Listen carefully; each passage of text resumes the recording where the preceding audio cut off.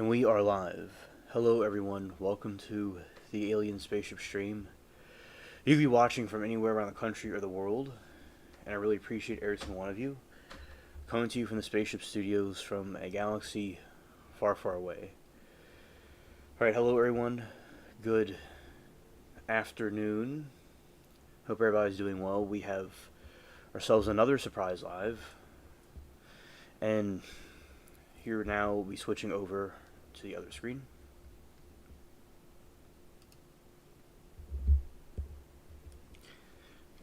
And everybody, it is me, Alien Spaceship. Yesterday we had a really great stream as usual. We broke a record for having the longest stream. It went to 8 hours. Now usually with YouTube they'll cut it. I've seen this before in other streams, but I've seen trials go longer than this, in my opinion. But they allegedly cut them at a certain point around the 10-hour mark, but I can't completely confirm because there was trials that I've seen that I think have gone over that, but I really don't know for certain. That's something I would have to look up. But yeah, so today we'll be doing more trial reactions and talking about these other things again. Alright, so what we'll be doing now is looking up this question that I have that I just mentioned.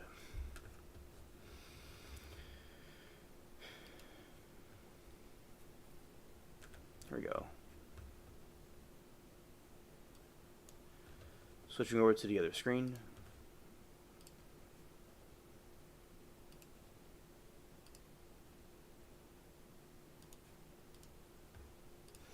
Alright, shout out to the Spaceship Cats. Alright. So as we will have people come through, we'll be talking about some of these things as we warm it up. Okay. See, does YouTube end live streams at the 10-hour mark?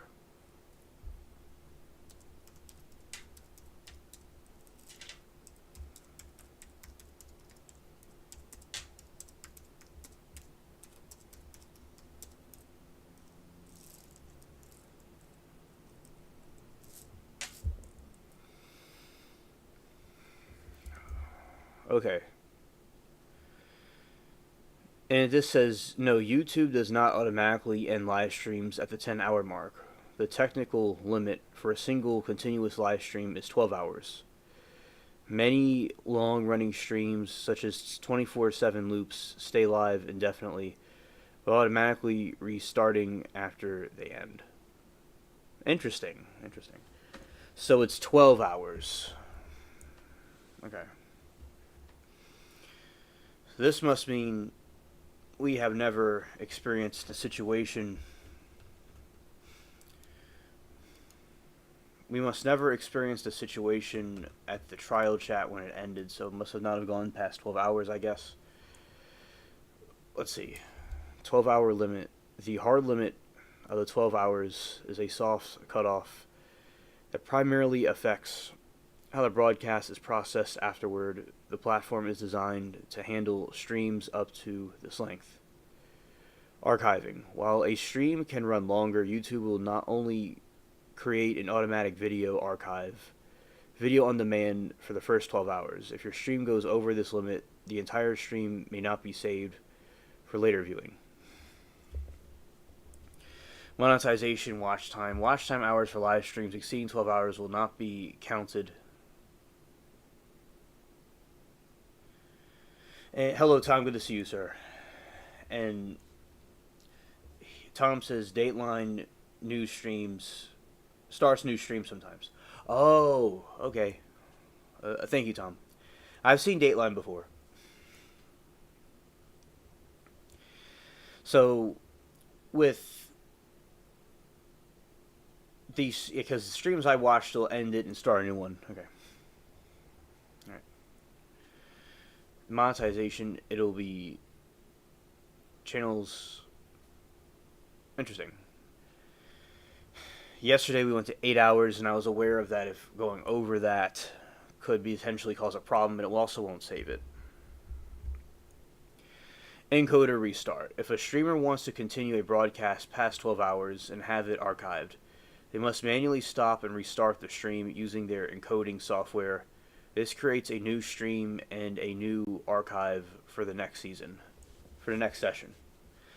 I didn't know that. Wow. Third-party software, some services like StreamYard can automate this process and restart the stream at the 12-hour mark to create a new video, files.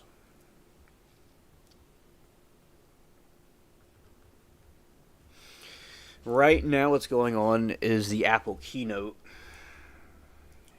and the new Apple devices that are coming out, they're doing it on YouTube, which is a good idea, because YouTube is the place to broadcast things, and their stream is like 2 million views right now. That's the most I've seen, but of course Apple, it'll have that. Okay, let's see. What are benefits? Of course we know the benefits of this, but of archiving YouTube live streams. Let's see.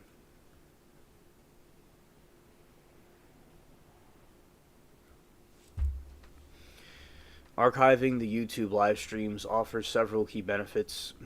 Extend the research value of your content far beyond the live broadcast. By preserving your stream, you can repurpose the content, reach new audiences, and add valuable assets to your channel's library. Research views. Who missed live shows? Not everyone can tune into the live during the stream. Archive video allows fans in different time zones or with busy schedules to watch your content on demand. Discoverability through search.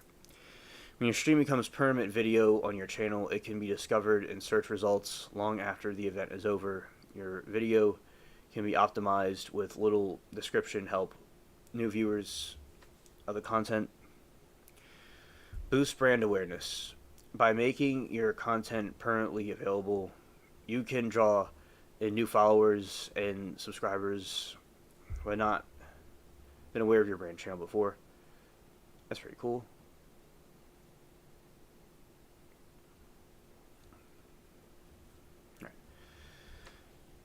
Yeah, so the 12-hour mark is the official mark with the YouTube videos.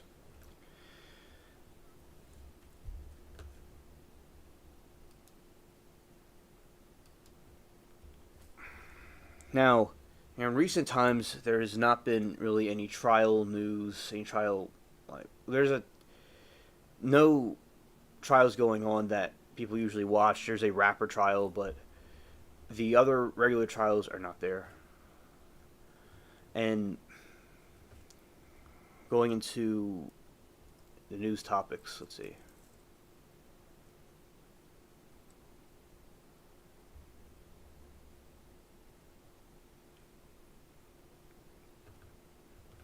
I just talk about the Apple.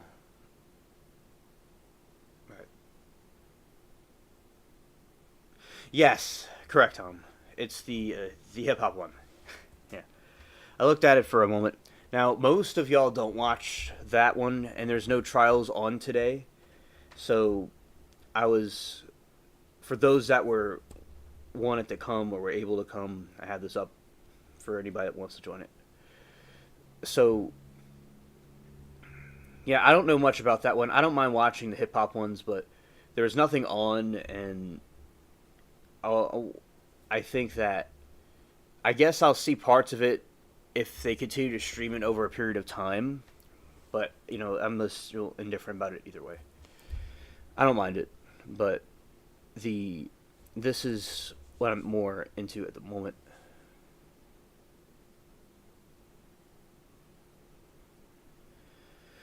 Lawyer is starting a stream right now. Some people might be there. Okay, Tom, thank you for the update. And Tom doesn't watch the hip-hop ones. Okay. Yeah, and there's a protest against Nepal's social media ban, and it grows more violent.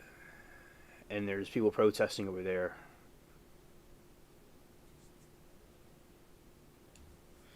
More issues in the Middle East. There's going to be a ground invasion of Gaza, allegedly. Hamas claims leadership survived Israeli strike on the Doha, but confirms 6 people been deleted. Okay. I like to see what the trial chat group were spread all over the place. All over the different parts of YouTube.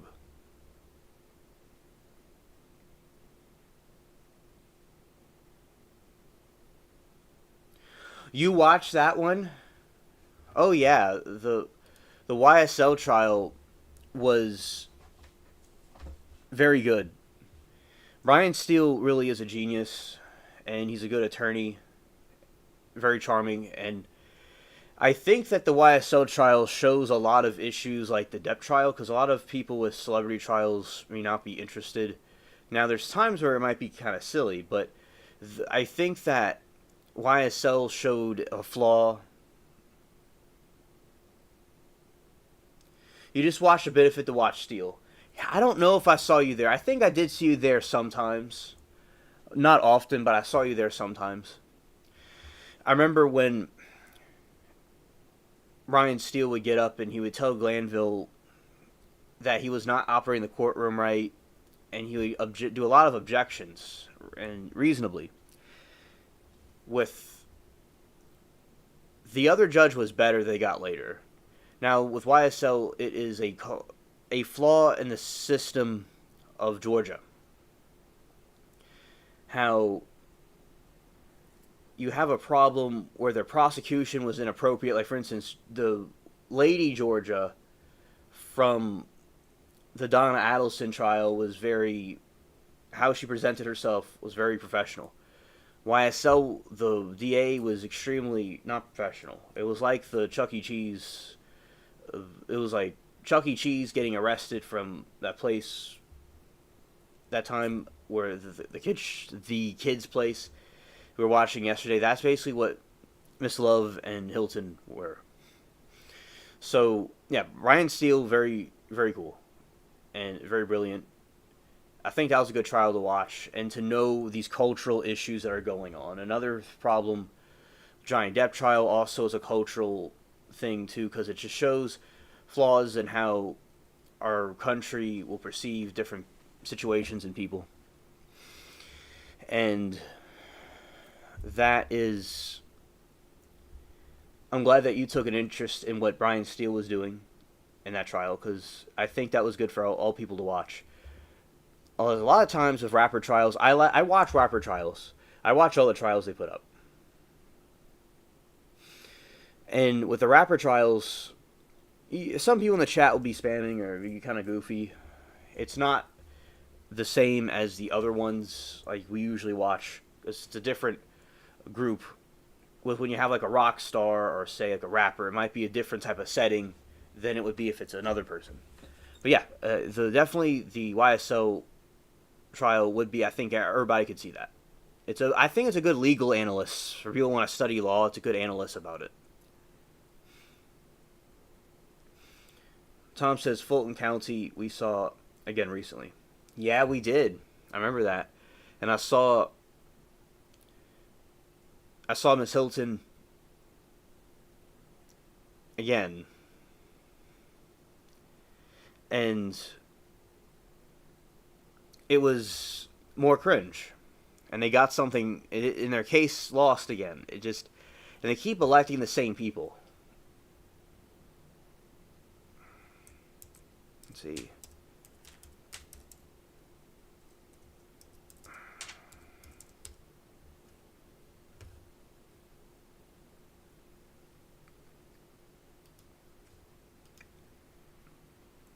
Right, not guilty. Right. Tom says RICO cases can be over ambitious and overreaching.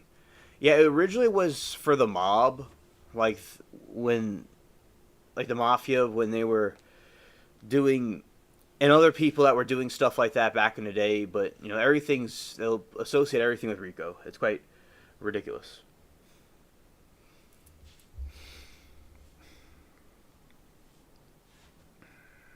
And the prisons in America are different than Scandinavia. Are I remember where, let's see.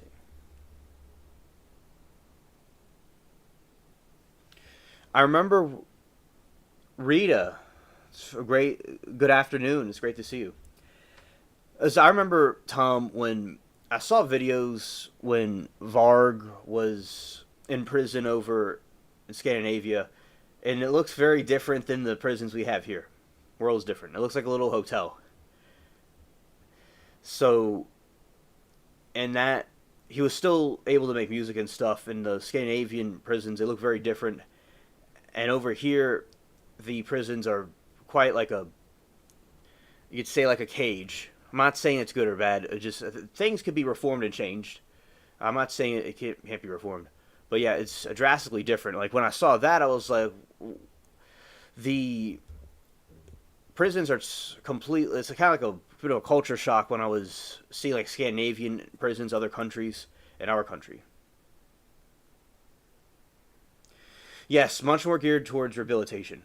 Yes, because I do think that rehabilitation, if possible, is important. Now, I do think there are evil people out there that are there. There are people out there that can't be rehabilitated, or people that are just evil.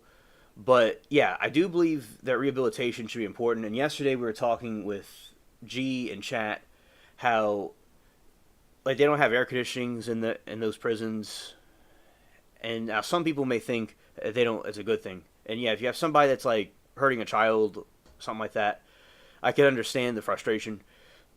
But it's like when they're releasing the people back into society, they're releasing them worse than they were before. It's not really rehabilitating anything.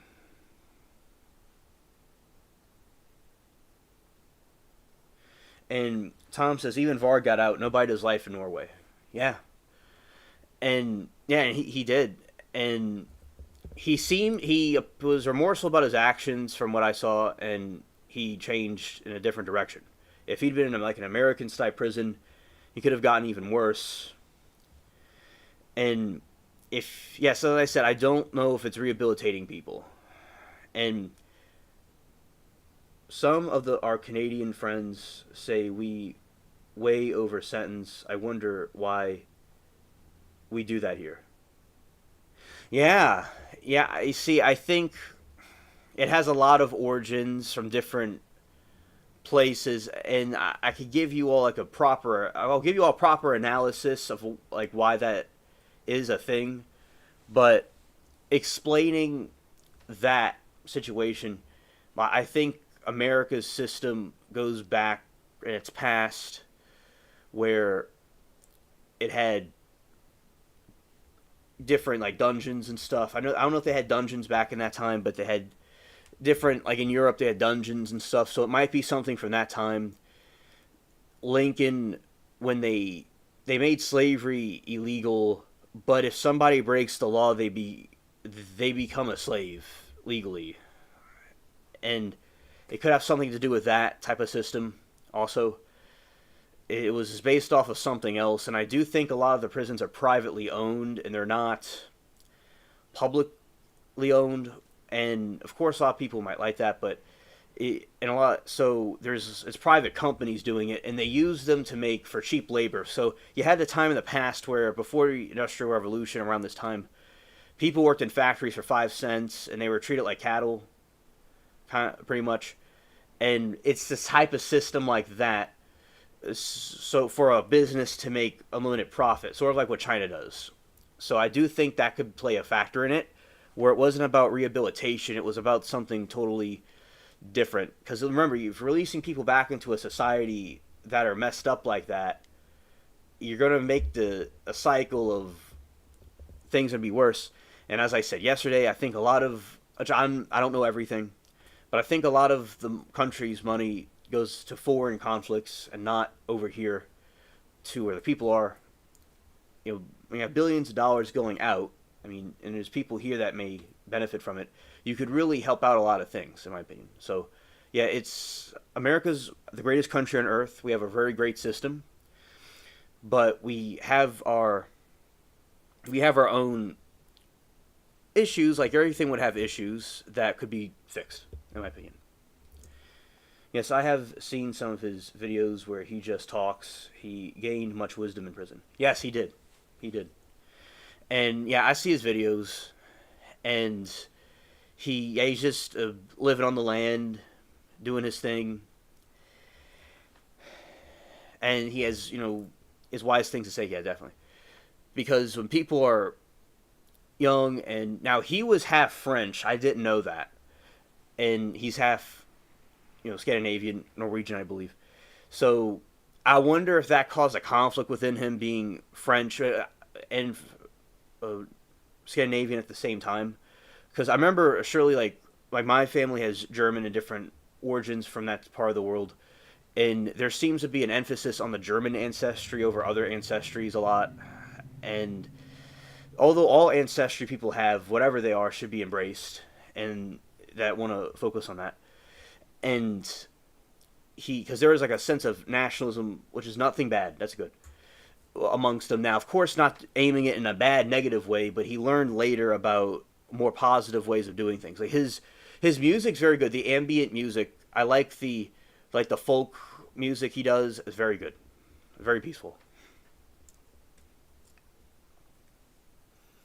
The Canadians are used to their judicial system. I would lose my mind if someone only got 10 years for deleting someone I love. Yeah, and that's what I was talking about, Rita, where people that are really bad, like Monica Cementelli, and people that are really evil, like that, certainly should be punished for what they did. And people that may have had lesser offenses that could be rehabilitated, I think, in my opinion, they could be helped. If they could be rehabilitated or helped, that would be the most positive outcome for everybody. Because if people are being released back into society, it's only going to make it, in my opinion, worse. And I do agree with that, where if somebody that you love was murdered or hurt, you would want them to pay the piper for their actions. Now, if rehabilitation, people can understand what they did wrong, would be possible for people of any offense or lesser offenses, and if they stayed in prison or not for the rest of their lives or got the death penalty, they would know that they did was wrong, and maybe help other inmates and people see that may get out why this type of behavior isn't good. Now, but people like the Ballerina trial, Monica Cementelli, those type of people, I totally understand. Like, rest in peace to Fabio. And we see a lot of evil people. And we have, like, Donna Adelson that did what she did. So I definitely understand that. And I think it would be good to depend on the situation, the context that the... So it is very important to view it at all different angles about how the prison system works. Because, like, there's that guy, there's different people, like, that could change later and make better decisions.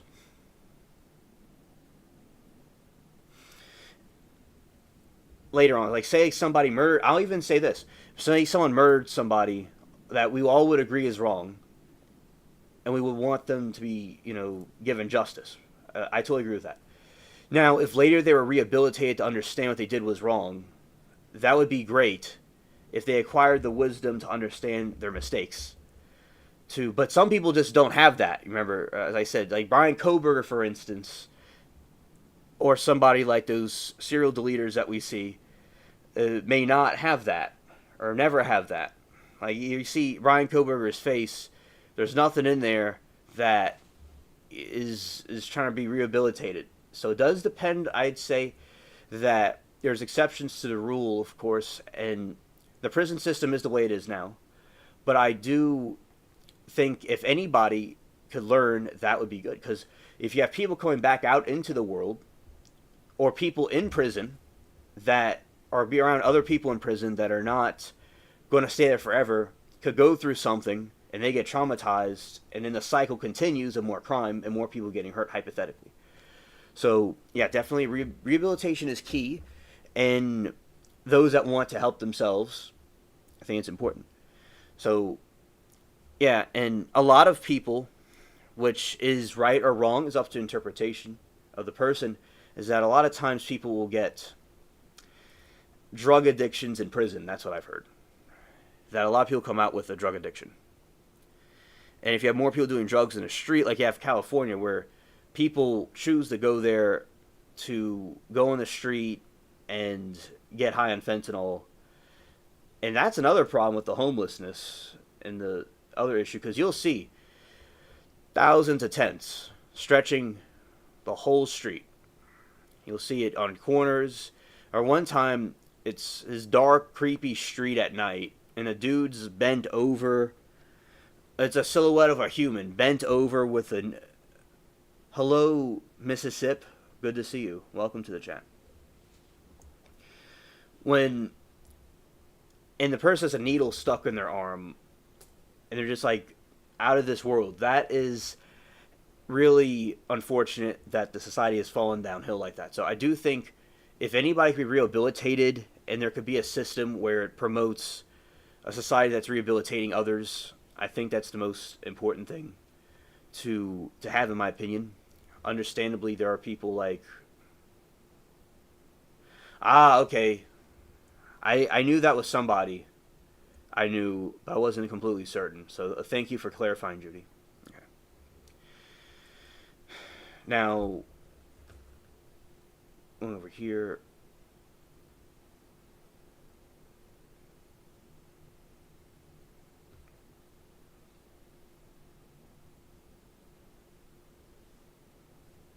Yes, Judy Misconstrue. I know who you are. Welcome to the chat. Okay, let's see. What's this called?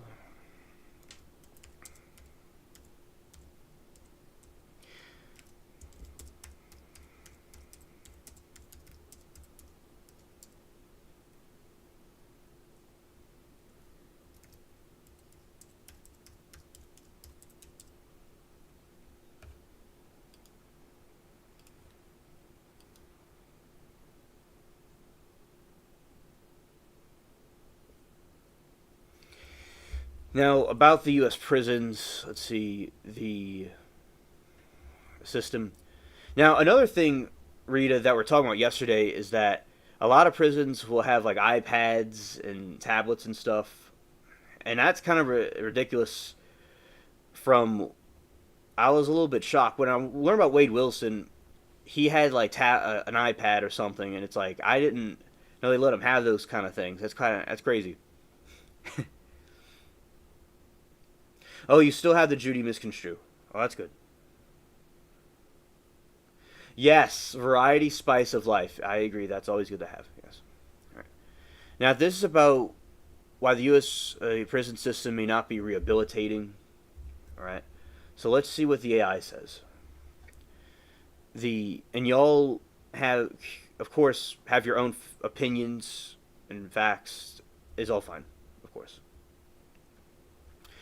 Numerous factors prevent U.S. prisons from effectively rehabilitating incarcerated individuals, including punitive, tough on crime philosophy, systematic underfunding, and policies that create sufficient barriers for people re-entering society. The system is often designed to punish rather than to address the root cause of criminal behavior, leading to high recidivism rates. As I said, there's people that are just really evil, that do not feel remorse or empathy for anything.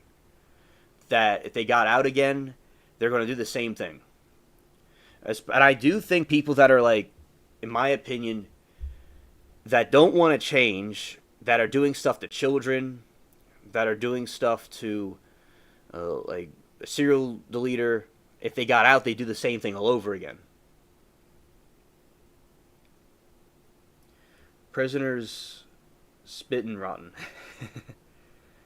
Right. And the focus on punishment, not rehabilitation. The U.S. criminal justice system is fundamentally designed for punishment and incapacitation, not rehabilitation. This model became dominant.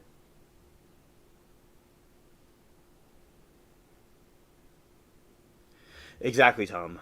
they get in there with hardcores and come out more hardened. Yes. Yes. I agree. And depending on the crime, as I said, there's also been instances of people becoming people that are going to be released back into society become worse, and then you have another cycle of more crime and issues. So yeah, people like that are really like Monica Cementelli type people should stay in there for forever, but people that are going to be re-released and that had lesser offenses, it may cause more crime and more problems, in my opinion. Right. And model become dominant following the nothing works era of the 70s when questioned the effectiveness of rehabilitation programs. In contrast, countries like Norway and other European nations emphasize humane conditions and re-socialization, resulting in significantly lower recidivism, mass incarceration, and overcrowding. A large prison population strains resources, making it difficult to provide adequate programs, educational opportunities, and mental health treatment. Overcrowded conditions also foster violence and trauma, which can worsen an individual's psychological state and increase likelihood of future offenses. Yes, that's true. And I would say, my opinion, that if some companies benefited from the cheap labor, maybe if they had more prisoners, they would be able to, or had a continuous number of prisoners in their facilities, they would have more cheaper labor. Because that's what it's also based off of. From what I've researched, apparently, that they make, which is fine. I mean, of course, I'm not complaining about that, but they would have benefits from it. Let's see.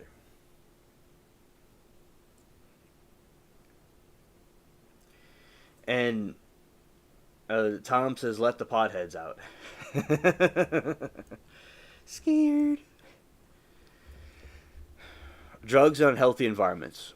Many prisons are understaffed and plagued by dangerous and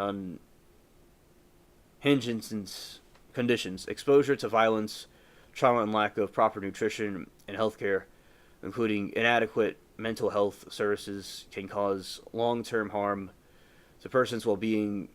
Into studies found that the self-deletion leading to cause of deletion in local jails. But yeah, somebody breaks in your house and steals something, or harasses your family, yeah, I can totally understand wanting to put them in hell on earth. All right, I'm not saying that that's certainly a factor that could be considered. Or someone gets mugged or robbed, yeah, I can totally agree. They need to be punished for that. Long term, if they got worse in prison and were released, then they could go back to doing more crimes. But yeah, I think people that are really, really messed up need to be just stay in there or stay somewhere and not be in society.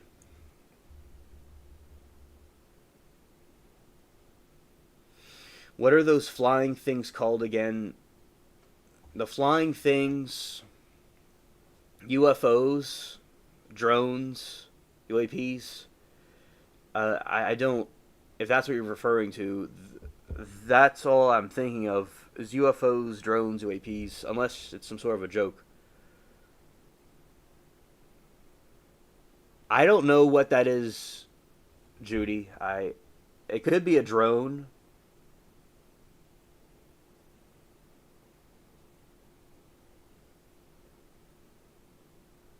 Hi, Shacky buddy. Good to see you. Thank you for hitting the like button. Good to see you too, buddy. Yeah, drones. I didn't know they were doing that. I didn't know drones were doing that. Okay.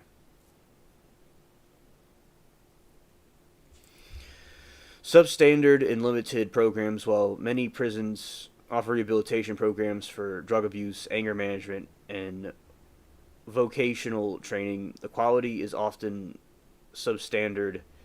Resources are limited. Wait lists are often, and inmates may participate only impress the parole board The parole board not generally change, inadequate mental health substance abuse treatment. Okay, that's something I learned that's new, Judy. I didn't know they did that.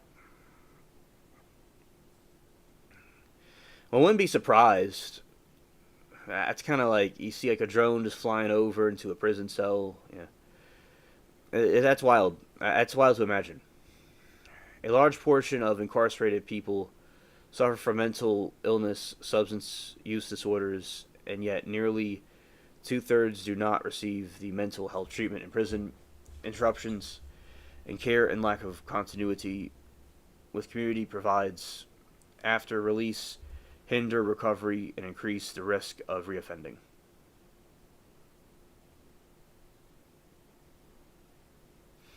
Garcia on Adelson got busted for that. Yep.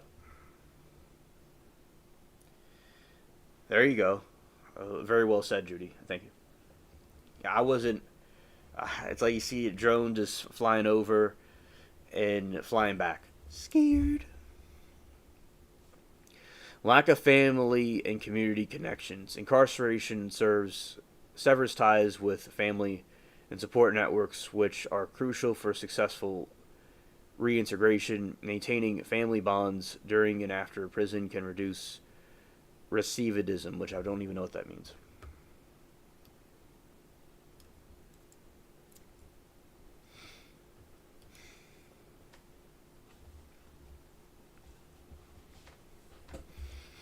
Systematic barriers and stigma. Following the release, formerly incarcerated individuals face immense difficulty securing housing, employment, education. Having a criminal record creates a stigma that limits opportunity and can push people back toward criminal activity. Discrimination in housing and the workplace disproportionately affects former incarcerated people of color, but it also all people, regardless of race, as well. Not just people of color, but all people.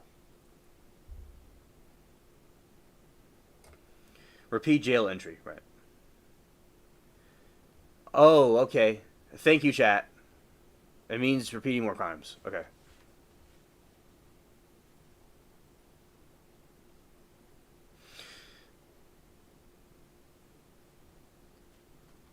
Disenfranchisement, the loss of voting rights, other civil rights, can see felons further alienates them from society as convicted felon. Or these are people that were released, not people that were like getting life for the deletion penalty, but people that were eventually released. Insufficient transitional support. Parole has declined in use, with many prisoners being released without supervision or state-sponsored transitional services, releasing people into poverty-stricken communities with limited resources sets them up for failure and contributes to the revolving door phenomenon of recidivism. Now, what could the rehabilitation improve? Evidence-based program research shows that educational and vocational programs are effective. Participants in these programs have significantly lower odds of returning to prison. Alternative sentencing for nonviolent offenders, alternative programs like drugs, mental health, courts, restorative justice, and community serve can address root cause of crime without damaging effects of the incarceration. Targeted reentry support, expanding access to services that provide stable housing, meaningful employment, quality healthcare. Strong social support network is critical for breaking a cycle of going back to prison.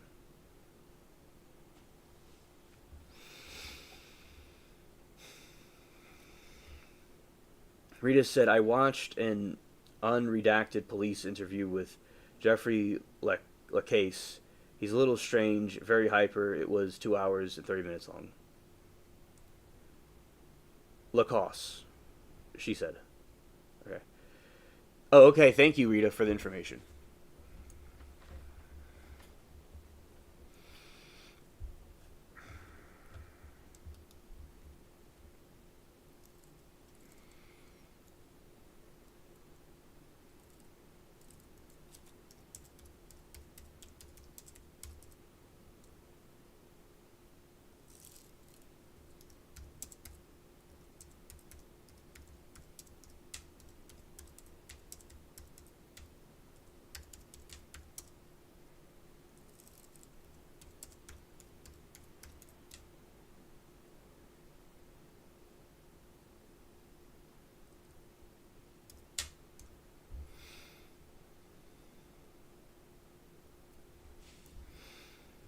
All right. So in Norway, the prison focused on rehabilitating people by preparing them for a successful reintegration into society, resulting in low crime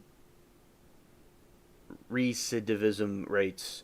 U.S. prison system, by contrast, is primarily punitive, leading to harsh conditions and high rates of reoffenses. Now, it's possible the people up there could be different than the people here. Maybe people here wouldn't listen to the programs or do the same thing anyway. Comparing apples to oranges. So the primary goal of the Norway prison is to rehabilitate individuals so they can become productive members of society. This approach is rooted in the principle of normality, which suggests that life inside the prison should resemble life outside as much as possible. Prison in the U.S. system, other crimes often prioritizing retribution over reintegration. Incarceration rate, very low. Norway's incarceration rate, one of the lowest in the world, around 54 per 100,000 people. I said people up there might be different than they are here.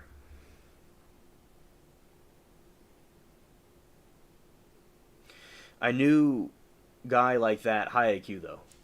Oh yeah, yeah. A lot of people can be very intelligent, and sometimes the intelligence doesn't always get into the right areas. Rita says he was talking to himself whenever the cop left the room. He even spoke if he was Wendy speaking. Scared. In the U.S. penal system, extremely high. The U.S. has the highest incarceration rate in the world, with 700 per 100,000 people.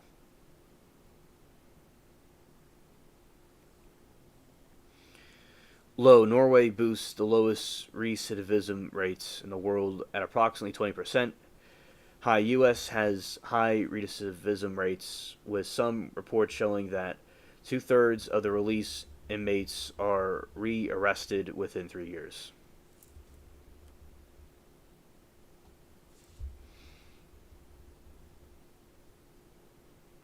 Exactly. Right. And remember, there's people with psychopathic or antisocial personality disorder that just they're going to do what they do. Like they're going to blow up something. Yeah. But there's some people that just want to do the bad thing. For instance, like Abby's stalker, like that guy, he was released, and I don't know with that guy, whatever would be done, he might just still be like that. So I told you, it depends on the circumstances. Each situation depends on each circumstance. You might do different things for different people. You might do 700 different things for 700 different people, hypothetically. I think a lot of times generalizations happen, and this could be fine, but with a balanced dynamic of change is good too.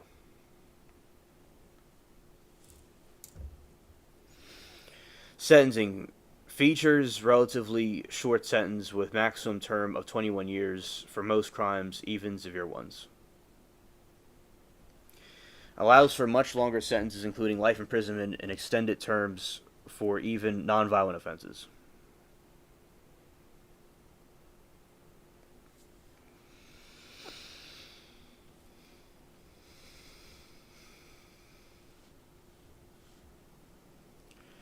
Norway's penal system, correctional facilities are often small, community-based, designed to reassemble villages or college campuses with abundant natural light, outdoor space. Prisons are often large, centralized, and architecturally designed for maximum security and control, sometimes leading to overcrowding inmates in spaces. The Norway one, inmates typically have private cells with toilet, TV, fridge. They have access to communal kitchens to cook meals, reflect more on normal independent lifestyle.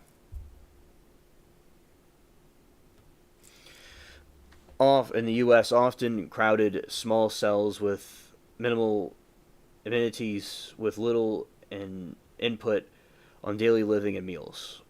Correctional officers undergo extensive training including university-level education, are seen as mentors who interact closely with inmates. This dynamic security builds relationships and trust.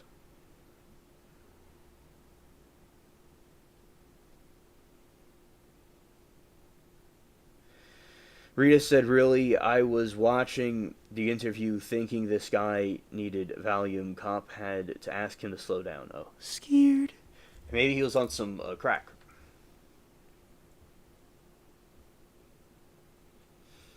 Mississippi says, that's why I quit dating. Oh.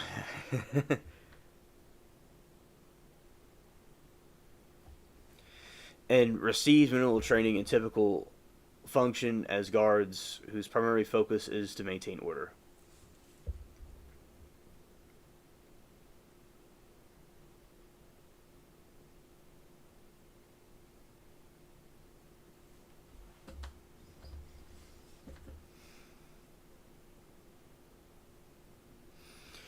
Alright, Norway's penal system. Inmates have access to a wide range of educational, vocational, recreational opportunities, including music studios, sports, and workshops. Programs are often limited, oversubscribed, with fewer opportunities for job skills, training, and educational advancement.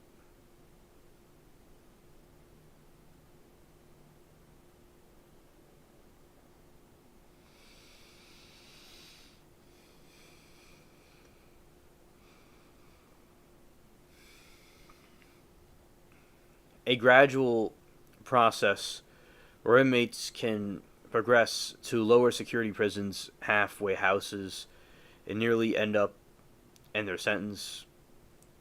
Inmates are frequently released directly back into society with limited transitional support, which can make reintegration difficult. Health services. A strong focus on mental health and substance abuse treatment during the offenders are often treated rather than simply punished. Yeah, Judy, that is very sad. Yeah, definitely. Treatment for mental health and substance abuse is often insufficient and poorly implemented.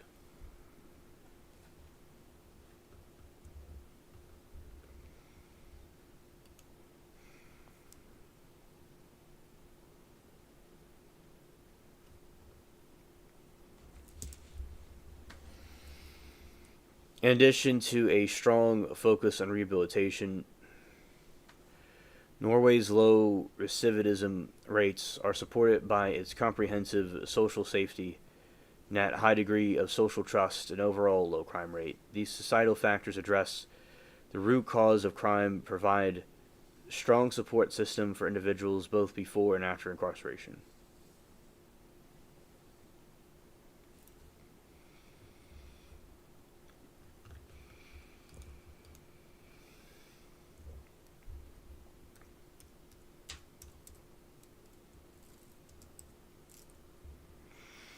All right, let's see.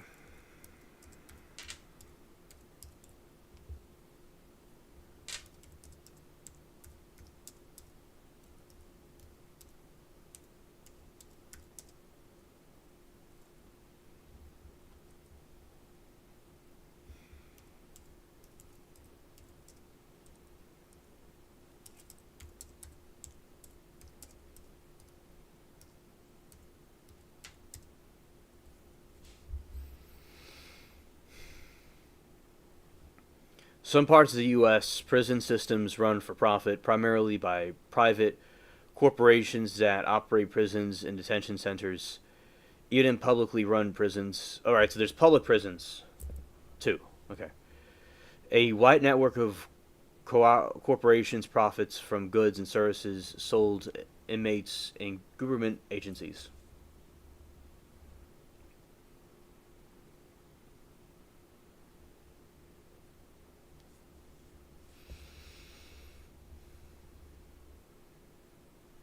Oh yeah, animals are very great companions. You know, and it's good to have that. The people that want to have that, it's good that they are there for us. And we're there for them. Private prisons are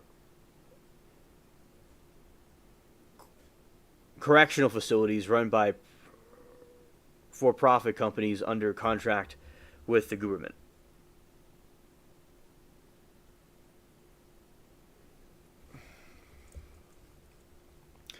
Payment models. These companies make money based on the number of inmates they house. In some cases, contracts include bed guarantees or lockup quotas, which obligate states to maintain a minimum occupancy level to pay the penalties. This creates a financial incentive for higher incarceration rates. Cost cutting measures. To incarcerate profits, private prisons often cut costs by reducing staff, lowering staff training, and limiting inmate resources like rehabilitation and programs and healthcare. This has been linked to higher rates of violence and poor conditions compared to public prisons.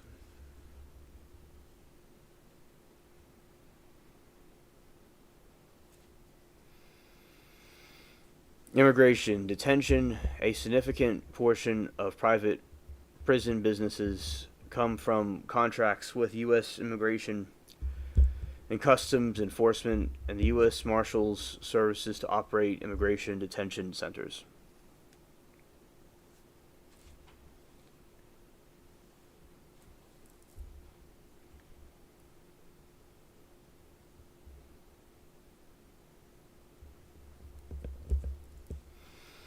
The prison industrial complex refers to a web of government and private entities that benefit financially from mass incarceration.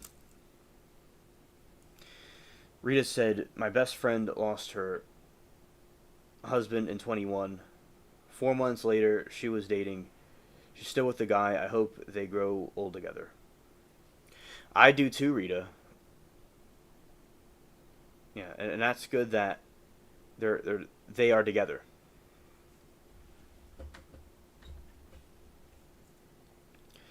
Inmate labor. Companies and government agencies profit from extremely low wages. Inmate labor. Inmates are paid pennies per hour, or in some states nothing at all, for tasks ranging from prison maintenance to manufacturing goods, like making streets, signs, and stuff like that, or license plates. One time in SpongeBob, they had that scene. They were making license plates. Some companies use cheap labor for goods sold to the public. Others, like federal prison industries, sell products to government agencies. Services and goods. Incarcerated people and their families are a captive market for services and goods sold by private companies.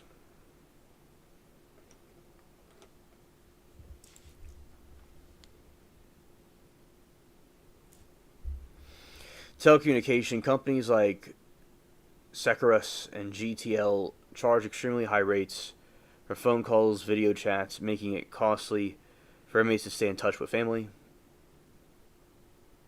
Commensurate companies like Keefe Group provide food hygiene products and other goods for purchase. Imprisoned commissioners at significantly inflated prices. Lobbying. Private prison companies and their corporations involved in the prison system lobby politicians to support tough on crime legislation and harsh sentencing policies such as measures to increase the prison population, which can in turn boost their profits. Financial services. Many inmates face steep fees deducted.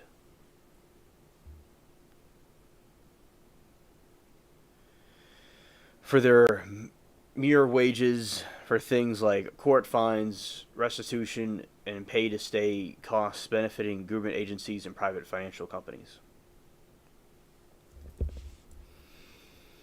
Makes you wonder if she had him waiting on the side. 4 months would be too soon for me, but she's happy. Crosses my mind can take 2 years up. Right. And yeah, Rita, you never know. Scared.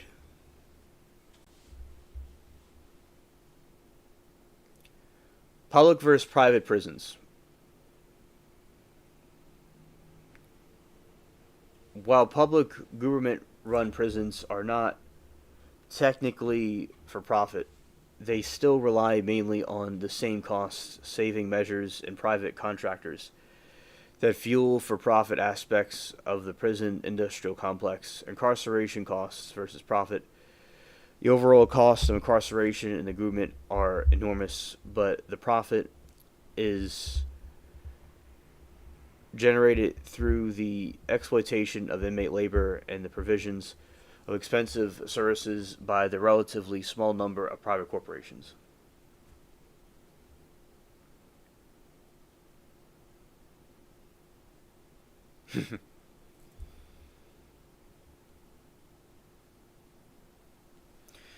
Some of our prison proponents claim that the saves taxpayers' money, but evidence is mixed. Some private facilities have often been found to cut costs and expenses for inmate safety and rehabilitation. Also, they don't have air conditionings in them either, as well.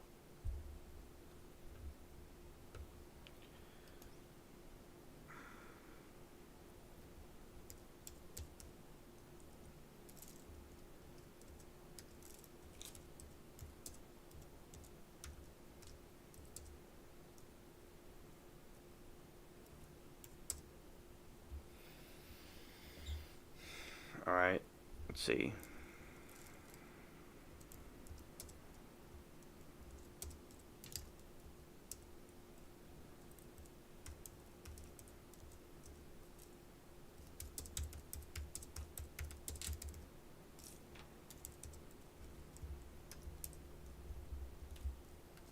Yeah, very interesting chat. Yeah.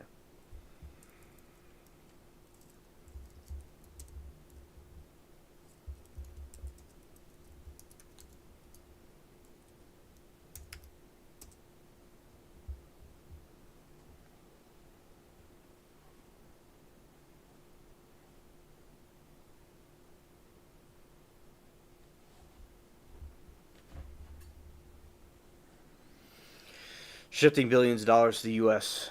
sends overseas in foreign aid domestic programs would have complex economic and social geopolitical consequences.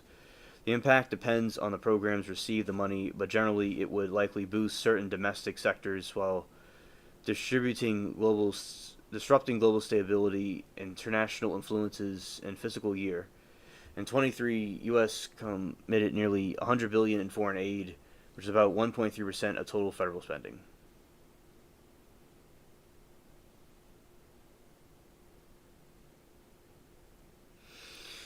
Yeah, I agree with chat.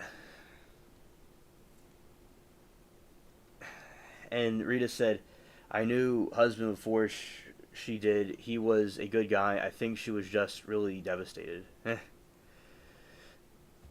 We saying that we think the other. Right, right. Yeah, maybe she had him as him on the side, a side dish, and she got her way. Yeah, scared.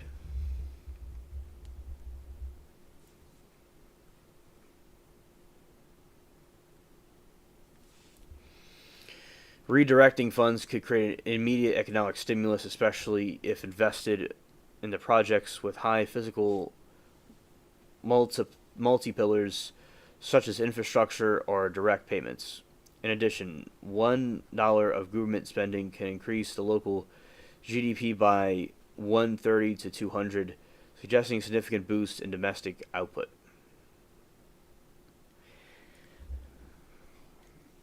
The billions could expand a wide range of domestic initiatives. For context, in FY the 2023, the total foreign aid budget was similar to the scale of the budget from the Department of Homeland Security.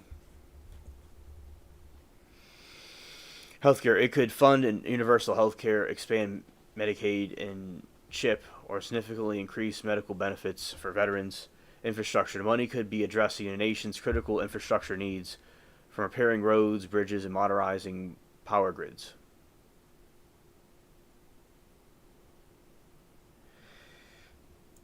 Judy said it took me 6 months to stop crying. I see. Education and poverty. It could provide universal preschool, enhance Pell Grants, reduce student debt, or fund programs like SNAP or TANF, which directly support low income families. Potential downsides to this program: inflammatory pressure. Sudden influx of money could drive up prices if the economy is already or at near full capacity, potentially fueling inflation. Increased debt. If a new spending is not offset by tax increase, it would be aided by national debt, which could increase borrowing costs and slow long economic growth. Reduce private investment. Some economists argue that the increased government spending can crowd out private investment by shifting resources away from more productive private sector.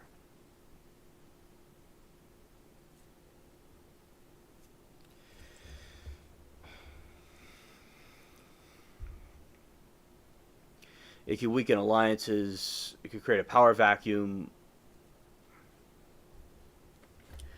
loss of influence, stuff like that.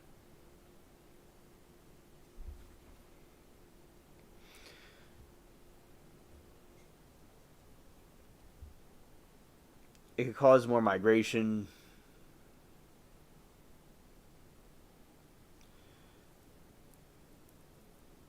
And it could lead to devastating consequences. But in my opinion, I think if some of the money was redirected to the country without raising taxes and raising prices, like that would be low too. That would be a beneficial situation.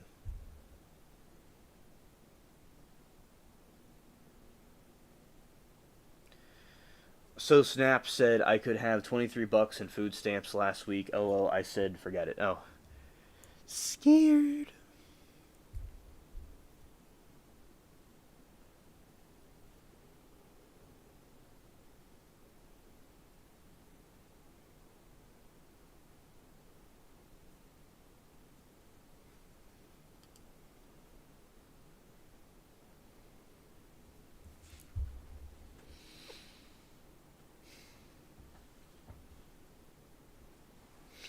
Yeah, I will say that another thing is the programs themselves have issues. If the money that they're funding now doesn't really help anything, like the homeless crisis and stuff like that, although some people might just choose to be homeless, it could certainly help if the programs are restructured and then the money was given to them.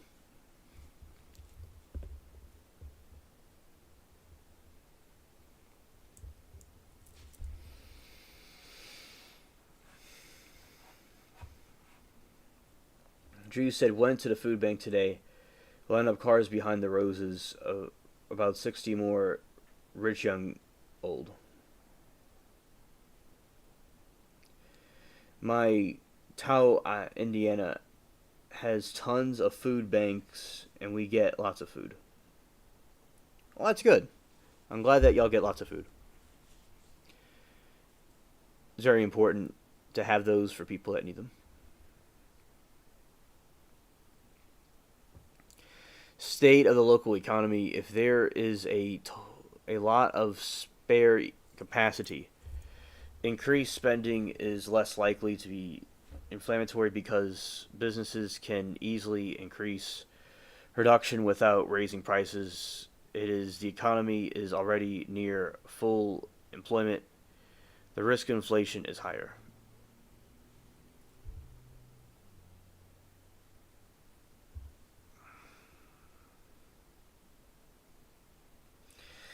See, 5 pounds of hamburger meat is $25 at Walmart.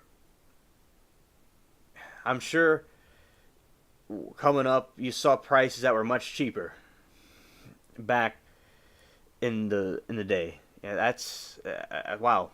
Well, you know, something that would like be corrected. A roast is $30. Oh, well, I'm sure it's very pricey. It's gonna be like $50 next. Unfortunately, scared. In the Weimar Republic, which was the group that came before the Third Reich, it there is inflation because of the war reparations and the Treaty of Versailles. And the economy, it costed like 1 trillion marks for a piece of bread. And people used the marks, which is with their dollar bills, their currency, as firewood. Because it wasn't worth anything. When you print more and more money, it doesn't really do well. Coffee's heading to $20. That is, I didn't think I'd hear coffee being that much. Yeah, so that's why people can get things from farmers or food banks, or they want to grow their own food or have their own farm if they could. There's different options for people of different age groups or preferences and stuff like that. These prices are becoming astronomical. They told my mother-in-law $15. She said, "Forget it." Yeah, yeah. I don't blame her, Rita. Oh yeah, absolutely, chat. Absolutely. I'm optimistic that eventually the prices will get lower again at some point. It just might take longer than we think. It may not be like a switch you could just flip on or off. It might be more of a longer process. But hopefully it's fixed at some point.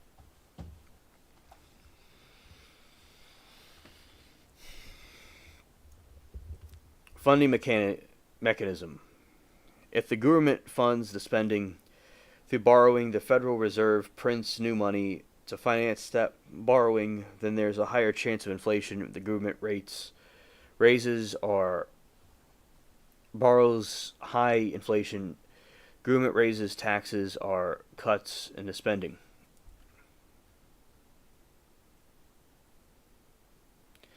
The Federal Reserve responds to increased government spending by raising interest rates. It can dampen demand and help control inflation. However, the Fed's ability to act may be constrained by factors like the state of the economy.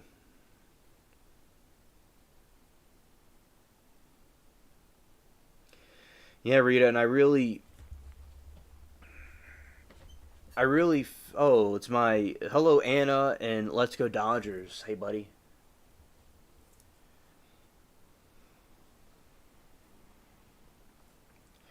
Yeah, Rita, I definitely understand, and I want the prices to be lower, and that's something that needs to be fixed as soon as possible, because people got to afford their groceries and things like that. And just back 30 years ago, things are much cheaper, I think. I was not around 30 years ago, but from my research about it, it was cheaper. When I was growing up, late 90s, early 2000s, it seemed much cheaper. In my opinion, because I did buy things or saw things get bought. I didn't really hear about the inflation problems back then.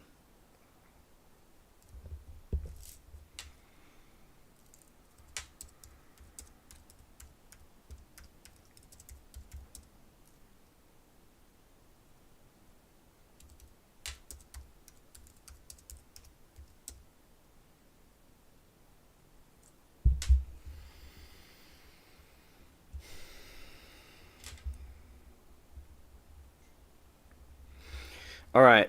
The high inflation is currently a problem in the United States because it has significantly increased the cost of living, reduced consumer purchasing power, and made the economic future uncertain. While a low predictable inflation rate is considered healthy for an economy, to have higher than normal rates seen in recent years are causing financial strain for many households and businesses.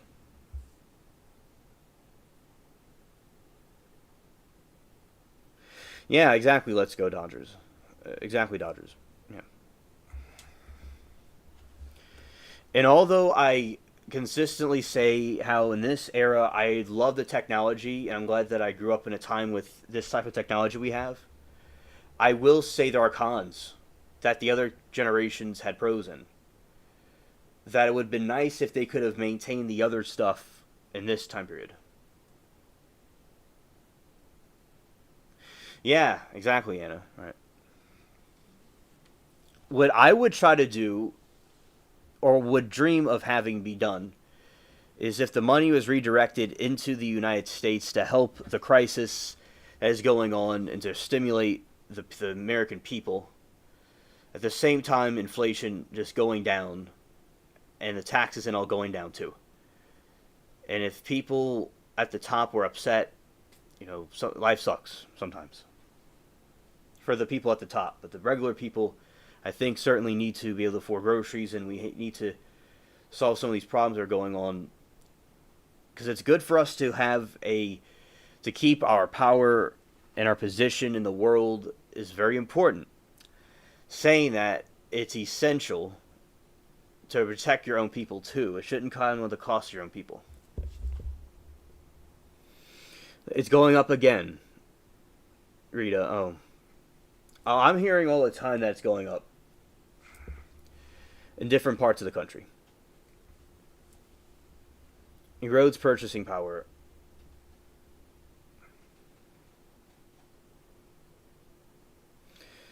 Hello, Construe. Good to see you. Glad that you're back. And it says, on SSD and first of my Medicaid ripped away, wanted a Trump in, but I got screwed and I got pissed. Scared. Right.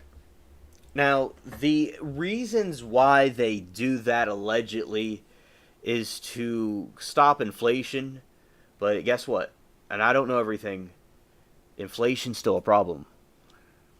So hopefully it goes down later. I'm not saying it won't, but it is something that I'm still getting feedback about, that it's going downhill still. Erodes purchasing power. The most direct negative effect of inflation is that it decreases what your money can buy. The same amount of cash buys less than it used to, efficiently decreasing your standard of living if your wages don't rise to the same pace as prices.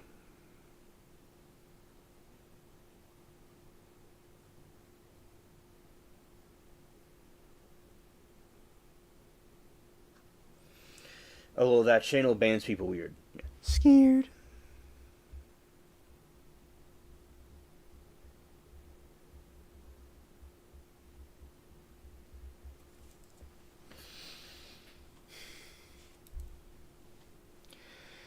Hits low income household hardest. The impact of inflation not inform across all groups. Lower income households spend a large portion of their income on essential goods and services like food, housing, and energy, which have experienced some of the sharpest price increases.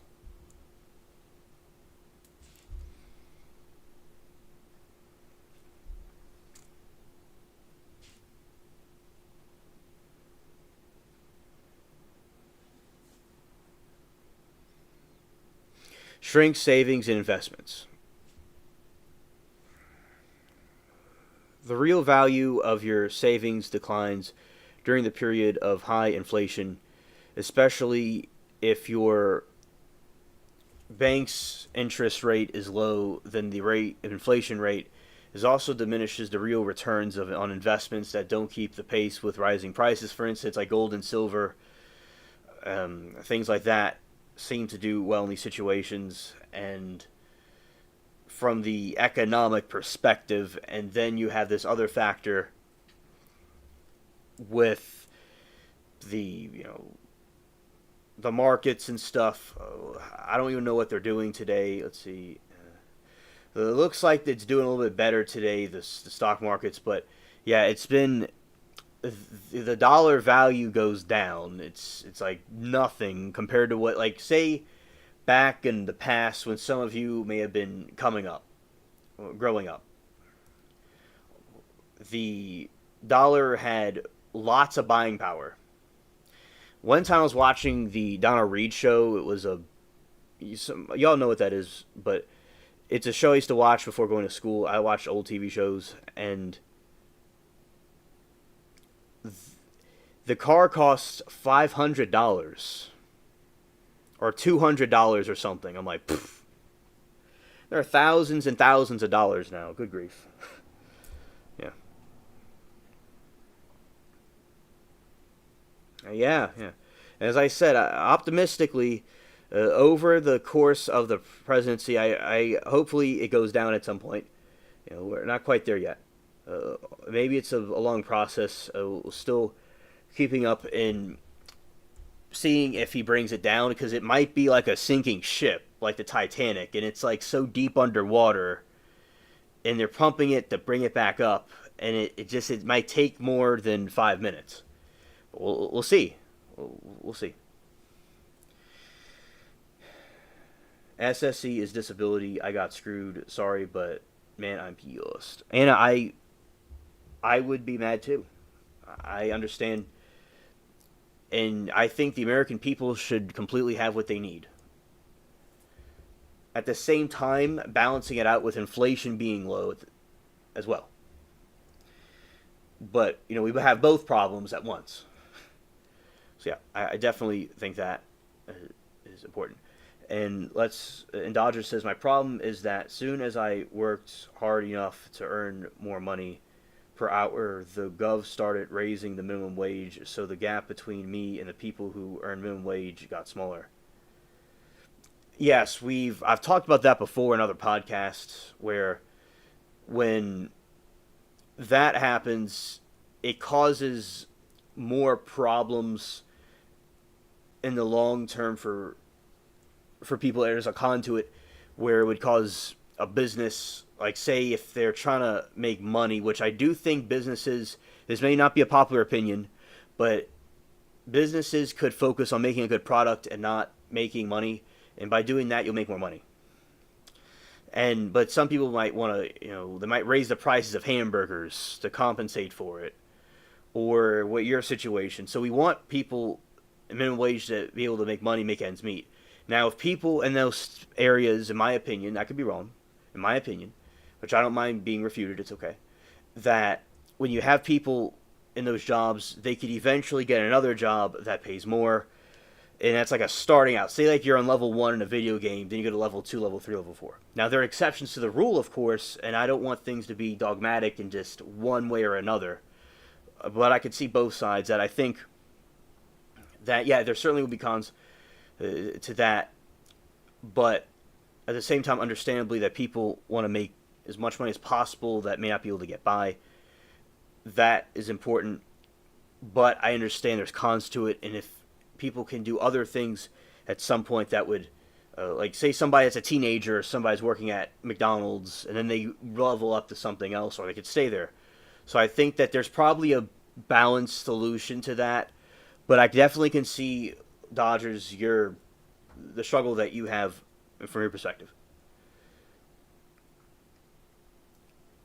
And Anna says Trump needs to stop playing with Russia, Ukraine, and Epstein files and get his EOS and this country and fix it. Now, I do think that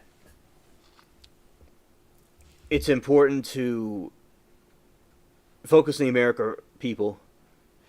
I do think also the Epstein files, it could have been simplistically released or however they want to do it later. At the same time, I do think Epstein's an important topic. But I also will say, even more importantly, is the American people's prices and livelihood increasing as well. That's even more important. But Epstein's important too, because people think that like the reputation of the country looks bad, and people want to know what's going on. So yes, I think that is important to be released. But even more important, though, is the American people's livelihood. Of course, you need to have a country that works well. But yeah, the Russia, Ukraine, and other foreign conflicts, it needs to focus on this country. And hey, you could fix the economy and then release the files. But there, of course, as I said, I think that the Epstein thing was not handled maybe the best way it could have been handled. And that was important. At the same time, even I would have to reiterate for the 100th time. More importantly, though, I do think the American livelihood should be fixed as well. So, yeah, we need to go to the grocery store and get what we need, and also at the same time, transparency with Epstein should be done as well. I agree with you, Anna. Yes. And what happened to the 5,000 stimulus? It went over to, in my opinion, the foreign wars in different countries.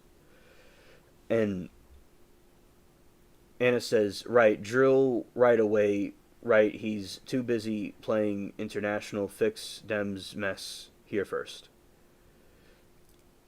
Mollusk left and 5,000 went with him. Ah, okay.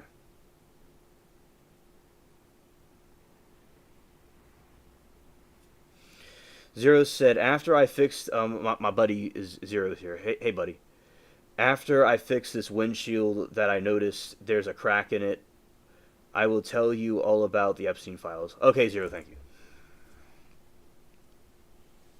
And it said, right, okay, and then Mollusk just got 3 trillion deal. And it said, it's what I have had and got ripped away. Yes, fix our mess first, America first, right? Yes, I agree, Rita. And he needs to stop playing with crazy Elon, too. Amber Heard, he was playing with Amber Heard, and he must have gotten maybe some of that seeped into him, something like that. I'm scared. Tesla deal. Musk says he's an alien on a short. Oh, yeah, he is an alien. He's one of the aliens. And said, I really don't care. Whoever is on the list doesn't affect me. She said, so sick of hearing about those files. Okay. And yeah, I think with those files, people that are on them are people that you never even have heard of. They're people that billionaires don't even know. There's some people that allegedly that are people who are from famous people, some past presidents, stuff like that. So yes, I would like to see transparency with that, because there's a lot of human trafficking and evil things with Hollywood, and it tarnishes the reputation of our country and would cause a domino effect. And I will say, if they were not transparent with the files or whatever happened, I will argue that by the Epstein thing going downhill caused this ripple effect of the country not being put first. Because if they were more transparent about it, allegedly, or whatever they knew or didn't know, if they had it or not, or if the other administrations tampered the evidence, or whatever the reason is, because I'm not just trying to put him down or the administration down. It could have been other factors that were out of their control. But that caused another ripple effect to cause that not to be put first. So yeah. And Anna said,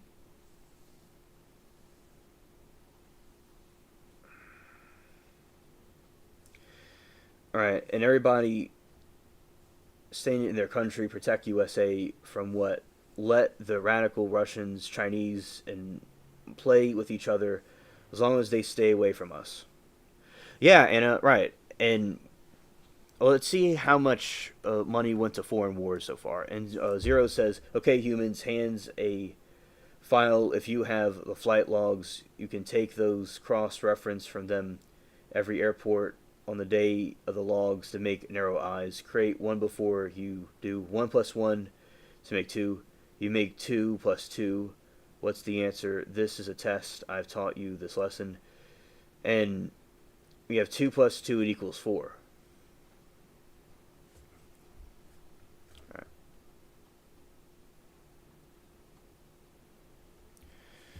With why high inflation is bad for the economy, increased costs, low profits.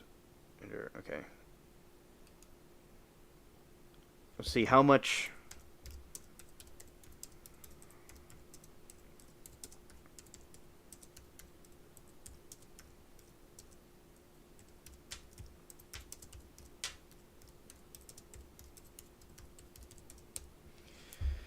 Okay, continuing. Thank you, Zero, for the information. Yes. The United States has provided significant financial aid to countries involved in foreign conflicts with specific amounts varying in conflict and time period.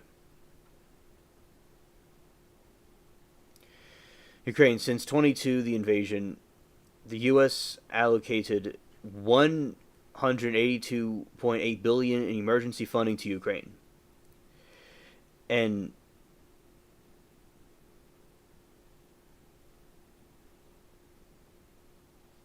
Zero says, let's make things cheaper so everybody buys them so we have more money. This is tariff. Tariffs. So yes. And also what I mentioned yesterday was the issues in South America with their meat is causing the prices to go up too. If our things aren't cheap and their things are cheaper, where do you think people are buying things? China. Over there.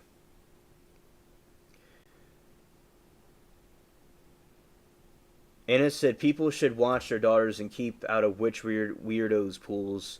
Our parents kept on top of us so we couldn't get away with this Shia, but we were safe and always knew where we were and who we were with. Exactly.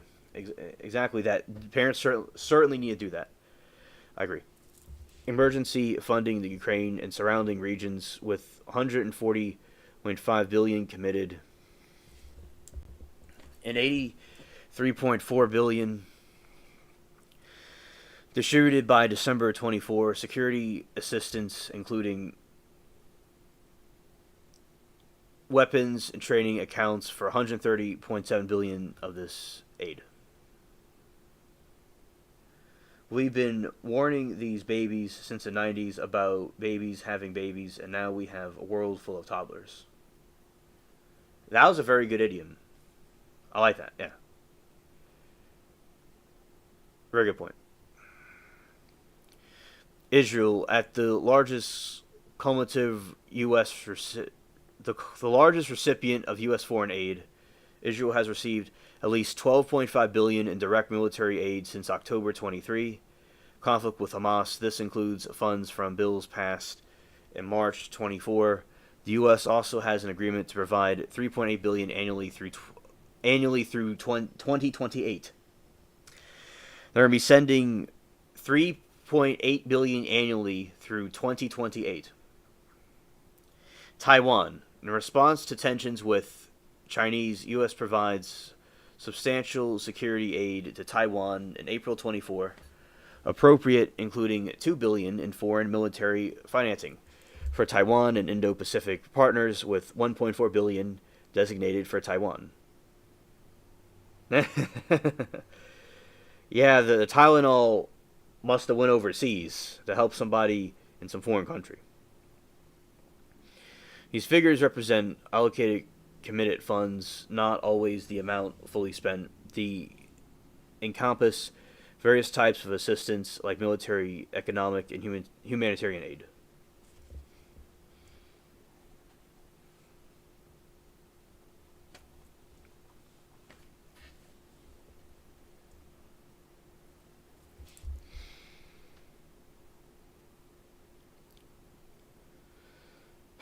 All right, so there you go. Billions and billions and billions and billions and billions of dollars until 2028 is going to be sent overseas.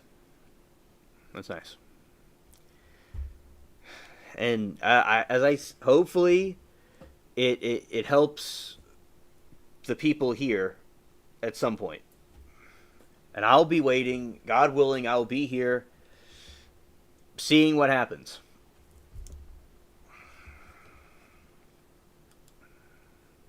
All right. Let's see.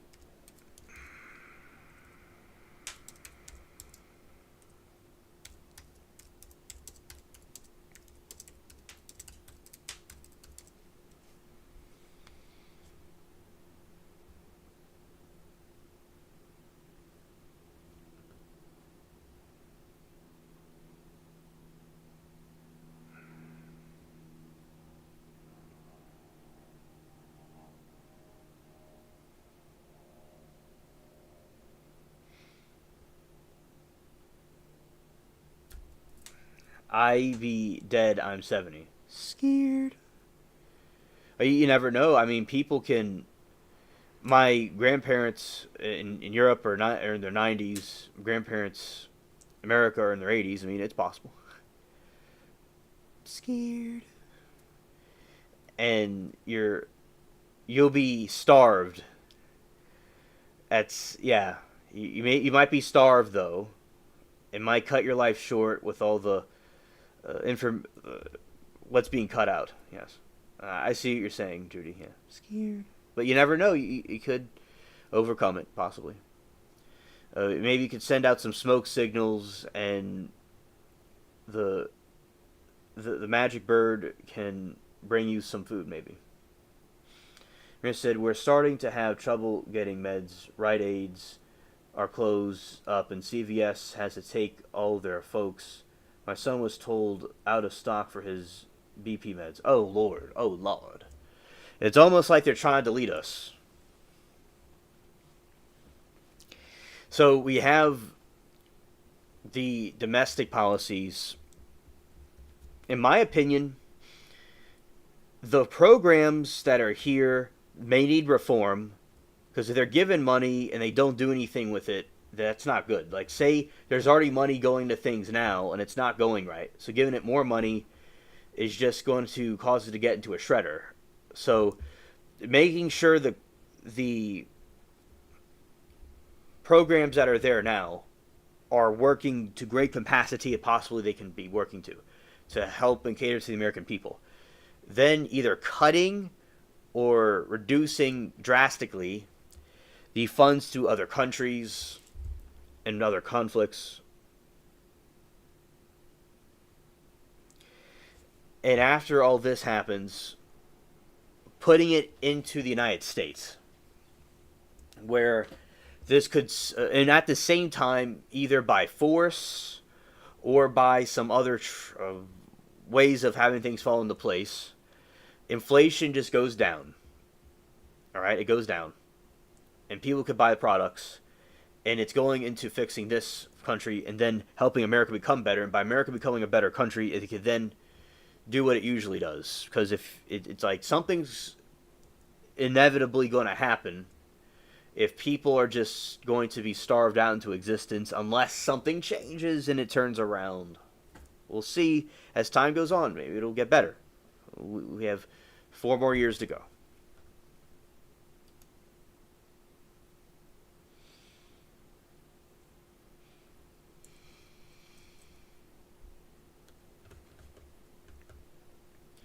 So I definitely believe that the people should be compensated and given what they have. Like, a lot of places are closing down. I don't think that is good. I think people need to... I just think that America is not the main focus. It's other places.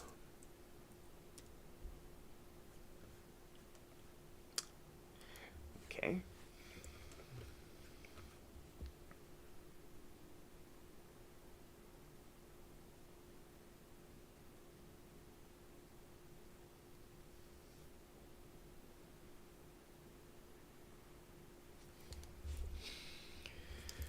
All right.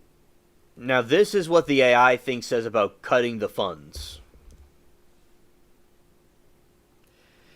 And we'll see what it says. Although I think it should be done. Let's see. Ukraine, to completely cut military aid to Ukraine would severely degrade Ukraine's ability to resist the Russian invasion. This could lead to more rapid territorial losses, increased casualties, and potentially a collapse of their defense, with significant geopolitical repercussions.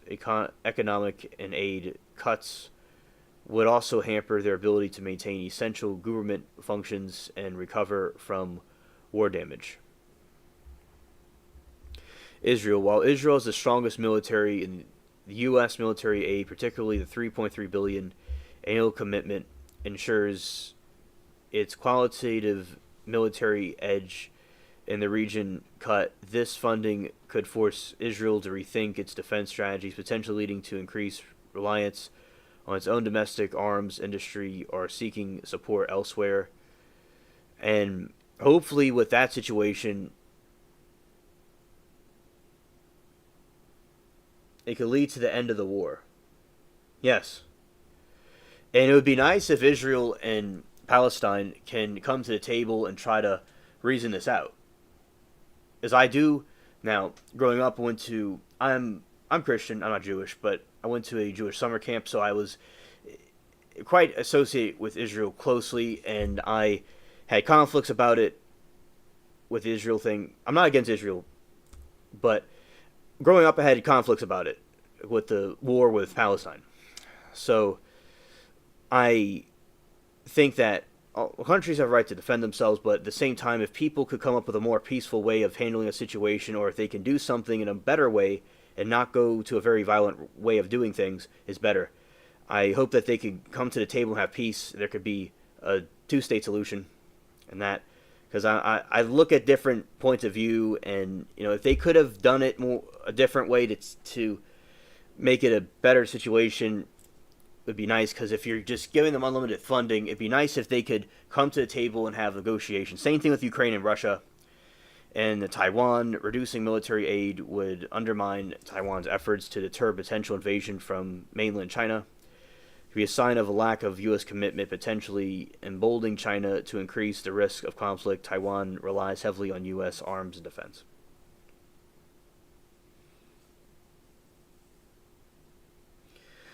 Well, that's good. I'm glad that you got the new windshield in. Burp myself. Okay. Yes, I certainly need to. Uh, that's a good suggestion. All right. Economic instability. Aid to stabilize these countries during time of conflict cuts could lead to economic collapse, hyperinflation, and increased poverty, further fueling instability. As I said, it could be true or not true. I don't know.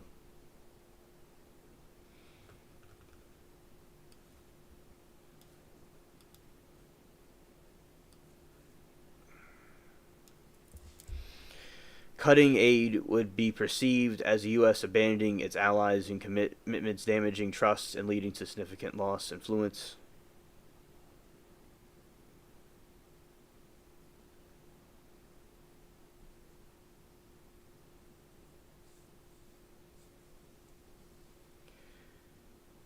All right, Judy says, I am a vet, so I am covered. Well, Judy, thank you for your service.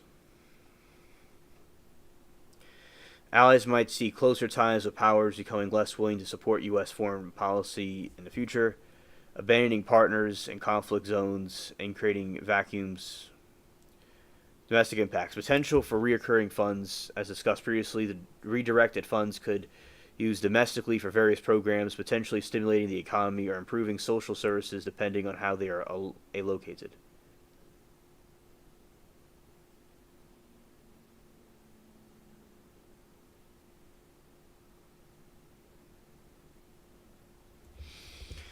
And Tom says people in the Donbass are mostly Russians that don't want to be part of Ukraine.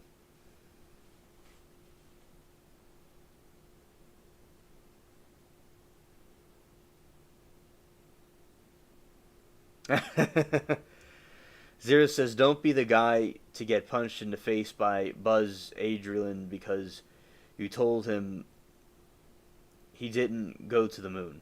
Scared.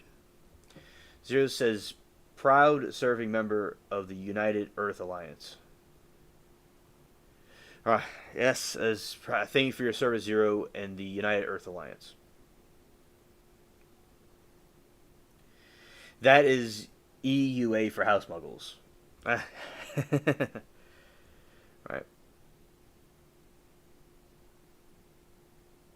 Yes. Yes. Yeah.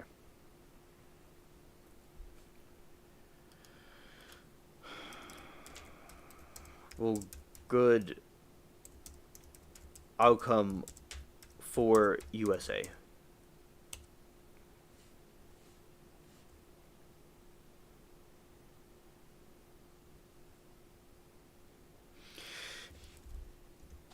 Okay, so these are some good benefits of it. Ending U.S. funding to foreign conflicts and redirecting the billions spent annually Domestic programs could produce several potential positive outcomes for the United States. These benefits would largely stem from reallocation of financial resources to address domestic needs, potentially for stimulating the economy and improving quality of life for the citizens. Boost domestic investment. Redirecting billions of dollars could fund significant investments in American infrastructure, such as repairing roads, bridges, modernizing the power grid, and expanding high-speed internet.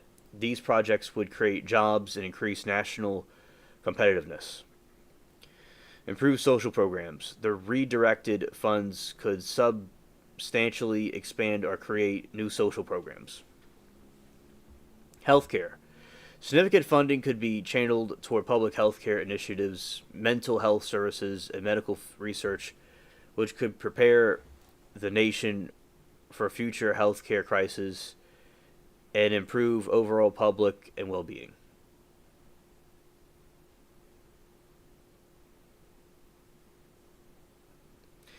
Yes, that is true. Zero does the rounds alone swiftly, helping the spaceship stay afloat in the space that we're in.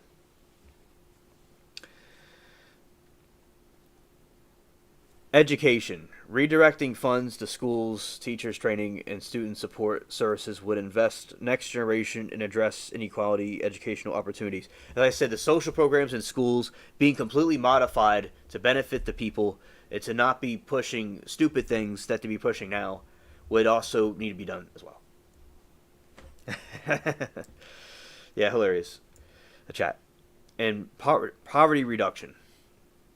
The funds could be used to increase earned income and tax credit.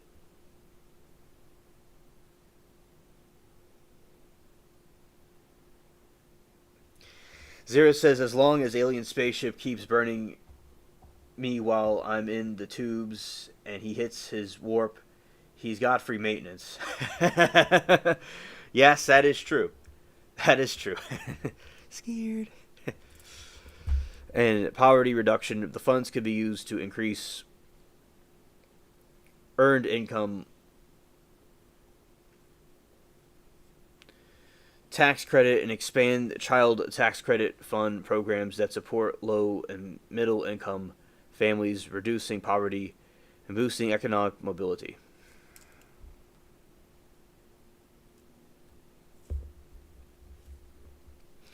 Not even redirected.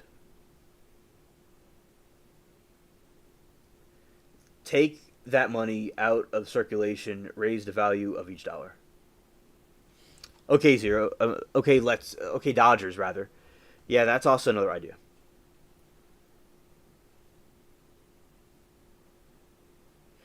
Still covered in sludge from this morning. You are truly a trooper, Zero. Yes, indeed. And you're still going. I admire that.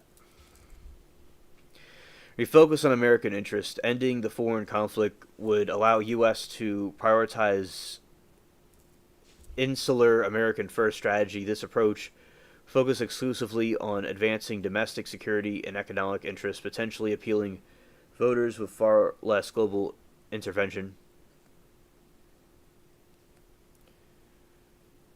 Would reduce risky military commitments and avoid becoming entangled in costly proacted wars. This could result in fewer military civilian casualties and reduce enormous financial burden associated with overseas conflicts. Incentives and self-reliance. Cutting off aid would force recipient countries to develop their own sustainable economic and security strategies rather than relying on U.S. support. Some arguments suggest that foreign aid can sometimes hinder institutional development and create unhealthy dependencies in recipient countries.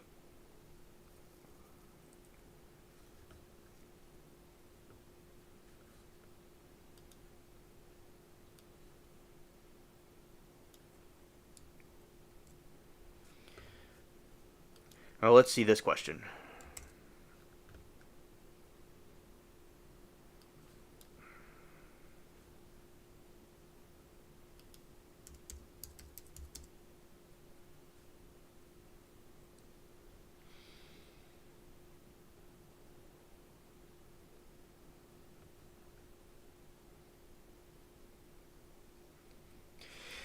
And yes, the taking the money out of circulation would increase the remaining dollar. This fundamental principle is economic related. The concept of scarcity, law of supply and demand, reduced inflammatory pressure, reduced supply known as conjectory monetary policy or quantitative entanglement, implemented in central bank aims to slow down overheated economy curb supply and demand. When supply of something like money decreases, the demand remains the same, increases, its value tends to rise. All right.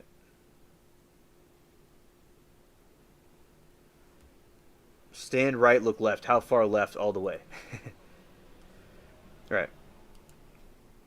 Yeah, meteor craft in the spaceship windshield.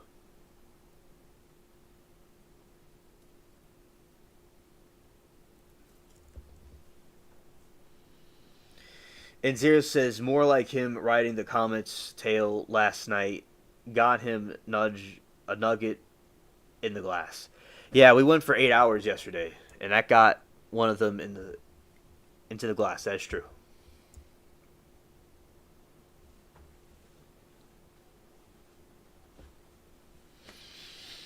Deflation risk. While the goal of reducing the money supply is control inflation, according to the International Money Fund, a drastic reduction can lead to deflation, which can also harm the economy.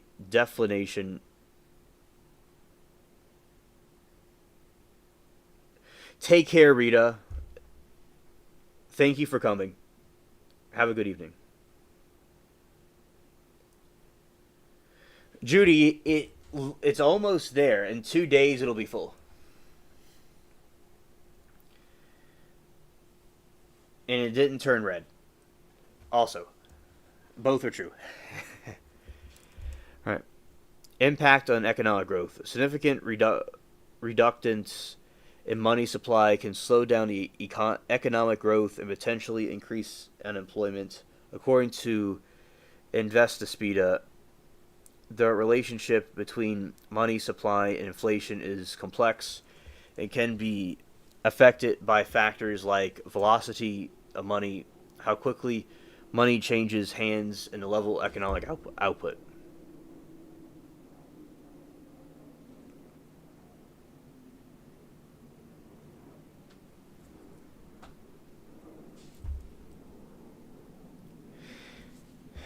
It technically will be full. I know it looks full, but it will technically be full in the 11th.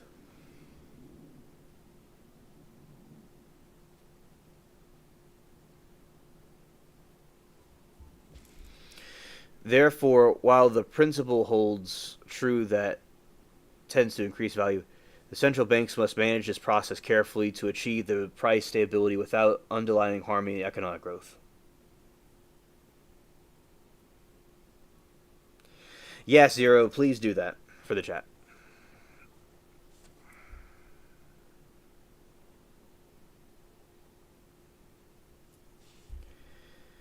Money going to foreign countries is money we never see anyway.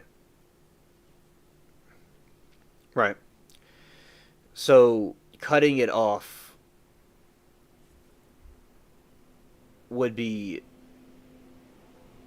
taking it out of circulation would make it more valuable. And that way in the long term would help it in the long term go back to how it was. I want to see this. Was the why was passed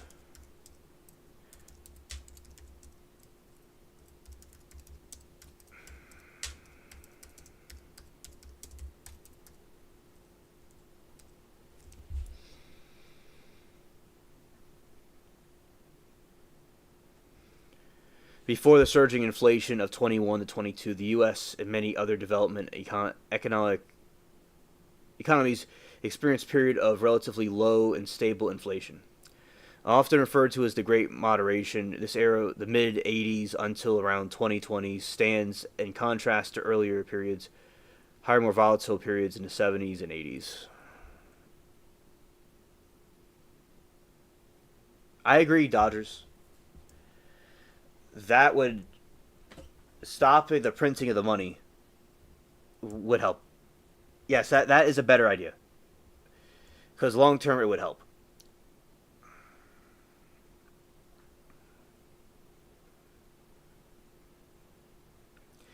Zero says a house muggle is a highly decorated human in the dwelling of a magical being. Nods firmly. Okay, thank you for the explanation. For chat. Yes.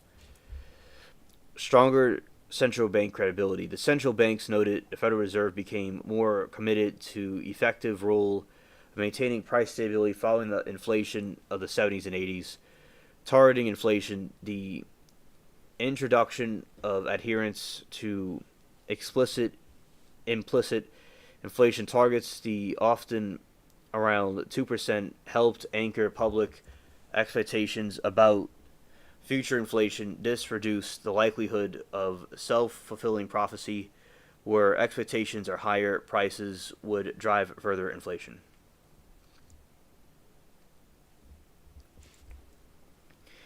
Cheap importance. The rise of globalization, particularly with entry of China into the World Trade Organization 2001, led to increased global trade, visibility, cheaper imported goods. This increased competition of domestic producers, making it harder for them to raise prices. Efficient supply chains. The development of complex global supply chains allowed for more efficient production and distribution of goods, reducing costs and keeping prices down.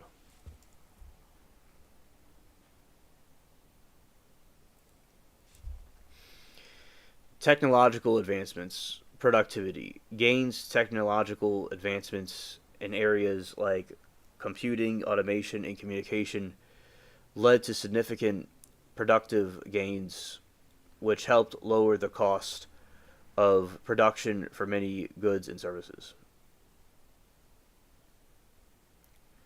Reduced pricing. Our technology also increased efficiency, price setting for companies, and reduced pricing power of domestic sellers and heightened international competition.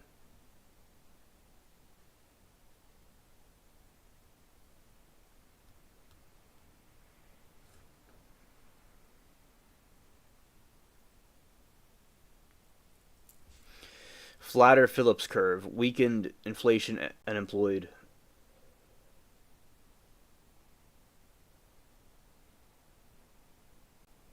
Use it properly in a sentence. If you are a house muggle, please keep it to yourself. Right on. Exactly. Weakened inflation, unemployment relationship. The relationship between unemployment and inflation, known as Phillips curve, became flatter during this period. This meant that even with low unemployment rates, inflation did not rise as significantly as it had in the past.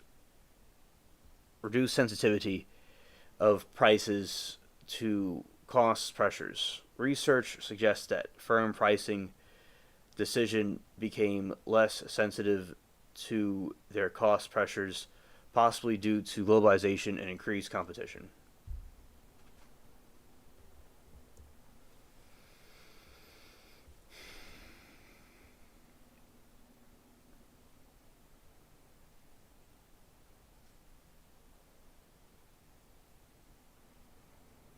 Alright, Zero says, if someone asks if you are a house muggle, you simply don't say anything and shake your head. Raise his fingers.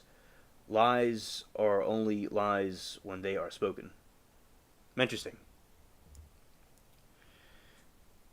Thank you for that. Weakened labor unions. Changes in the power dynamics between labor and management include a decline in union membership, may have introduced pressure for wage inflation. It's important to note that the relative importance of these factors is still subjective, ongoing debate among economists. However, the combination of these forces created a favorable environment of low stable inflation.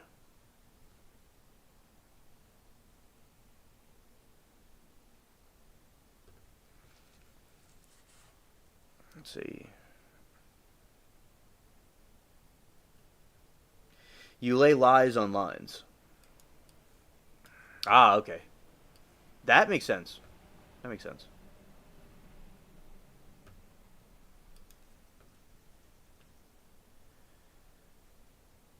All right.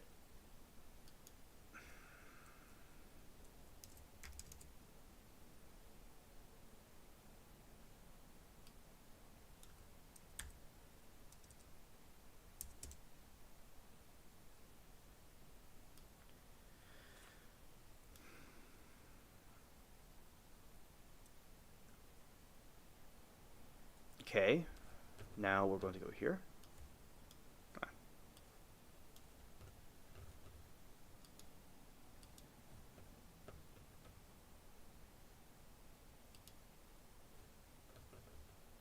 Okay.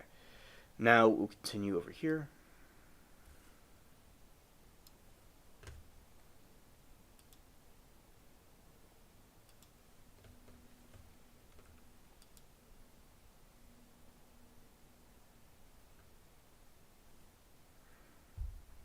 All right, so we talked about the economy and things of that nature, and we summarized that pretty much. Now, what we'll be doing is seeing the. Well, I want to see some UFO updates right now. Let's see. Shots to Mary Toodles. Okay. Okay, I suddenly found a seal that isn't seamed. What do you want me to do about it? Alright, you take some of the gray aliens that are in the other room and y'all go and reseal it. See if anything else is loose. See if anything else is loose also in that region. Okay, thank you. 0. Okay. I'll talk about the silver news. I'll talk about that.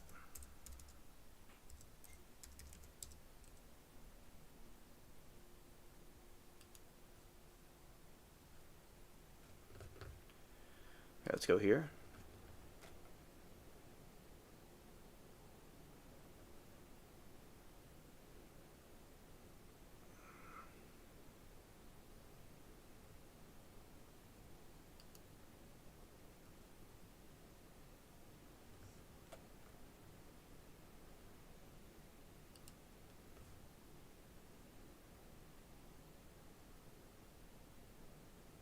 Yes, that is true. That is true. Yeah, let's see what that price is right now. It's 41. Okay.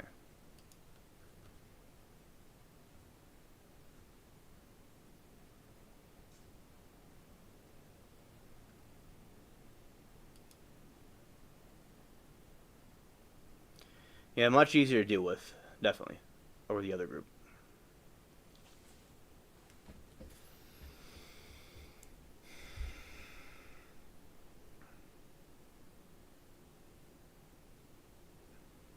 Understood, 0. Thank you. After touching a 14-year high, how much higher can silver go from here? I personally think with silver specifically, and gold's at its all-time high, and it's at over three grand. So, and it's the most valuable metal. It's in all the movies and stuff, so it certainly is the most popular one. Now, silver, it's reached a 14-year high, and it's used also with along with gold in a lot of industries, and people have been investing a lot into it, thus causing the price to go up along with the economy going down. December's silver futures present a buying opportunity on more price strength. See on. We want to change this right here.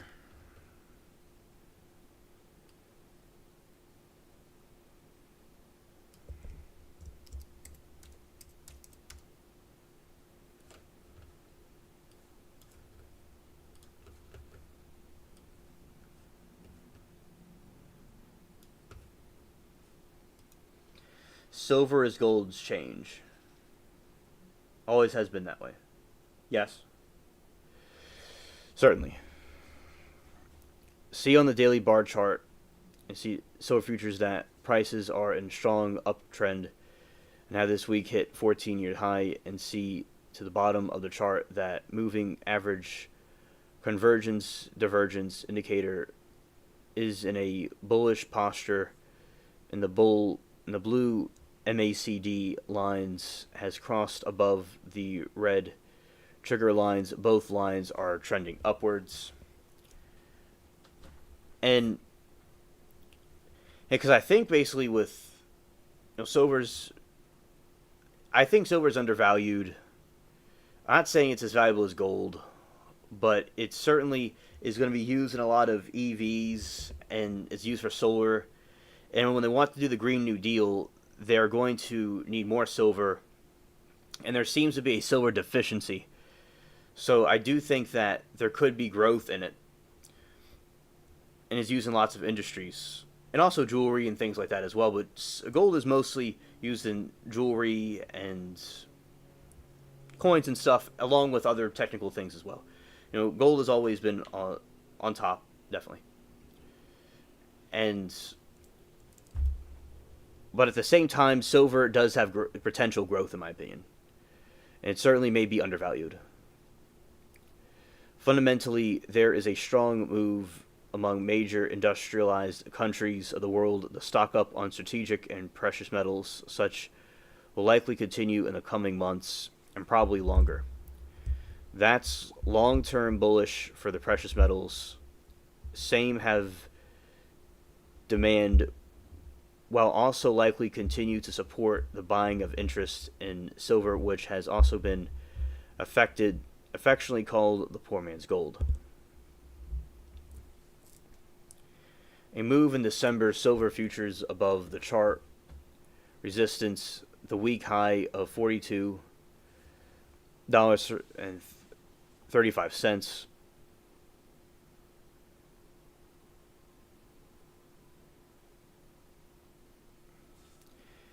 A move in December, silver futures above charts resistant. Okay, so Zero says, okay, fine, I'll put it this way. Silver is building materials, and gold is a currency exchange.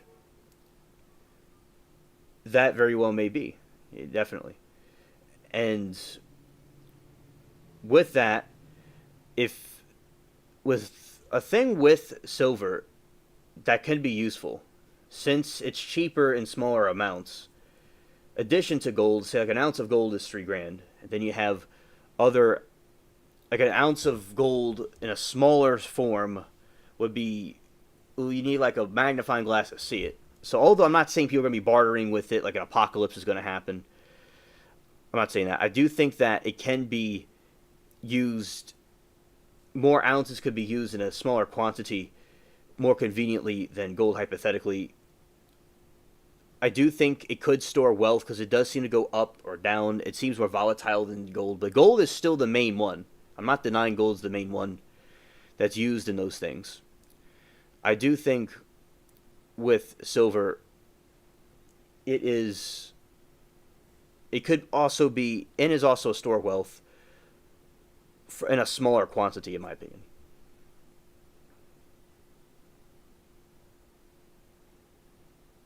Any way you chop it, both are required, and neither will shines the other when one is shining. Oh, I agree with you, Zero, and I am not saying silver is superior. I'm not saying that it's the replace gold or anything.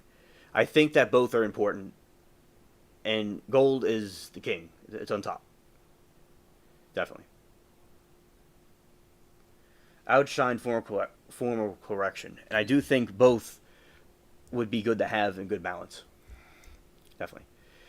And a move in December, silver futures above the chart resistance this week, 42, will become a buying opportunity. This upside price objective would be 47. $47 compared to 3,000 is out of this world comparison. So, yeah, definitely silver is very cheap, indeed. Even at this moment. Even if it reached 50, it still is cheap. And I don't even know what it will eventually get to. If it would even get to anywhere near what gold is. But it certainly will move up. 47 or above the technical support, for which to place the protective seal, the stop just below, located in $40.40.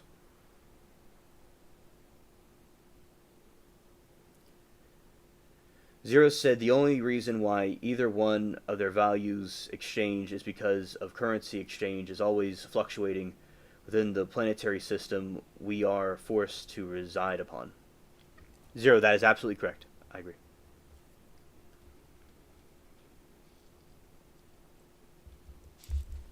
Important note. The person in the article is not, I am no futures broker and do not manage any trading accounts other than my own personal account. It is my goal to point out to you potential trading opportunities. However, it is up to you to decide when and if you want to initiate the trades. I don't do trades in these things, but we'll see. Other people do that. Determine the size of any trade you may initiate. Any trades I discuss are hypothetical in nature.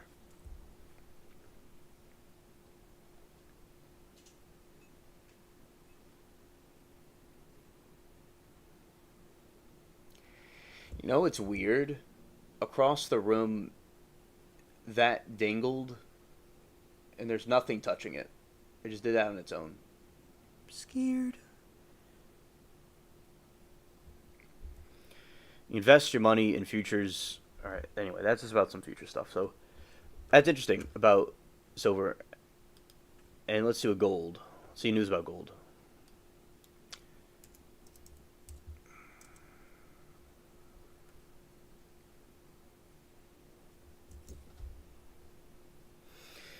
And Zero said, I'll explain it in just a third way for you, alien. Each one of your engines is 30,000 gold bars. And without these gold bars, I don't get the 10 mega wrap silver engines. Yes, I understand. And those gold engines play a crucial role in the spaceship. And I do think that the small silver conductors that we have within the room and the engine room is important because silver is the greatest conductor of electricity and heat. So the gold ones are very important, essential. I wouldn't want to replace it with the. I like it the way it is. It's running smoothly. At the same time, the smaller silver components help with the heat and electrical transmitting because we want the spaceship to have the heat and electrical conductivity as much as possible. And I do agree with you, Zero, and thank you for that explanation. I like that. And shout out to the gold engines.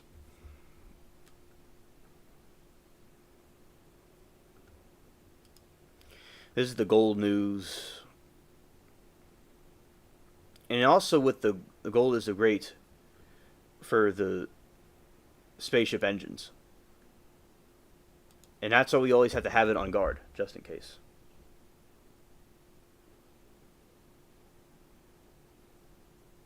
Exactly, this is why I deal with the business and then you deal with me. Yes, Zero, precisely. And you handle it very well. And this is about the gold. The gold edged up to fresh highs on Tuesday as investors continue to beat on a September rate cut from the Federal Reserve and the dollar stayed weak. Gold futures touched an intraday high north of 3,700 per troy ounce before pairing gains while spot prices climbed above 3,650.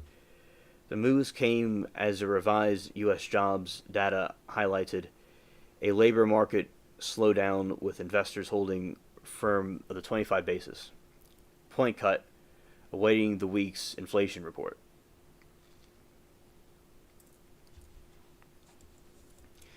If inflation comes in softer, the easing narrative will be reinforced, said Lina Tran, market analyst at access.com on Tuesday, adding that the lower rates will further weaken the dollar, helping support the gold prices.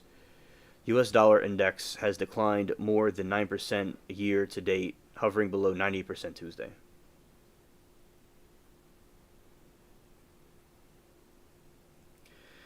You have zero, and I want 12 silver tubes. Precisely. That was doing the research on it. I think 12 will be better. So imply the 12 silver tubes. Conversely, hot data could push yields and USD prices higher, potentially triggering a technical correction in gold before primarily trend is re-ease. Tran added, the gold has been on a tear this year, up more than 4%, outperforming the broader S&P 500 and index 10% year to date. The past month, the precious metal has rallied 7%, promoting the concerns that gold may be overextended to the short term. Dylan Wu, research strategist, as Pepperstone noted, gold is in the overbought territory, with trade likely more cautious when adding new long positions.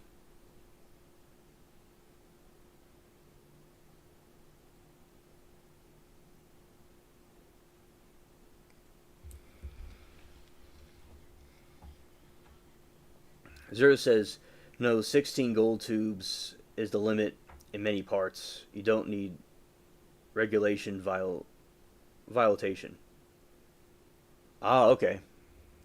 I didn't know that. Okay, thank you, Zero, for your insight on this. Research strategist and Pepperstone noted that gold is in overbought territory.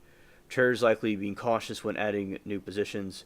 This also suggests that there may be short-term pullback on Colas edition as the market gathers strength. He added, central banks have adding gold to their holdings for 14 straight quarters dating back to 2020, with China's lasting August purchase its 10th straight month increased reserves.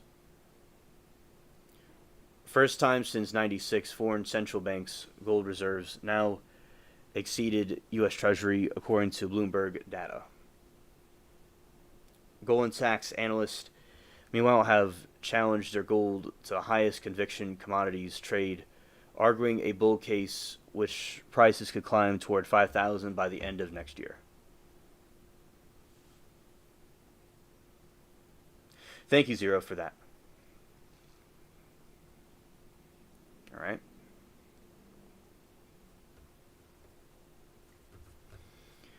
Let's see how the UAP hearing went.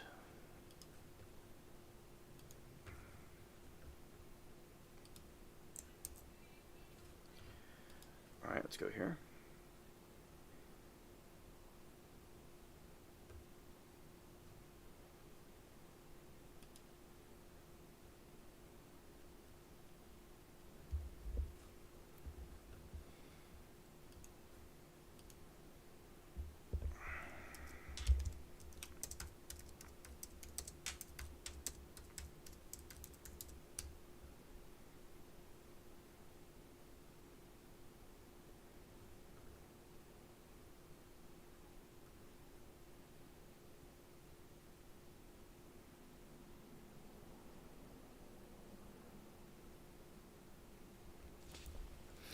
A U.S. House subcommittee held hearing on unidentified anomalous phenomena this morning, September 9, 25, focused on the government transparency and whistleblower protection.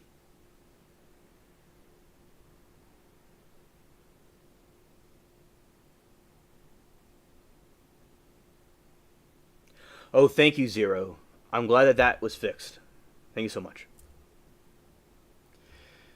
The government transparency and whistleblower protection. Key details from the hearing, which began at 10 a.m., include witness testimony. The hearing featured testimony from military veterans who described their UAP encounter, as well as a journalist who covers the topic.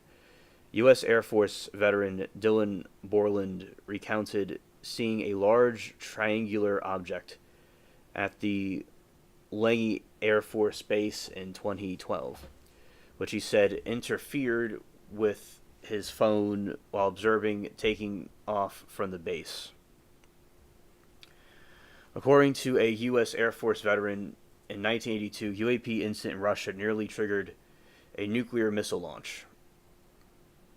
New evidence shown that the Eric Burleson presented previously unseen video footage showing missile being launched at the fast-moving orb in October 24. The missile appeared to bounce off the object, which continues the path. Focus on transparency. Chairwoman Anna Paulina R. Florida stated that hearing's purpose was to restore public trust by seeking the transparency and protecting the whistleblowers who report on UAPs. The hearing also examined the work of the Pentagon's All-Domain Anomaly Resolution Office, AARO.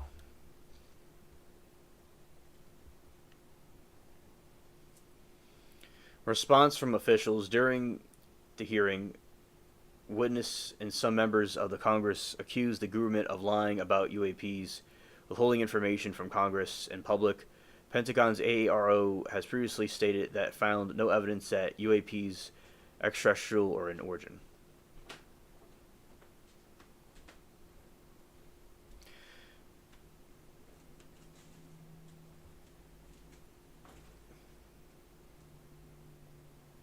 So watch your temp. If you're not move or bounce between jumping or shifting wrap zones, now it'll just raise slowly and hit this button to cool the engines, and this button is ice button now. Thank you, Zero. I'm glad to know that. We really needed that on the spaceship. Ice means engine stall, but you knew that. Yes. And we do need that improved. We need that fixed. It is very important. So I am glad that you had that repaired for us. All right.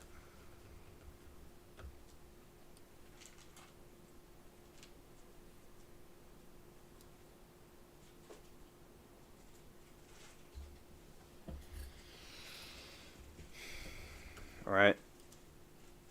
Watch some trial scenes. Let's go.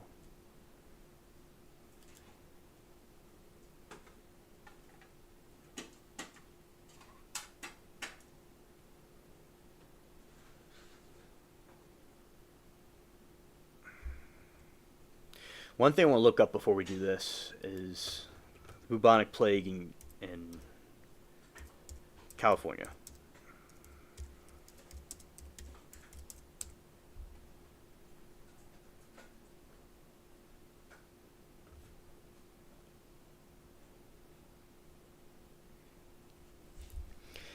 The California Department of Public Health confirmed a human case of bubonic plague in August 25. Scared. A South Lake Tahoe resident is believed to have contracted. I thought I said that. Okay, thank you. Lake Tahoe resident is believed to have contracted the infection from a flea bite while camping and is now recovering home. Just keep her oiled and trimmed, and she'll lead you around the Grand Cluster, no issue. Hands Alien Spaceship the new map. Here you go. Oh, thank you for the new map, sir. I'm looking at it. It looks very good. It came out very well. And it looks very updated compared to the one I previously had. So, Zero, it's absolutely great work. Thank you. Our spaceship is running very smoothly because of you.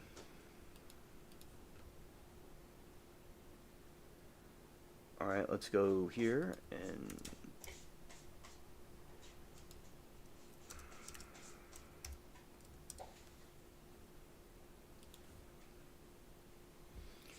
alright.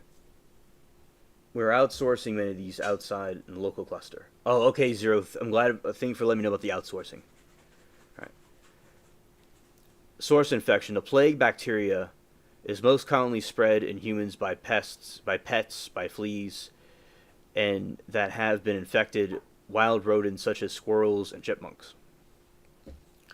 Recent rodent surveillance since the last human case in 2020, health officials have been actively monitoring the rodent populations between 21 and 24. 41 rodents in the South Lake of Tahoe area showed evidence of exposure to the plague bacteria, and additional 4 rodents tested positive in 25. Treatments. The plague is terrible with antibiotics if detected early. However, untreated cases can become very serious. Safety precautions. Health officials advise individuals to take precautions when outside in plague endemic areas by avoiding wild rodents, using insect repellent, and protecting pets with flea control products. Scared.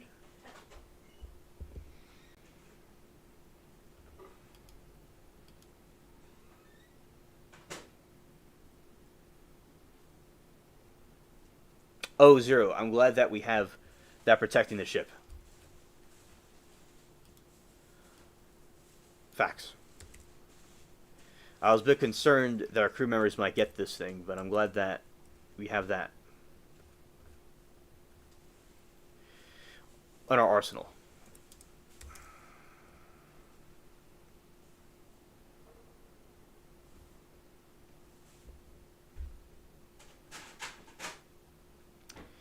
We need as much lye as possible. Primary symptoms of bubonic plague appear suddenly about 2 to 8 days after exposure to bacteria. A sudden onset of high fever and chills. The most distinctive symptom of bubonic plague is the presence of painful swollen lymph nodes known as buboes. Location. The bulbs develop near the site where the bacteria entered the body, and most often in the armpits and the groin and neck. Appearance. The lumps can become as large as an egg may ooze out pulse. Pain areas affected area begin even before swelling appears.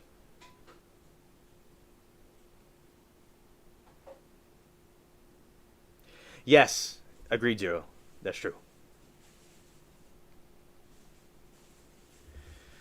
Other common symptoms include general ill feeling, headache, muscle pain, abdominal pain. Without treatment, the infection can spread from the lymphatic system of the part of the body, leading to more severe forms of the plague.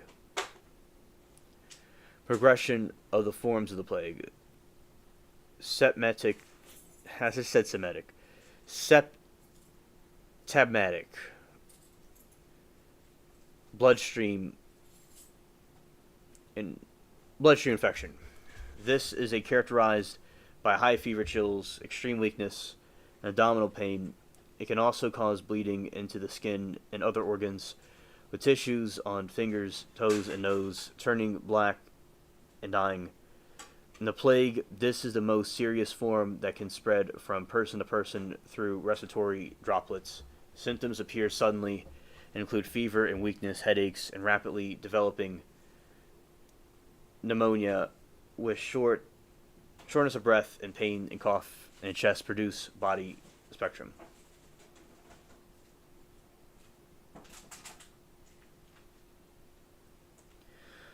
Okay, thank you. That did occur, Zero. That did occur, and thank you for giving me that to put in their IV. I'm doing it right now.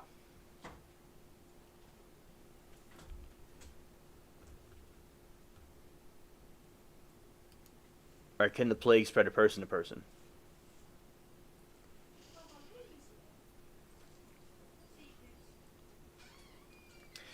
No, the bubonic plague generally does not spread from person to person. It's primarily a zoonotic disease transmitted to humans from animals, typically through bites of an infected flea.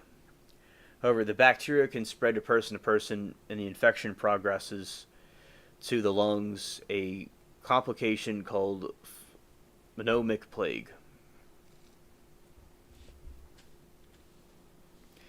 Bacteria that cause the bubonic plague are transmitted to humans through flea bites. Most human cases result from bites of infected flea, which typically acquire the bacteria from feeding on infected wild rodents like squirrels, rats, and chipmunks. Handling infected animals. People can also get infected when handling body fluids of the tissue of plague infected animal. This can occur, for example, if a hunter handles a sick animal without using proper precautions.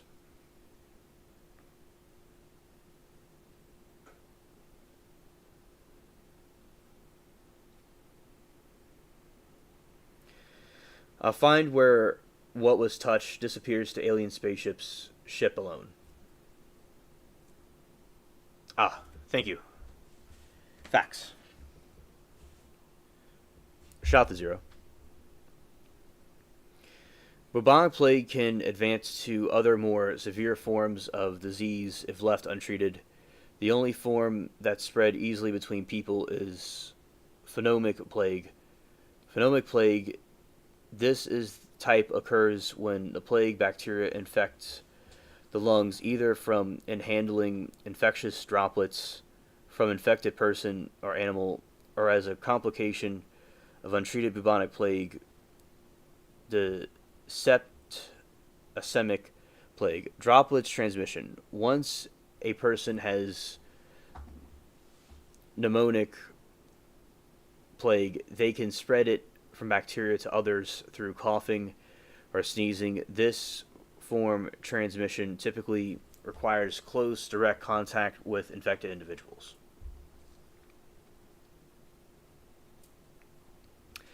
Safety precautions. Because of the risk of the bubonic plague progressing the pneumonic plague, infected individuals are isolated to prevent potential person-to-person transmission.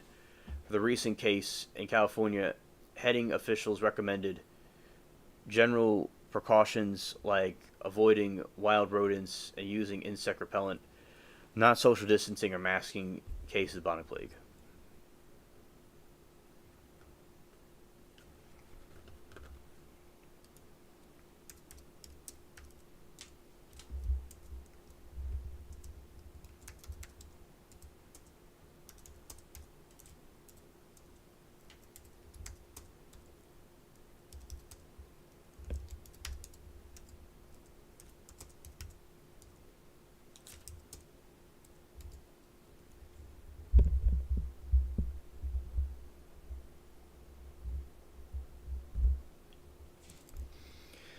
The plague spreads across the U.S.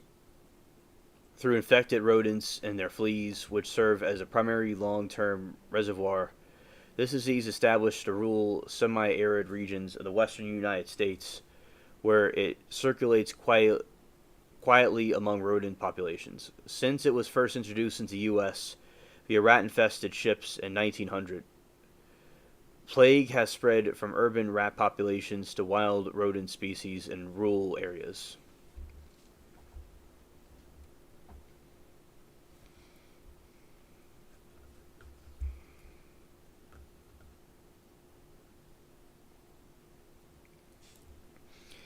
Cases are primarily concentrated to the western half of the United States, roughly west of 100th meridian. The regions with the highest number of human cases are southwest, northern New Mexico, northern Arizona, and southern Colorado. Pacific California, southern Oregon, and far from western Nevada geographically. The ecology of these states, particularly where woodlands and water sources create dense rodent populations, are factors in the transmission of the plague.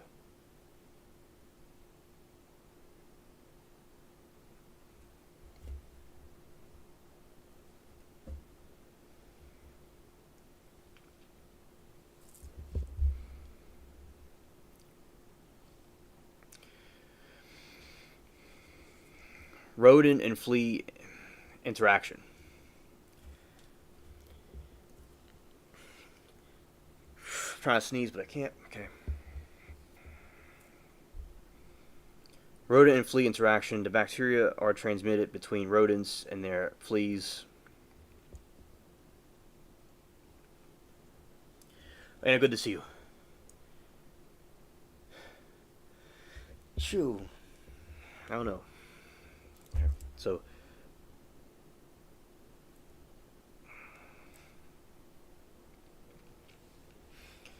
the bacteria and transmitted between rodents and their fleas, in which known as the enzootic cycle, when the epizootic outbursts occur and many infected rodents die hungry, fleas seek new hosts, including pets and humans. Well, thank you, Anna. Rodent movements. The movements of infected rodents and their fleas from the areas of another can lead to geographic spread of bacteria. Wild carnivores that prey on the rodents that can carry infected fleas to locations. Chat, it's crazy that it's been 2 hours already. This is insane. Wow. I thought I started 15 minutes ago. Human activity, while not primarily a factor for large-scale geographic spread, humans' activity can attribute to the movement of a plague. Examples include pets, particularly cats, that roam outdoors, can pick up infected fleas and bring them home.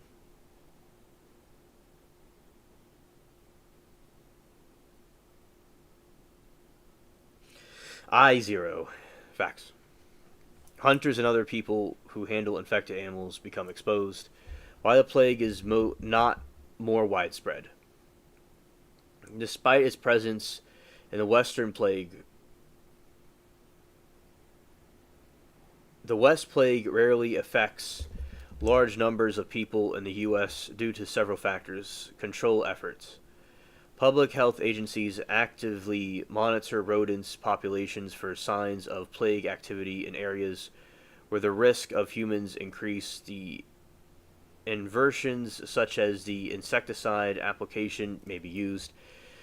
Early treatment. Modern antibiotics are highly effective treating plague if caught early, preventing the progression of the most severe contagious anomic form. Rural location. Most plague activity is in rural, semi-rural areas, not densely populated cities, limiting the potential for widespread human exposure.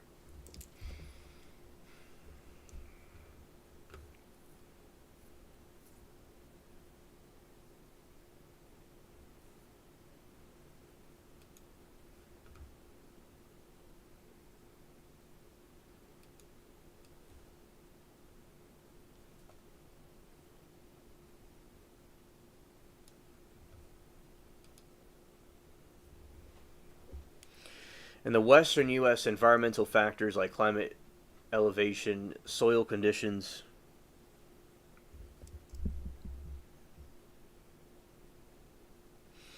Zero said, new rule, all vent workers must place their working sign under vents they are in and around alien spaceship.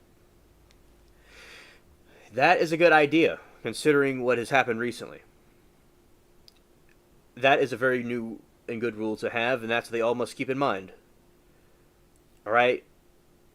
All vent workers, noted on the record. That must be done. In the western U.S., environmental factors like climate elevation and soil conditions influence plague outbreaks by impacting rodent populations and fleas that transmit the disease. The climate change is increasingly identified as a driver of increased risk.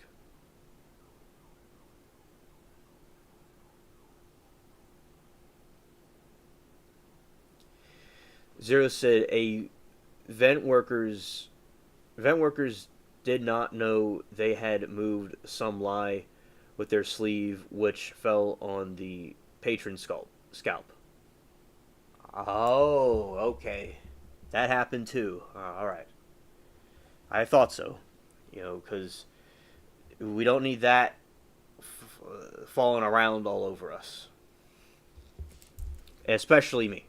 Because I seem to be the one that's a magnet for it. Scared. Cycle of wet and dry conditions. In Southwest, plague outbreaks are most common during the cooler summers that follow wet winters, wet winters may boost vegetation growth, leading to a larger rodent population. This is often followed by a crash in the rodent population during the drier, warmer conditions. Fleas have lost their usual hosts, seeking new ones, increasing the risk of transmission to humans. Anomalous climate. Anomalous climate. The outbreaks have linked to climatic anomalies. For example, a study in Central Asia found that warmer springs led to increased in plague prevalence among gerbil populations, which can force infected fleas to seek new hosts, increasing spillover risks.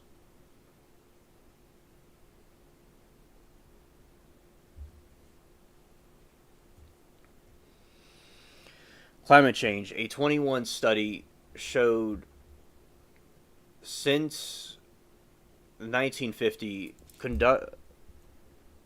conditions have become more favorable for plague in western U.S. due to climate change. This includes a shift in plague reservoirs to higher elevations where rodent communities have become more suitable for the bacterium.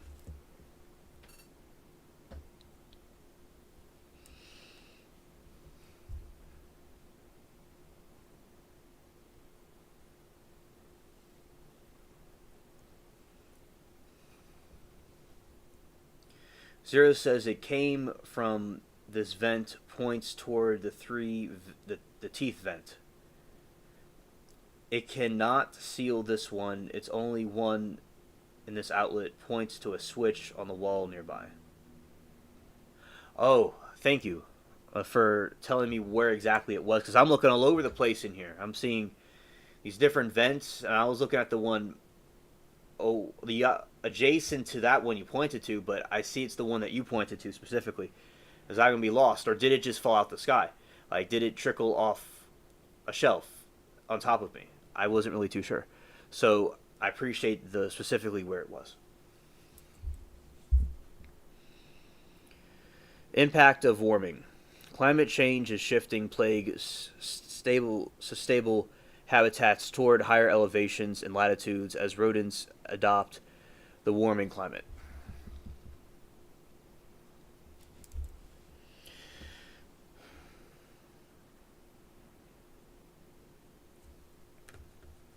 And ask away, Anna. Ask away. Let's see what's going on. Anna said, "Don't want to interrupt, Alien, but cracking up. Guy called loophole lawyer who is great. Called Donna's friend witness the Jewish Eclectic Defense League. One came in the with a walker thing helped their female lawyer. That is hilarious, Anna. That is a good one.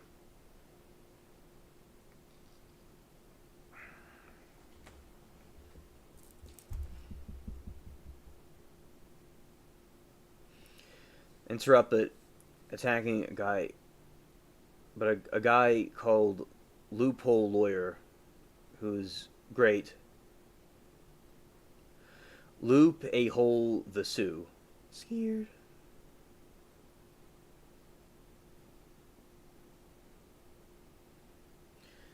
Geriatric Defense League. Yeah, that's a very great comeback.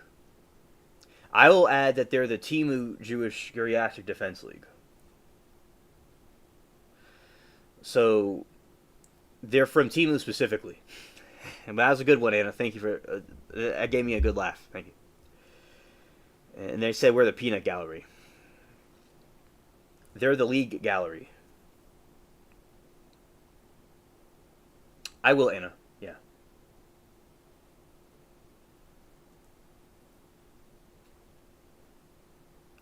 Now, what's the name of the channel specifically, Anna? To just make it clear. I would need a name of it. Thank you. Compensation factors. Specific soil compositions such as higher importance of sand and intermediate levels of clay are more conductive to plague. In contrast, the higher levels of calcium and sodium in the soil appear to have negative correlation with plague risk.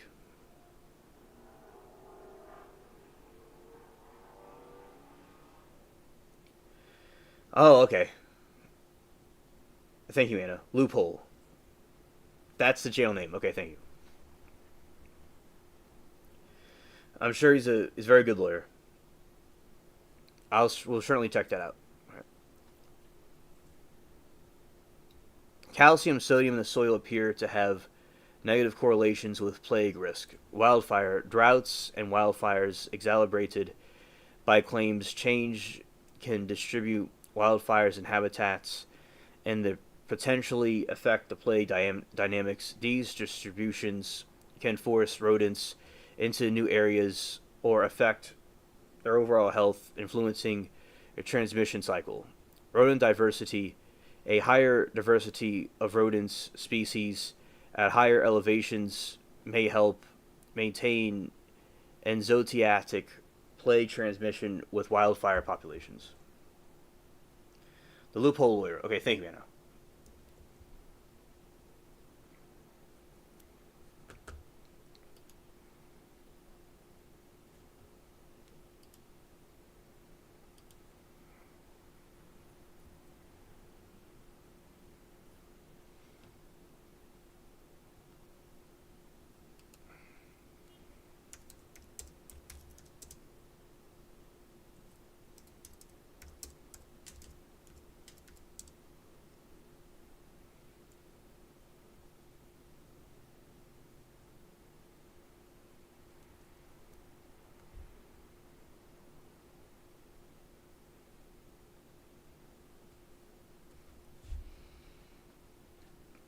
Okay, I'm heading out. I need you to run a rap 12 while I'm gone this time. And yes, you can speed smiles evilly towards Alien. Yes, I will be very quick and speedy, and we'll certainly get that done. Thank you.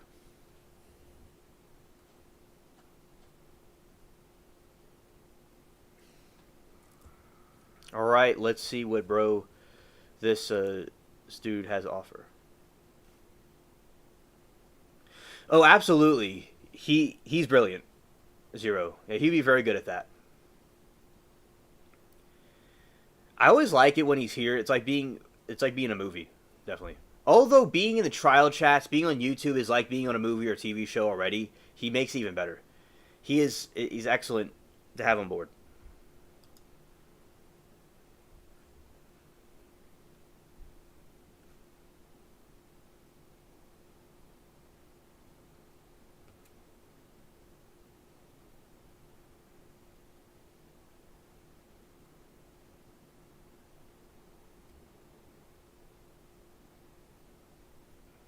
Well, thank you, Casero, for the information. And he has vanished.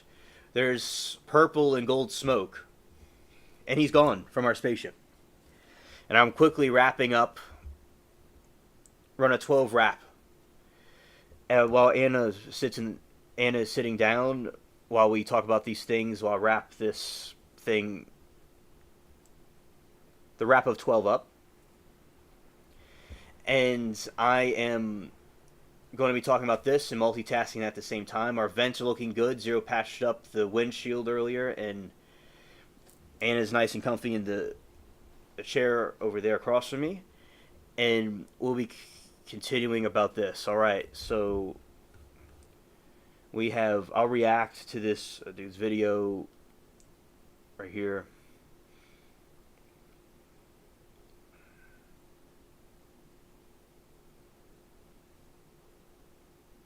All right, let's react to one of these. Oh, Zero, I'm glad you do. I'm glad you do.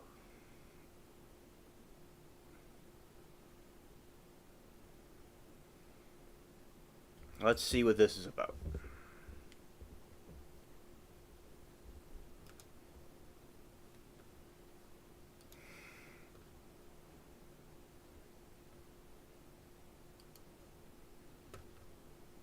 quickly to embrace Harvey for one last time, but that hottie, Sheriff Terry, was there to stop her. Louis Rivera, his children have no father. Catherine Magbanawa and Sigfredo Garcia, their children have no parents. Charlie Adelson, his son, has no father. Rob Adelson and his wife and their 2 children have lost their uncle and grandparents. The defendant is guilty of solicitation to commit first-degree murder. Can you imagine a mother involving a son to complete a murder? Donna's eldest son, And as even more toilet paper falls from the sky. Thank you, Zero. We need infinite amounts of it. Thank you. And Anna says, I feel like a kid playing at a kid's house with 2 boys. Oh, thank you, Anna. That's very sweet. All right, this dude's cool. Shout out to Loophole Lawyer. I like this. All right, I'll react. So far, it's a great compilation of the different videos combined, and with Adelson's Temu cringe, definitely. All right. Rob, an honest and decent man, is estranged from the family. One moment. Members of the jury, the bailiff will escort you to the jury room. The verdict is in, and all the usual players in our community are lining up in the courtroom to see if Donna Sue Adelson is going to be convicted. Let's watch.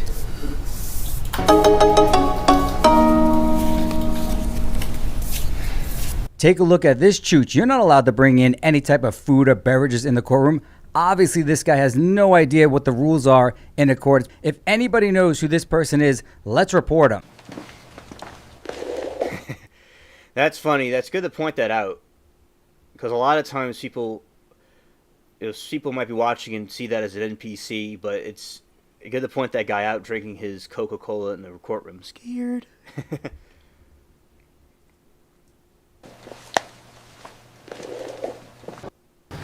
Have you tried Eclectic? All right. Yeah, and I like him. He's cool people. Thanks to our beat reporter, Patty, she caught old Harvey chowing down on some pizza. But guess what? He didn't even buy it, nor did anyone invite him to actually eat it. If you look up to the right there, you'll see the mental lawyer. He's the one who paid for it, and obviously he's giving him the old death stare because old Harvey's chowing down on his food.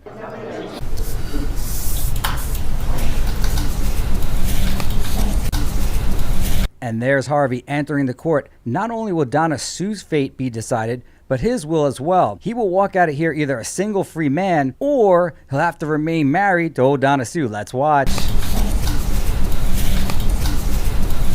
And look who's strutting in for the big decision. Judy, the Asian YouTube lawyer's favorite FBI agent. She calls him Sexy Sanford, and he's right there.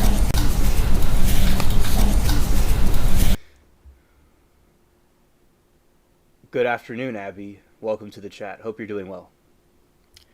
All right. Yeah, and very good. This Loophole is pointing out the different people in the background is very cool. Because, again, like I said before. All right, let's watch more. Very classy move by the attorney, shaking hands before the verdict is read. Ah, yes, that is a classic move. I know nothing about anything, but I will say that is certainly a gesture that is quite appropriate, and it would be clever at the same time as strategic. Yes, that was an interesting thing to point out right there. Along with the other things that are pointed out that are interesting in here, of course. Has the jury reached a unanimous verdict? We have. If you please can hand the verdict form to the bailiff. Ooh, you can feel the tension. Yeah, you could like cut it with a knife. That tension was so intense. It's like it irradiated vibes of intensity. It was like a moment that lasted forever. We all kind of knew what was going to happen. But yeah, definitely.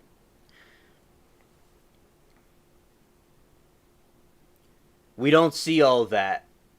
Oh, that's why we didn't. That's why we weren't pointing it out when we were watching the stream. Okay, thank you, Anna.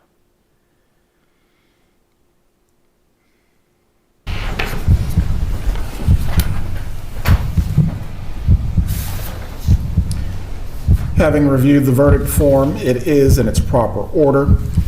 At this time, I will publish the verdict. We, the jury, find as follows as to count one of the indictment. Dude's face is priceless. I love the sound effects in the background, too.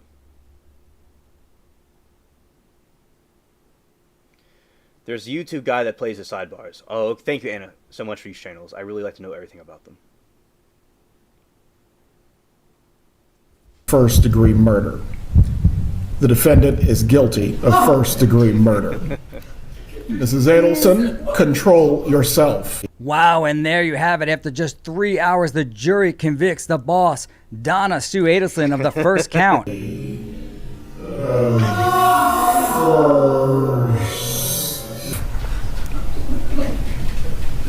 Count two. We, the jury, find as follows as the count two of the indictment. As I said, no tears at all. Abby said she probably figured there was a chance, since she's older, that maybe they would let her off. Ah, okay. Understood, Abby. Yeah, that could have been something she could have been thinking.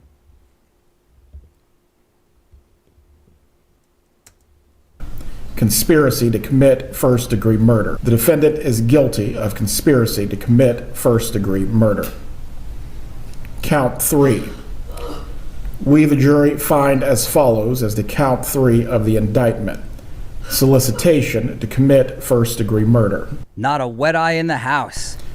The defendant is guilty of solicitation to commit first-degree murder. And it is signed. Abby says it's a surprise climax. Definitely surprised, yeah. And dated by the foreperson. One moment. Members of the jury, the bailiff will escort you to the jury room. Old Judge Everett ain't having it.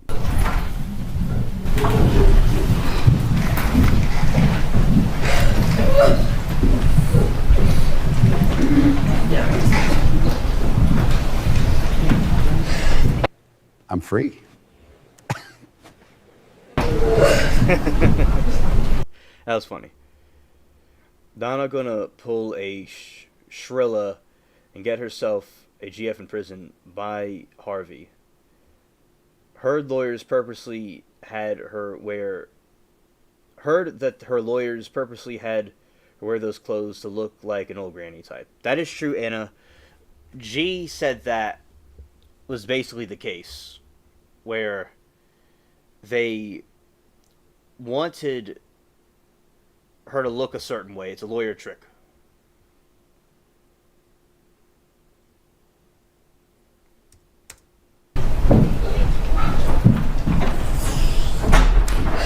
Mrs. Adelson, while this was not the outcome I'm sure that you desired, there will not be any further outbursts in front of the jury. If you cannot control yourself, I am going to have to determine if you will be removed from the remainder of this process. Do you understand what I'm saying to you? Yes. Do you need a moment to collect yourself? Before the jurors are brought back in, we will take a brief 2-minute break. Please give her tissues if she needs them. Tissues for what? Jurors are brought back into the room. Does the defense wish to have the jurors polled before they are discharged? Yes, Your Honor. Very well. Well, at least Harvey's taking it well. Please bring back in the jurors. Very clever. I like that.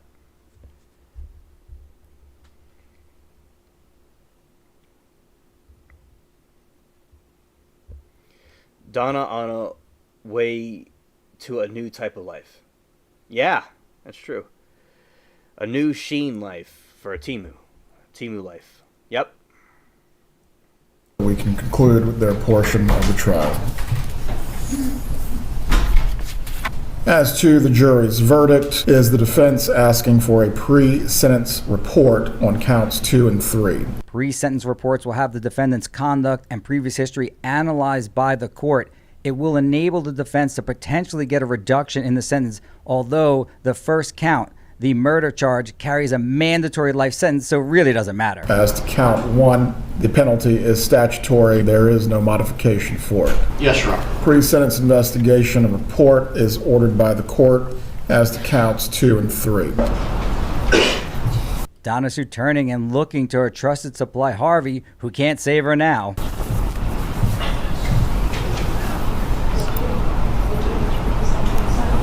My name is Ruth Markell. I am the mother of the late Dan Markell. Victims of a crime are generally allowed to give an impact statement if a person is convicted. And here we have Dan Markell's mother and dad going to do just that. This was a particularly senseless crime, and the murder was particularly insensible. It was not revenge. That is why I wrote the book, The Unveiling, A Mother's Reflection on Murder, Grief, and Trial Life. Smart move by Mrs. Markell, slipping in a plug for a book while the whole world is watching. Nice job. All the community of journalists, TV programs, podcasters, and the allies who have put their hearts in keeping Danny's story alive, we are full of thanks. What I love about the Markells is they embrace podcasters. They embrace the YouTube community because we kept this case moving. If Tallahassee is known for That is right. And a lot of times with the podcasters and YouTubers, etc., they have been...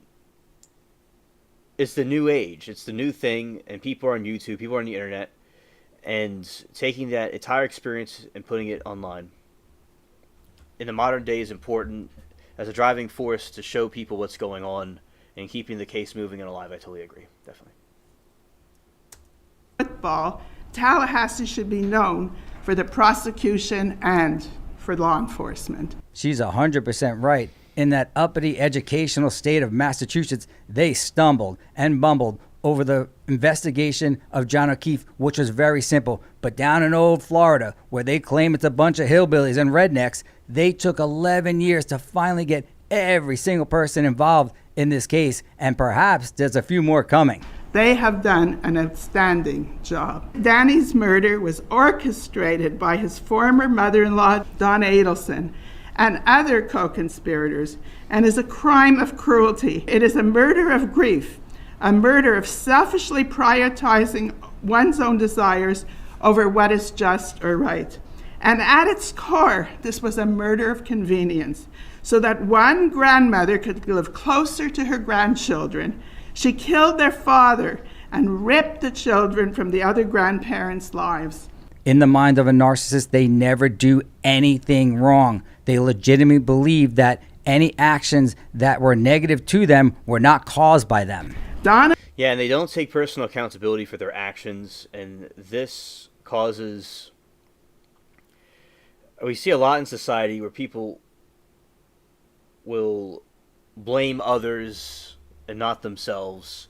When you have a society that collectively does that, just kind of going a little bit off topic, it will cause a society to not do too well. So, yeah, they will never see what they're doing is wrong. And that's why these people with these type of disorders, or even not even a disorder, whatever it is, these desires or drives that become like that, are certainly not going to hold up well in the long term when they crash and burn. Donna Adelson's crimes against Dan began long before his murder.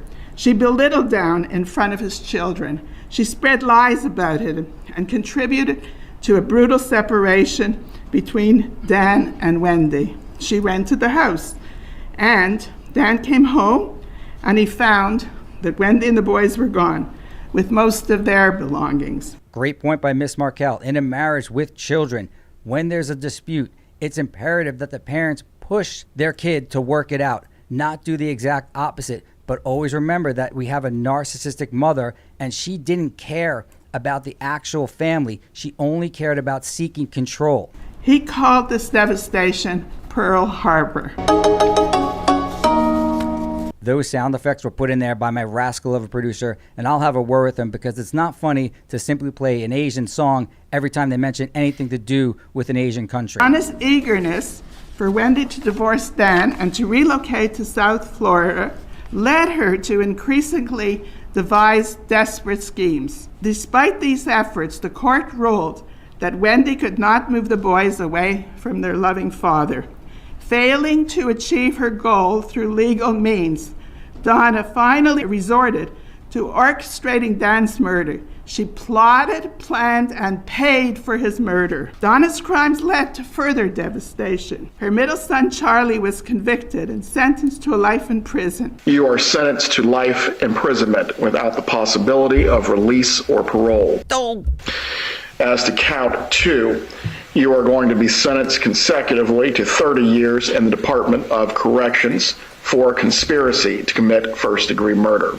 As to count 3, you are going to be sentenced to 30 years in the Department of Corrections consecutively for solicitation to commit first-degree murder. Expect Yeah, that was when the other one was sentenced, and I thought that was quite interesting. So,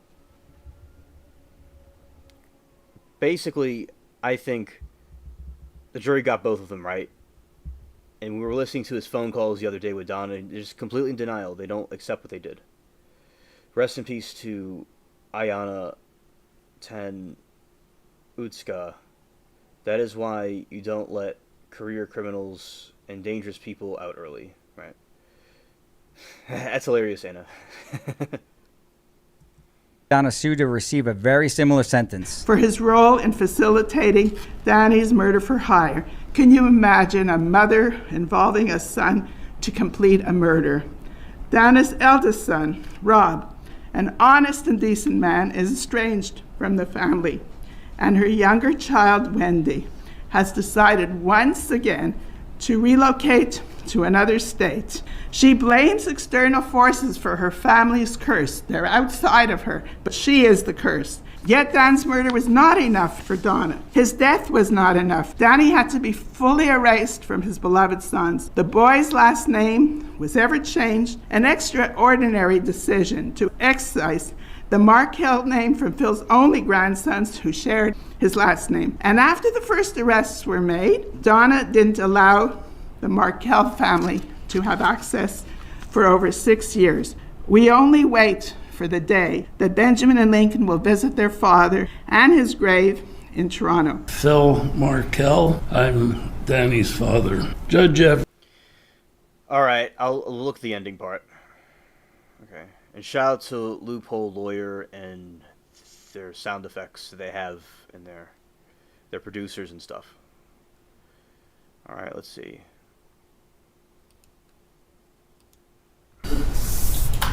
Donna Sue turning quickly to embrace Harvey for one last time, but that hottie, Sheriff Terry, was there to stop her.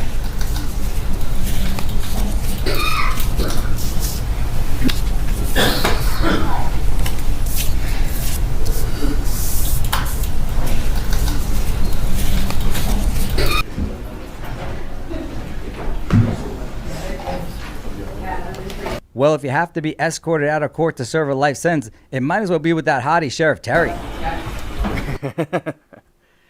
I agree. I certainly agree with that. All right. Straight out the door and she gone. The Markells beautifully laid out to the court how much destruction Donna Sue caused to all those various people and their children simply because they did not follow that one rule that I tell you about every single time we meet. You don't fuck with Donna Sue Adelson. Oh my God, this is amazing! Woo! So fast! This is funny. I'm free.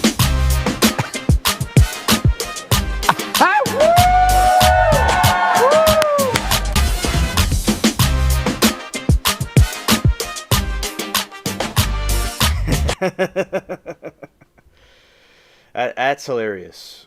That's very well fitting. Let's see.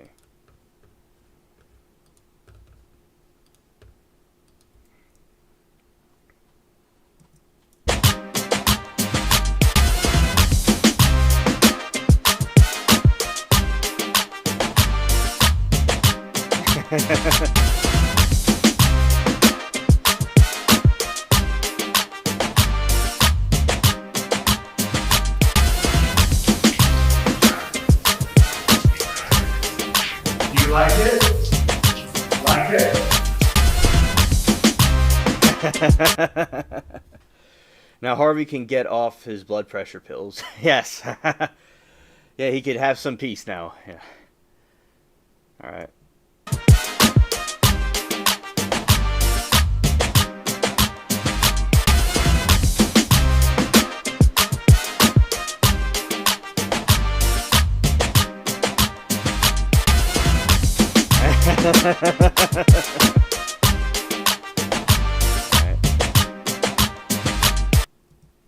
The defendant is All right, guilty. and shout out to Loophole Lawyer.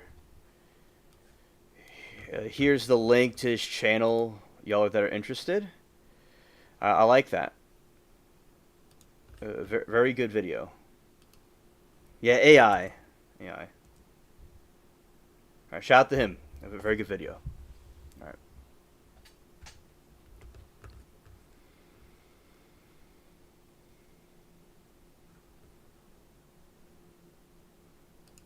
Hello. Call from Charlie. an incarcerated individual at the Leon County Jail. This call is not private. It will be recorded and may be monitored. If you believe this should be a private call, please hang up and follow facility instructions to register this number as a private number. To accept charges and consent to this recorded call, press 1. Thank you for using Securus. You may start the conversation now. Charlie? Hey. Yeah, I'm okay. Okay. Yeah, I'm fine. Okay, that's all I care about. So, Did I wake you guys up? no. I've been up since 3:30. You could have called 3 hours ago. No, you did not wake All me. right. So I just Other saw the time, and than 4. I figured, and I was just worried because you never call at this hour. But if you're okay, Yeah. that's fine. No, Did you I'm just. get any sleep last night? Yeah, I slept till 4. Yeah. And, That what happened?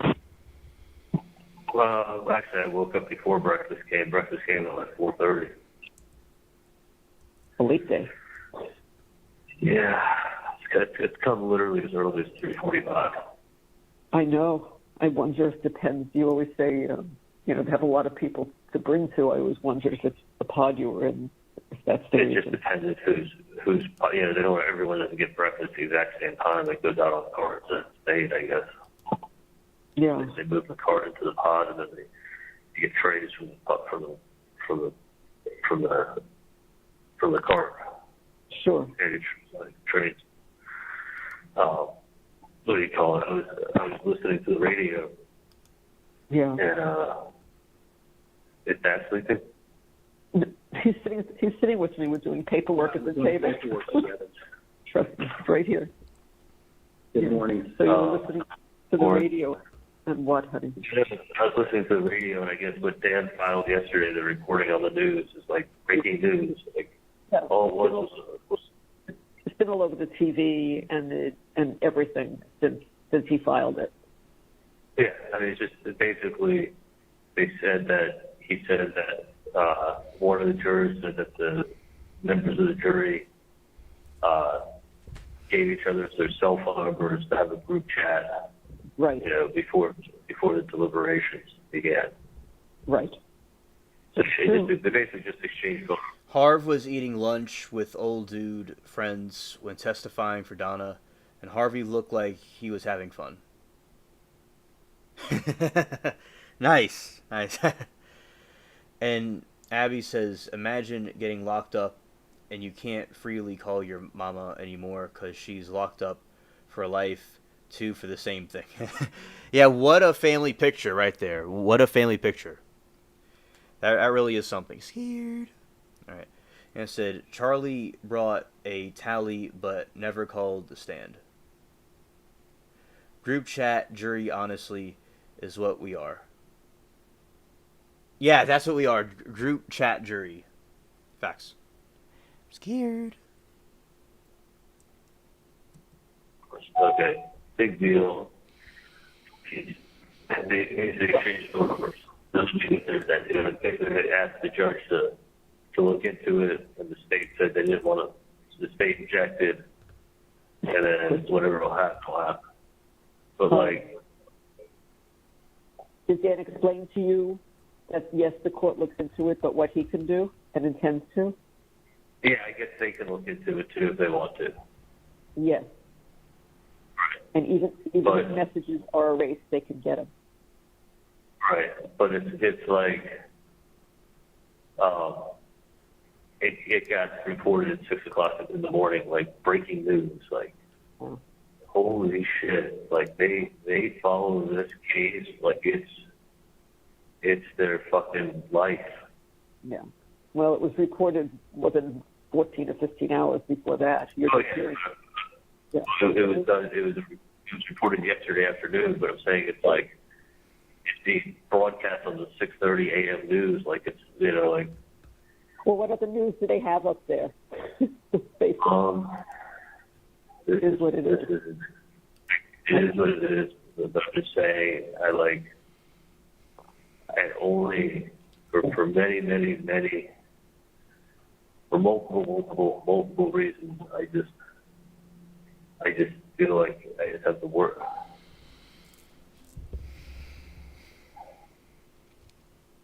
I know, honey. I do. I really do know. But yeah, you you just didn't know that it was that it could become anything would be like that. No, but it's what I knew it was going to be before I even got up here.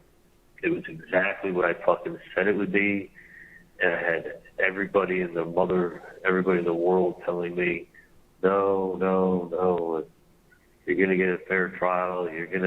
It's gonna be this. It's gonna be that. Like they're gonna make sure. Like you know what? Anna said, they say Wendy is favorite, but when Chas kisses mom's Eos and does her dirty work. Yeah, that kind of thinking isn't good.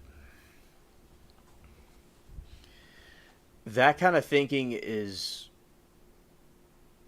in that type of way, is really stupid because you ruin your whole life over something ridiculous. I would never do something like that, and neither would y'all.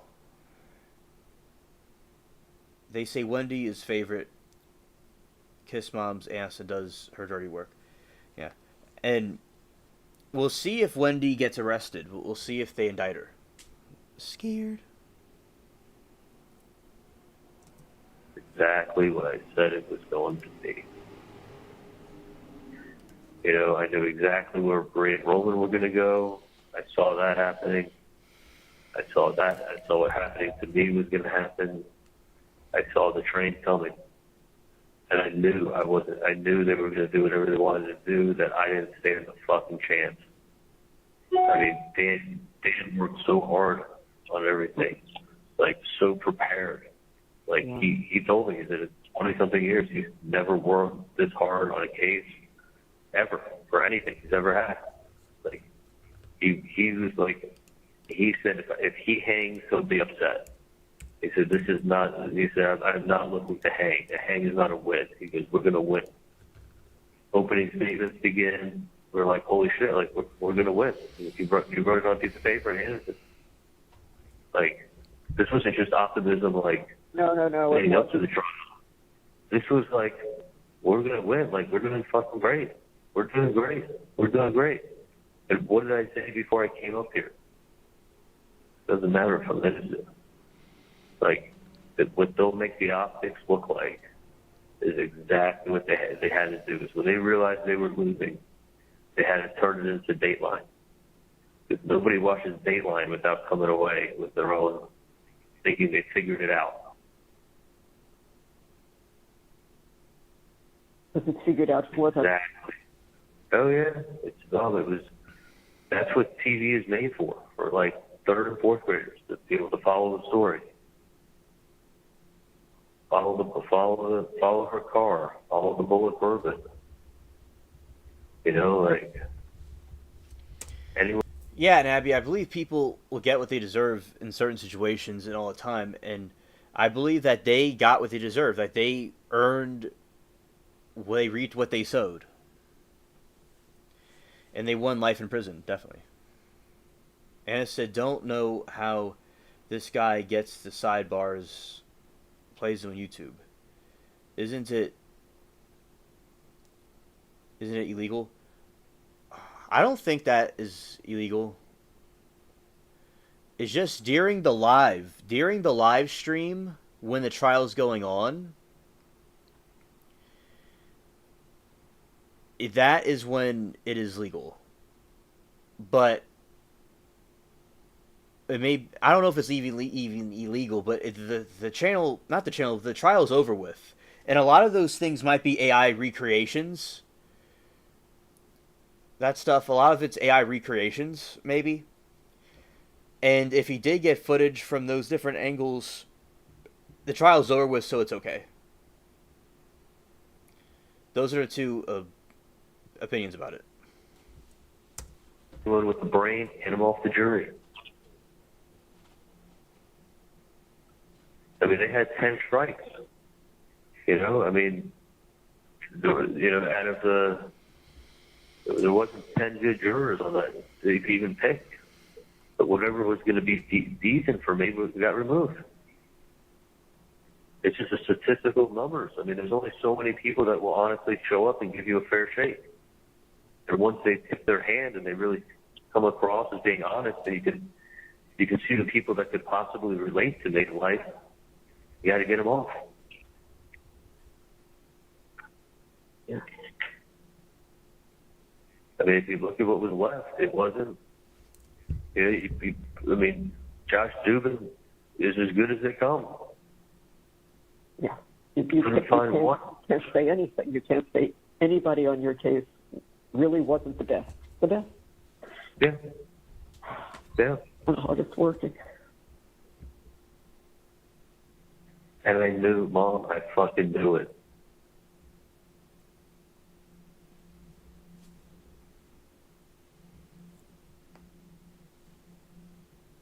You know, Charlie.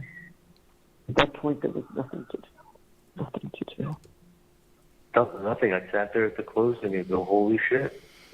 Even his best friend, Ryan Fitzpatrick, said this. Even his sister, his best friend. Abby says, I saw a metal prison toilets for sale on Facebook Marketplace, and I actually clicked on it, contemplating it. Remember how the horrible it be all night when it's cold and metal is uncomfortable? I could believe someone was selling them. Funny as hell. Something I didn't catch, but one of the detectives showed Harv talk to Garcia. Scared. Oh, wow, Anna. That's really impressive. Wow. Oh yeah, that is weird. Yeah. Scared. Abby, I don't know how they got that. There's people that have had things from prisons, like prison TVs and stuff like that, for sale. But prison toilets, I've never heard of that. I don't know how they got their hands. I don't know how they got a hold of those. And when you have the toilet, I remember, like the New Orleans prison, they broke out through the toilet, and you throw it out, and it's out, you use it as a weapon. You're scared. Like, no, you're taking something that's like paraphrasing out of a sentence, well, that's not what giving it context. Take the context out of everything. He sent her kissy face emojis. Yeah, I mean, it's the way I text, but I wasn't right. It wasn't like I was writing poetry. Right. Like, I called their home phone number. I called the landline. Never do I call the landline. Look, I'm calling the landline. Oh, it's statistically significant. I mean, I did call the landline. And you only live there 90 days, and I always called your cell phone. Okay, let's make a pie chart. Yeah. Look at all these things. Look at this mountain of things. Even his best friend saying this. Holy shit.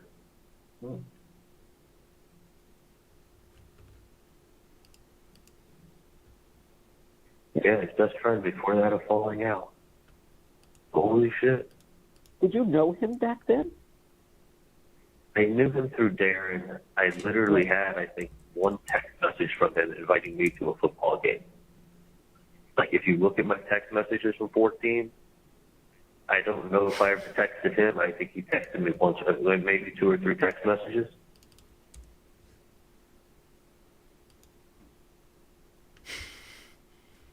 Yeah. Imagine having Hershey squirts with cellmates.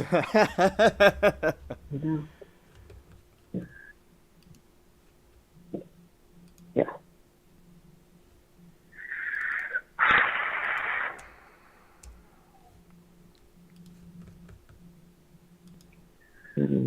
You don't understand. I'm in paradise compared to where I'm going.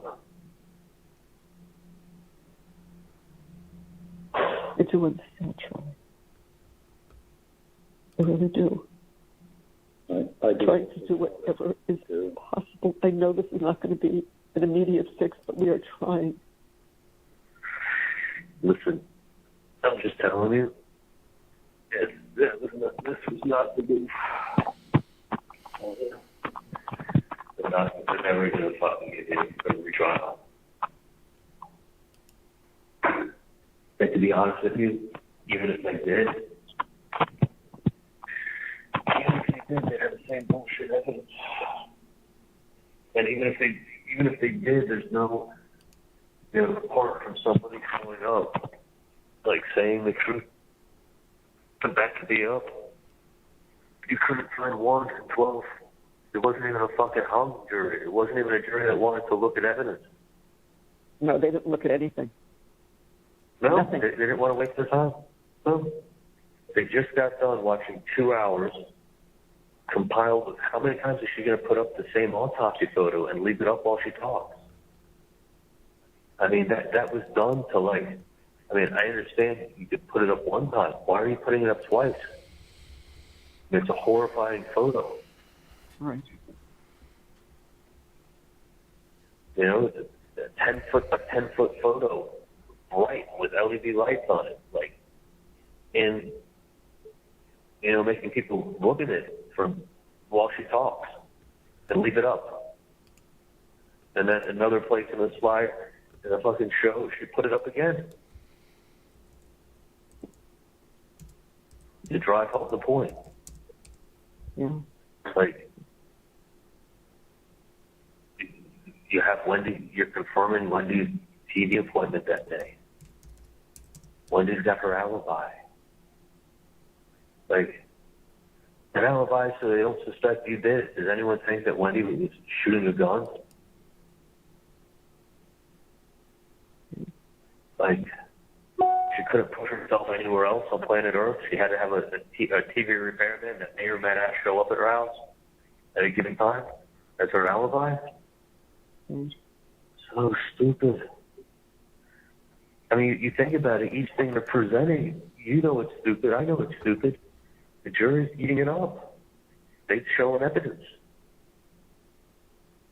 It's not evidence. No, it's her alibi. Her alibi, she could have made a fucking spa appointment or workout appointment or done something on the other side of town that she knew she would have been there.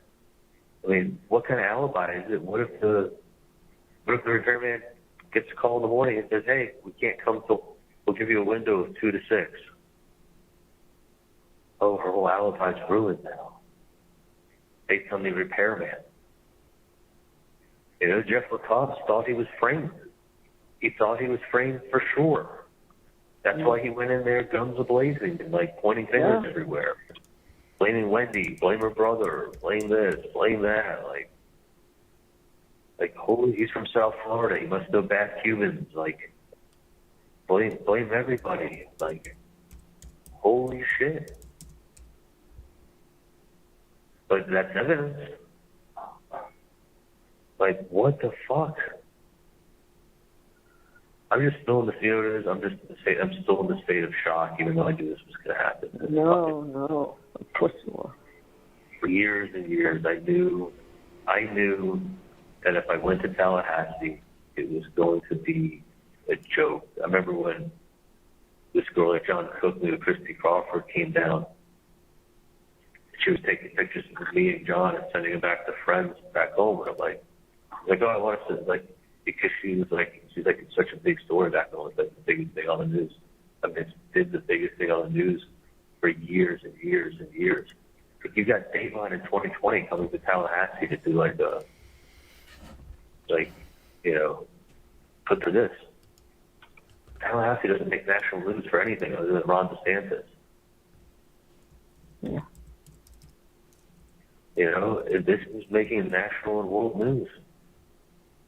With a great idea, you just want to get things down on paper. Grammarly is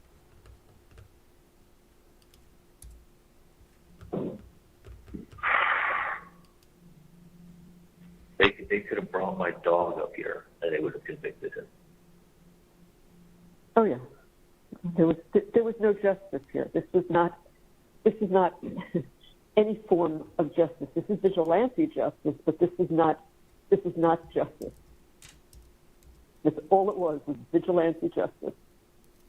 It's exactly what I said 2 years ago. I said I'd go up to Tallahassee. I will not get a fair trial. It's going to be a fucking joke. But I was like, I'm innocent. They're not going to have anything to show that I was part of something I wasn't part of. Like, anything that was real evidence that came in, at the very least, a reasonable doubt. No, you don't have. They can't tell you what to look at and what not to look at. They were planning a birthday party. Yeah, July 5th. Talking about birthday presents. Yeah, that's usually what you do a few weeks before when you're trying to figure out what you're going to do. Wendy, what did you get your dad for his birthday? I don't know, 10 years ago. I don't know when I got that 8 years ago or 7 years ago. I'm glad there's messages to show that I bought the catering.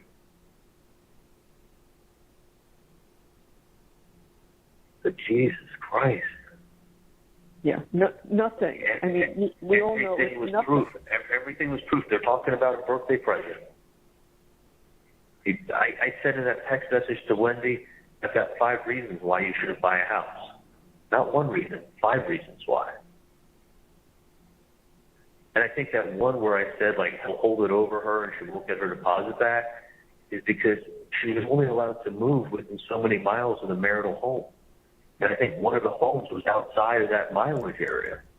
So I was like, Wendy, if you're only allowed to move, say, 12 miles from the marital home, and the home you're looking at 13.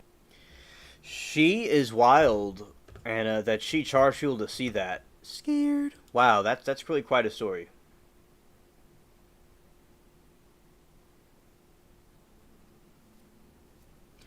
Wow, that you see them crawling in her. Yeah, that's certainly some. And she had the nerve to charge $1 to see it. Wow. I mean, she made something out of it, but it's quite insane. Wow. Miles, and you put a deposit down, he's gonna hold that over your head. You may lose your deposit. You may have to sell the house. That's a reason not to get it. Being a woman with 2 kids, the house is a huge responsibility. You're better off renting. Rent in the neighborhood for a year. Make sure you like it before you start looking in that neighborhood. There's lots of reasons. 5 reasons, I said, not 1.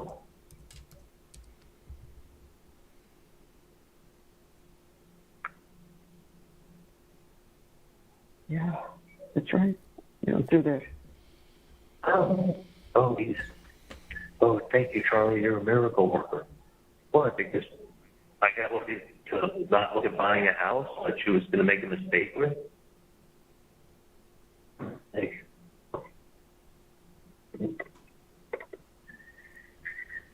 I mean, wasn't she looking at buying a house in the springtime? Was I stopping her in the springtime? No. No. Ab said, what kind of hustle is that? That is the scavenger's hustle for scabies.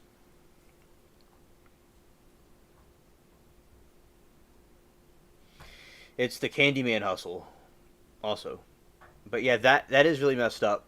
But, I mean, she had the entrepreneurial spirit in her to make something out of a situation that was messed up. But yeah, it certainly was a very messed up hustle indeed. That's really, it's like making yourself into a circus.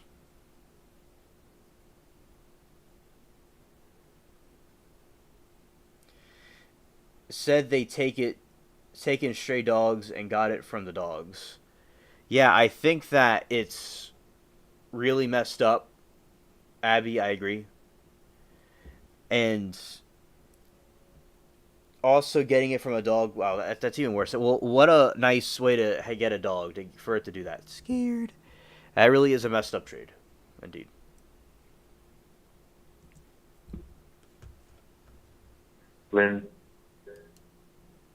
I mean, it's just like, you can't be your evidence on one side and then not your evidence on the other side. Right. It didn't matter, Mom. No, it didn't. I know. The people that were coming out to be jurors were also coming into the courtroom to watch the proceedings. People like that guy who posted about the case who said he was a good juror. He answered everything correctly. And then they reviewed his social media. Thank God it was public. If he had prior, that's actually never would have known. Yeah. But he's putting social media posts about wanting to kill people involved in the case.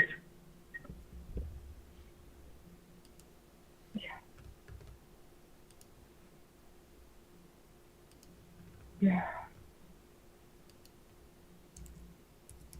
Mm-hmm.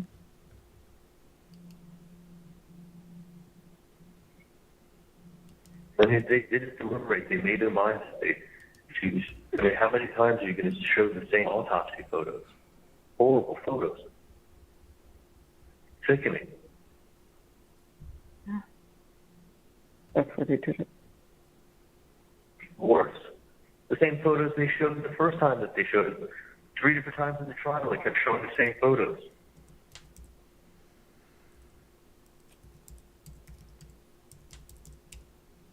Nobody's disputing that a murder was committed, but like, it's enough to make you angry when you watch this, look at the photos.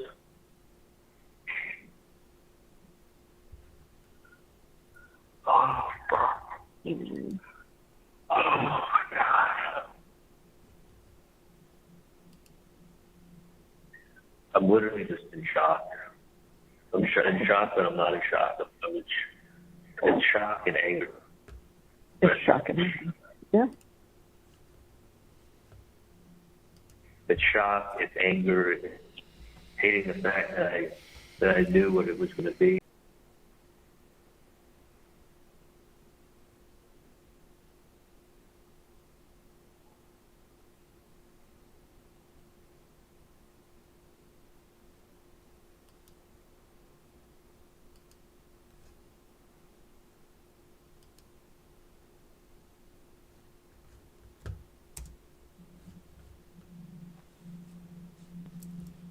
Hopefully I get but I already put somebody in the hold cell and hopefully we got to get out of this room today. I mean, it's making it worse, to be honest with you. It's making Oh, it of so course. much worse. It's so much worse. You said this guy comes around 9 to 5. You said he comes in around 9 to 5, this guy? I think he works the morning, but he works the day. But he's got to get me out of here. This is not fair. No, it's not. It's like Is there any way, I know Dad doesn't have, influence there.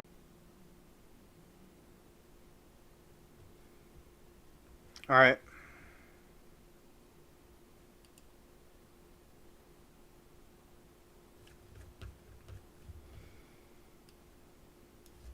Let's do this.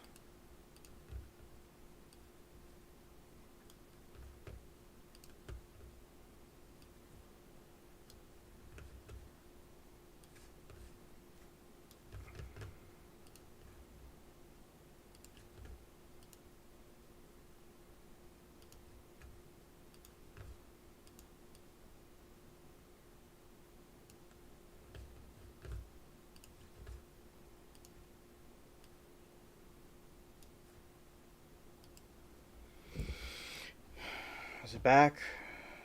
It's not really back. It's coming back now. Okay, so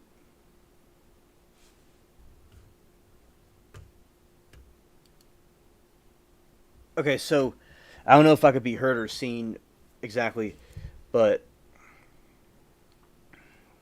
We're going to go to this window.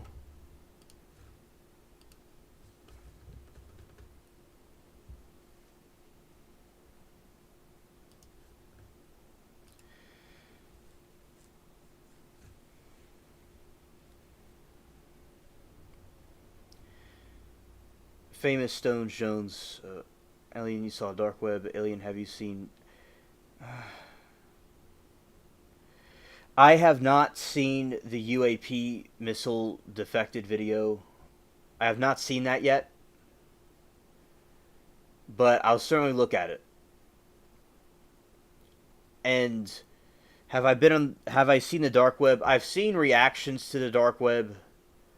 Well, I mean, around 10 years ago, there's YouTubers, some ordinary gamers that went there. But I've not been there myself. No.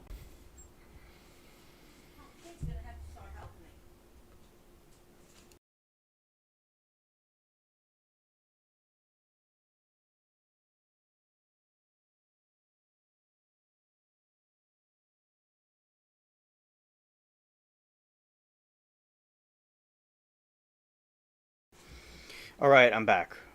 Hopefully. Okay, here we go.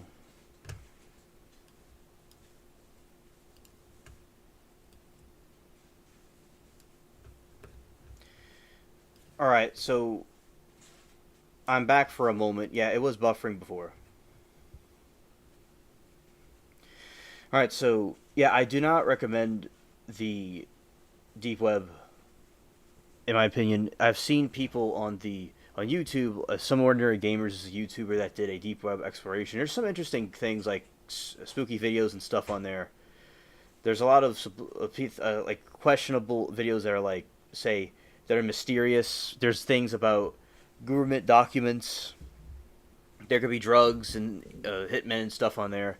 Now, if people know what they're doing with the right technology, they can, people could do that. But I don't recommend going there, especially if someone is not familiar with the technology, and it could be a dangerous place. But I do think that the clear web's dangerous enough. So, no, I've never been there myself. No. Yes, Smokey, you do not need to see more evidence of people being evil. And yeah, there's things from like what the YouTube people have shown is that just things that you don't even know about that you don't need to know about. But yeah, I'm good with technology, computers and stuff, but I don't really have I don't have a need to go there. Yeah, I didn't believe half the stuff I was seeing, but after meeting my nightmare, remembering I was given drugs as my teens, I am shocked. Now nothing surprises me. Now, plus people can get your IP address, or you can be caught by FBI. That is true. Yes. Yeah, that is correct. And that's why it would have to be done a certain way where you won't be detected. But by hackers and stuff like that. Abby, I know you have, absolutely. Yes. You've seen a lot that most people in their lives wouldn't see. So, yeah, I know a lot about the dark web, the deep web, but I've seen a lot from the YouTubes about it. I've heard different stories that like people go like look on there and then they get hacked and they track them down. Scared. So, and also there's things of art projects, there's secret government documents, like people in other countries that don't have freedom, they can talk on there. It can be an interesting thing to look at if people know what they're doing, or if people want to heavy activists. There's all kinds of different stuff on there, but it can be a bit of an odd place to be.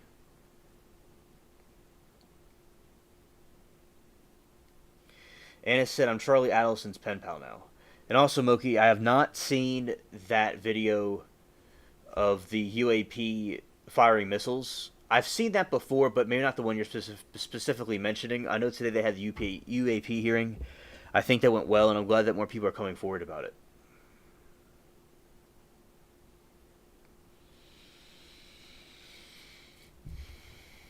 It's good to see you, Moki. I'm glad that you're here.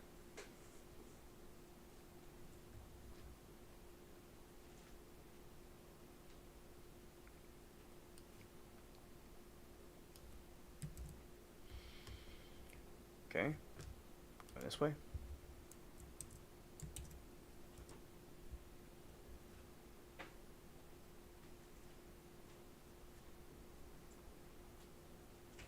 Yes, that is true, Abs. Yes.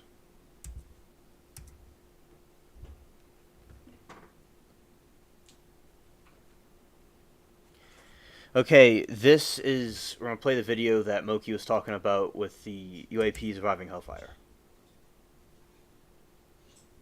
Don't waste the stamps.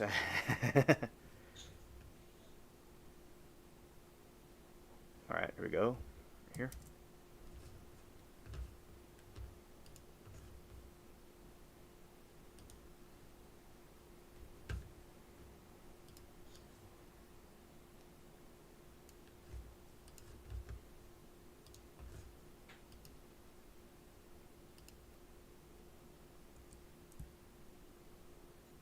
Not jump to the conclusion that I believe that there are, aliens coming from another planet.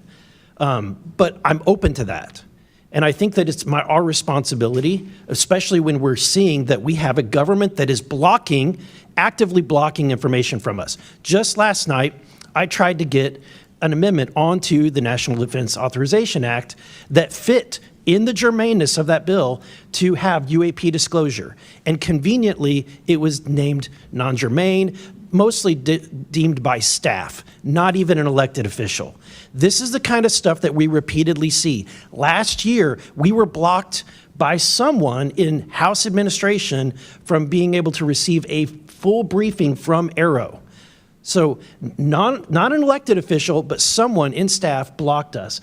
And I've had it. Enough is enough. I want to queue up a video that I've been... Oh, that's good, Moki.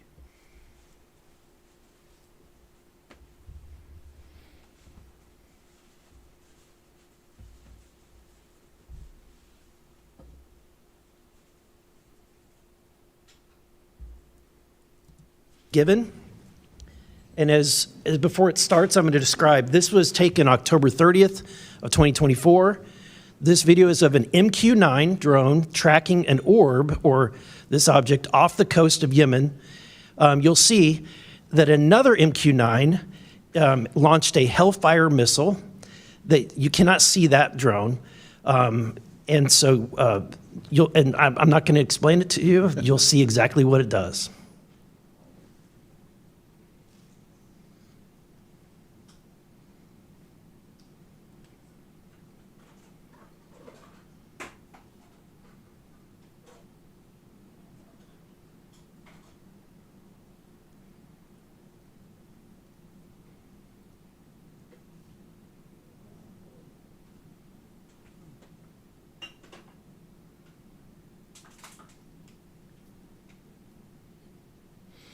Yeah, they're pretty much invincible. This is when it zoomed out. Yeah, they're pretty much invincible, and they seem to have a technology that we don't have.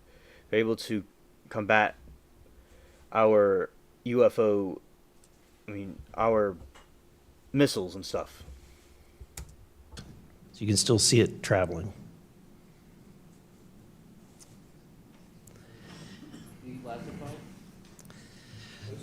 So, Mr. Knapp, have you heard about, events like this occurring? And what information might you have? I have heard about events like this. I have heard about this event. Jeremy Corbell and I talked about it in one of our episodes a while back. We did not have the video, though. There are servers where there's a whole bank of these kind of videos that Congress has not been allowed to see, that the public hasn't been allowed to see. Occasionally, some of that stuff gets out in the wild, and it comes our way. It should be going to you. Yeah, and I do think that there's been a lot of cover-ups with these UAP sightings, UFO sightings. There's been a lot of cover-ups about it. And I think it's important to see this come out, because I think a lot of parts of the government doesn't know what it's doing, because the right hand doesn't know what the left hand is doing.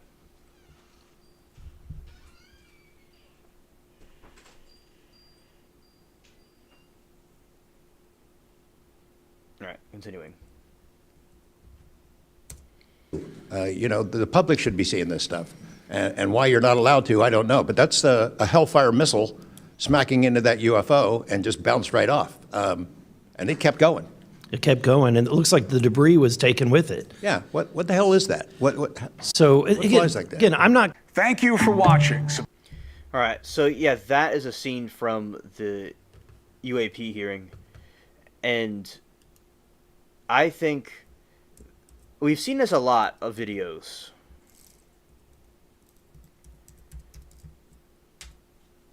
We've seen this a lot.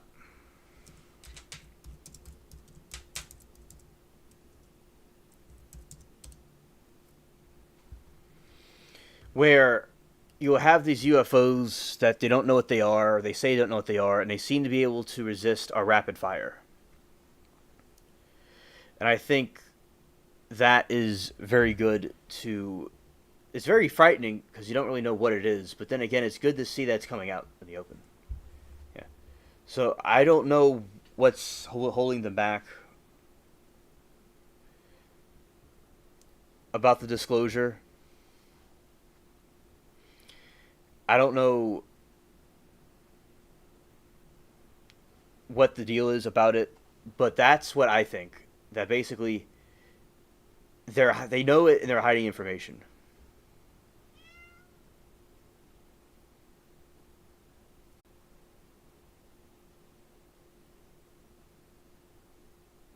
All right, I'm back.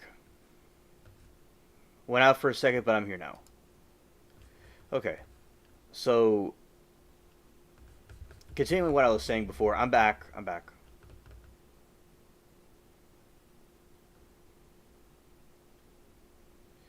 Yeah, that's Bubbles right there. Hello, Bubbles. Good to see you, buddy. Welcome to the live stream. All right, now, yeah, I do agree with Moki that it's quite wild that the debris went with it. Yeah. They have a technology that they're able to resist. They're able to resist our missiles and things like that. Yeah.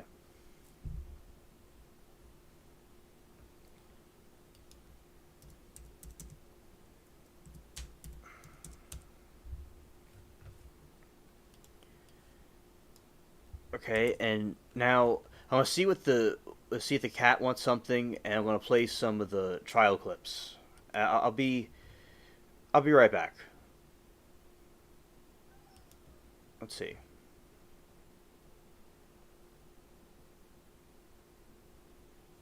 Going here.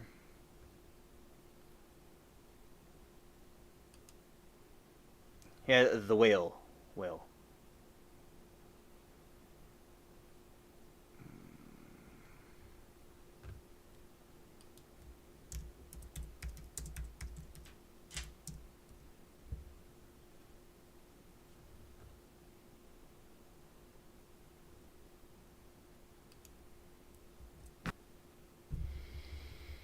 All right.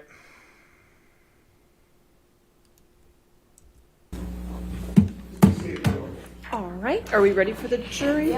Oh, we have things. Okay. Yes.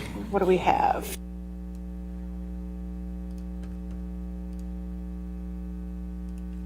Know that, and if that's the case, I'll acknowledge it. And if you say you have proof, then I'll acknowledge it. Look, it doesn't shock me that any fucking it just makes sense. attorney would do something like that. It doesn't, it doesn't shock me. But I'm telling you now, if they file the fucking papers tomorrow, which means the shit I gotta file before we go to court on Friday. If they file those papers, it's first of all, it's very bad for both of us. Okay. Well, he's going to file anything that they think is bad for you. Trust me. No, you're what you're saying. You got to do something to protect yourself, which means throwing me under the bus for some video about me being. Not me. I have to respond. Legally, meaning I'll have to go and pursue I could pursue the whole course of action, because here's what you don't understand. If we do this, and basically, we'll know, because I called my lawyers and I said, why aren't we negotiating more? What is going on? Where are we? And they're like, everything's in their court. We literally... They won't settle. Your agents won't, your lawyers won't settle, baby, I'm telling you. No, we want to mediate. We even have we even found mediators and everything. Like, that was all worked out. The thing that Laura didn't agree to was she did not want to agree to a mutual gag order. And that's the problem. Like, she doesn't want the gag order. Why, Johnny? Why? Why wouldn't she? Why wouldn't she want both parties to not talk about this in the press? By the way, just talking about the press, not even talking about the court. Okay, Why? I tell you what, Amber, let me get on that right now. I'll fucking get on it right now. And I'll get a message back to you somehow. Just but I'll get on it right now. I just want you to know, I've not done anything and have not been doing any moves. Like, look it up, the timeline.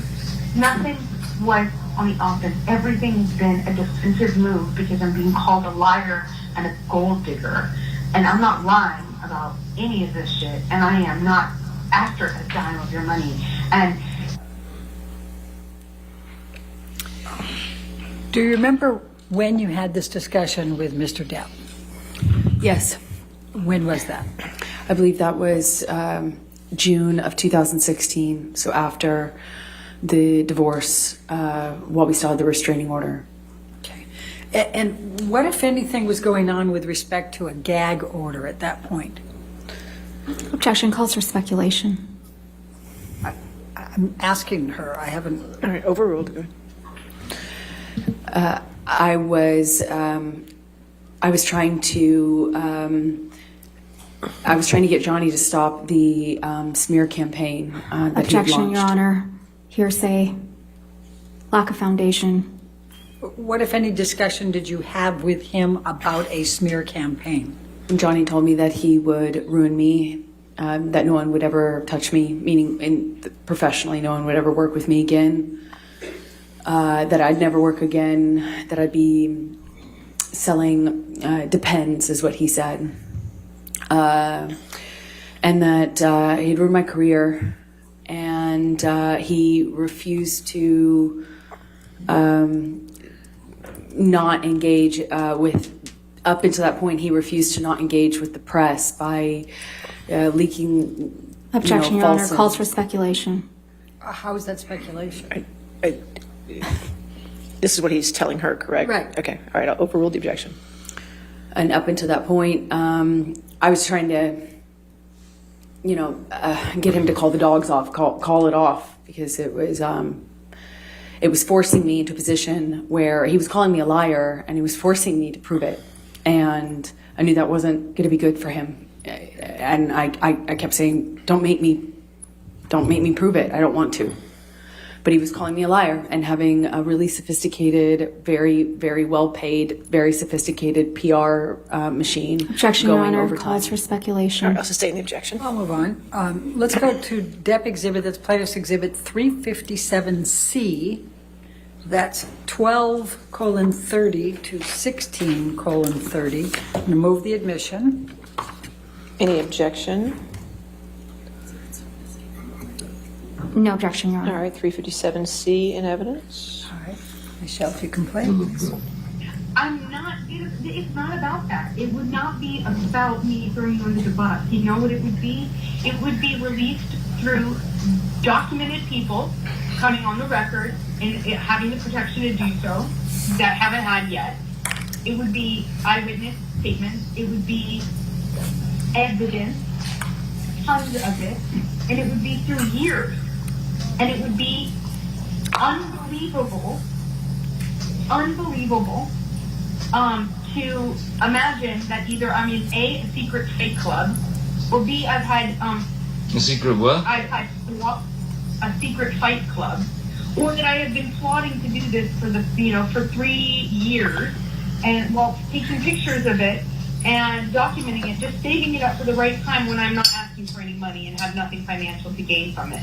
Like, no one is going to believe that. No one is going to believe that one of the two alternatives, either I'm in a fight club, or I've been going through hair and makeup, or going through makeup through all these years, where I have corroborating text messages between people that match those dates of those timestamp validated photos of either corroboration between people hearing us, or corroboration of next day, Whitney sending text message to Kevin, him responding, or, the kind of stuff like between me and people in your life. It is insanely cross-corroborated then if it is a plan. I'm going to put makeup on myself and take pictures throughout years and just sit on it for years.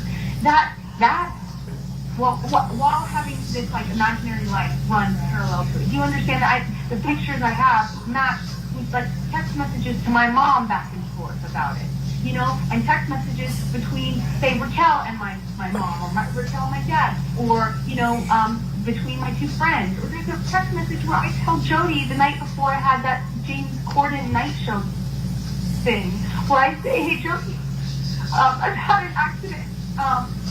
I think I have a busted lip, I may have a busted nose, and 2 black eyes tomorrow, because I don't know how that will be until the morning, and we may have to cancel. But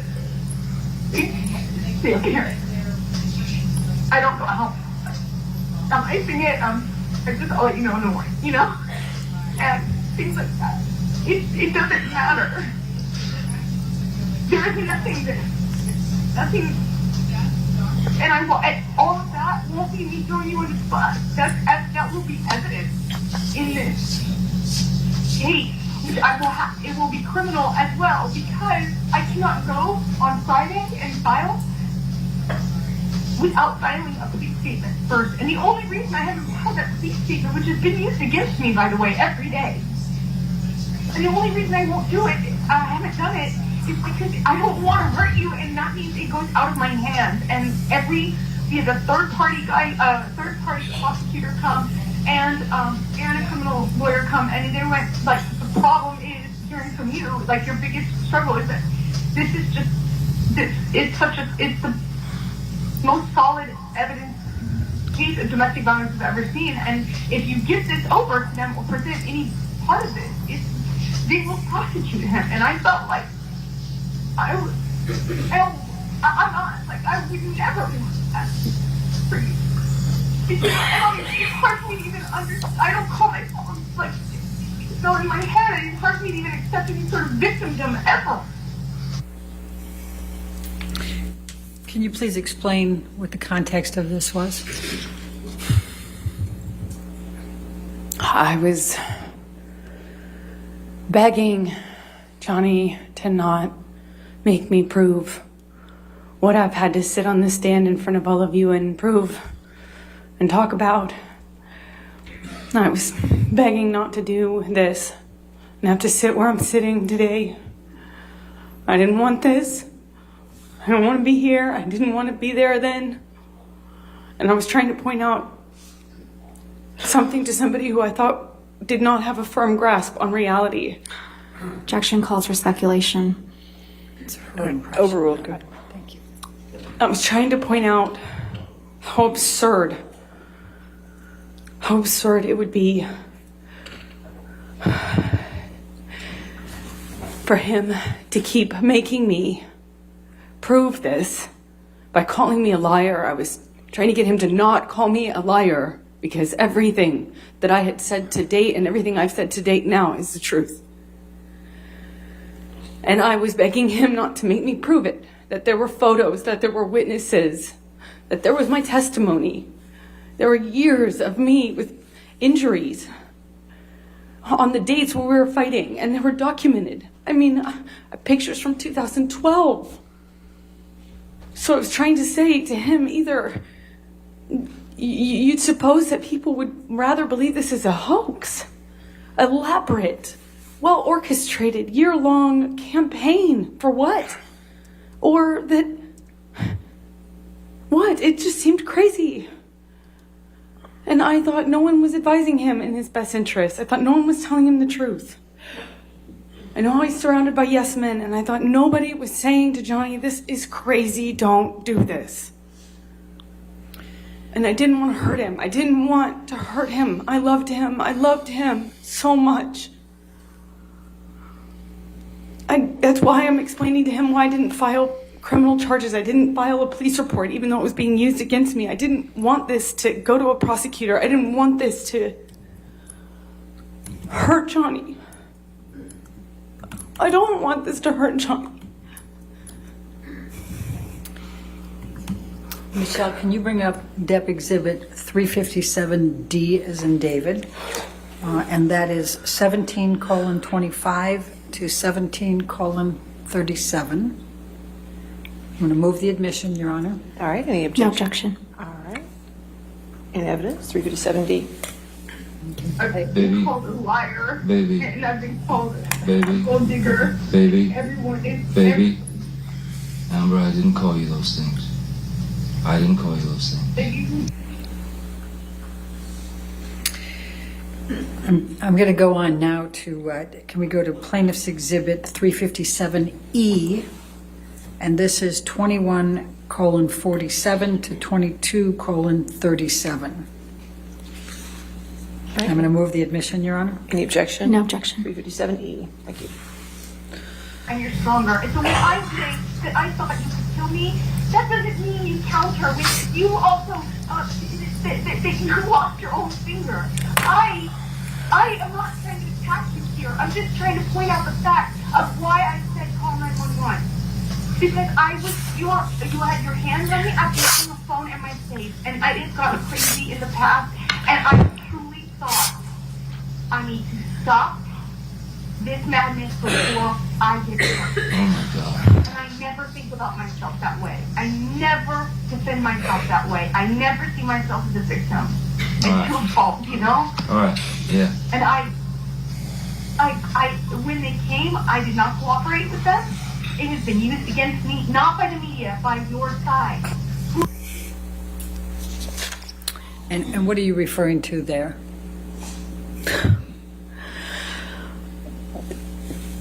That I don't want to call myself a victim. I don't like to think of myself as a victim, and I don't want him to think I'm attacking him or blaming him.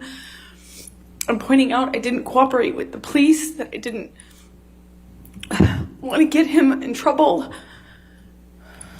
that I didn't want to hurt him. I don't want anything from him. Just don't call me a liar. It's all I said. Just don't call me a liar. Just don't say this isn't real. Because I'm the walking proof of it. I'm going to ask to bring up Plaintiff's Exhibit, Depp Exhibit 357F as in Frank, 24:04 to 24:48, and move the admission. All right, any objection? No objection. All right, 357F. I have said only this from the very beginning. I only have my integrity. And the unfortunate thing is What about mine? Take me a step further. What about mine? They keep taking, that's what I'm trying to say to you, literally in words. I'm out of my mouth, that's what I'm trying to say to you.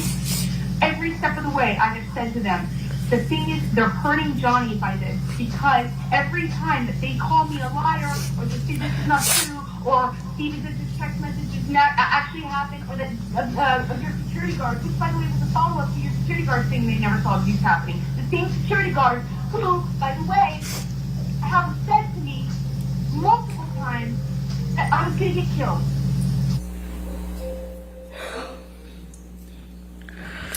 And what are you talking about there, Amber?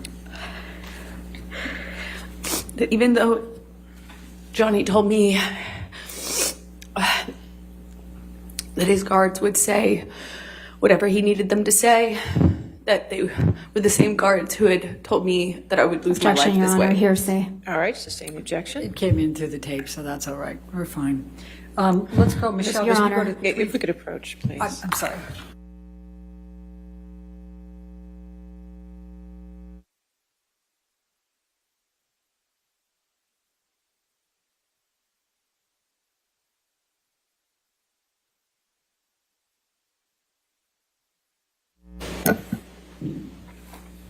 Michelle, can you bring up Depp Exhibit 357G, Plaintiff's 357G, and it's 26:00 to 26:28.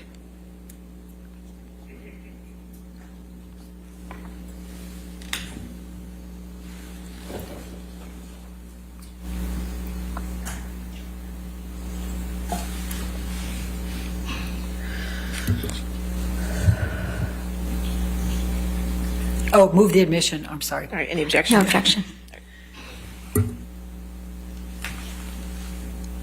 Oh, obviously, they're going to have to say they didn't see it in front of me and other people that have heard them. You're gonna have to do this under oath too, you know. I will, because the unfortunate part is, I can talk about all of this. Do you believe all this, Emma? Do you believe all this? Oh, yeah, the fuck, yes. You believe I'm an abuser. You believe I'm an abuser. In May, in December, in April. What were you referring to with the May, December, and April? Just listing some of the times in which he beat me up and that he knew about. So I'm going to take you now fast forward into the July 2016 timeframe. There was a mediation that came about during that time. What, if any, intent did you have to reconcile with Mr. Depp at the time of the mediation? I wanted there to be no animosity. I wanted to minimize the animosity. I wanted to reconcile in that way. I didn't want to get back together with him, if that makes sense. Okay. Can you just briefly describe what transpired during the July mediation?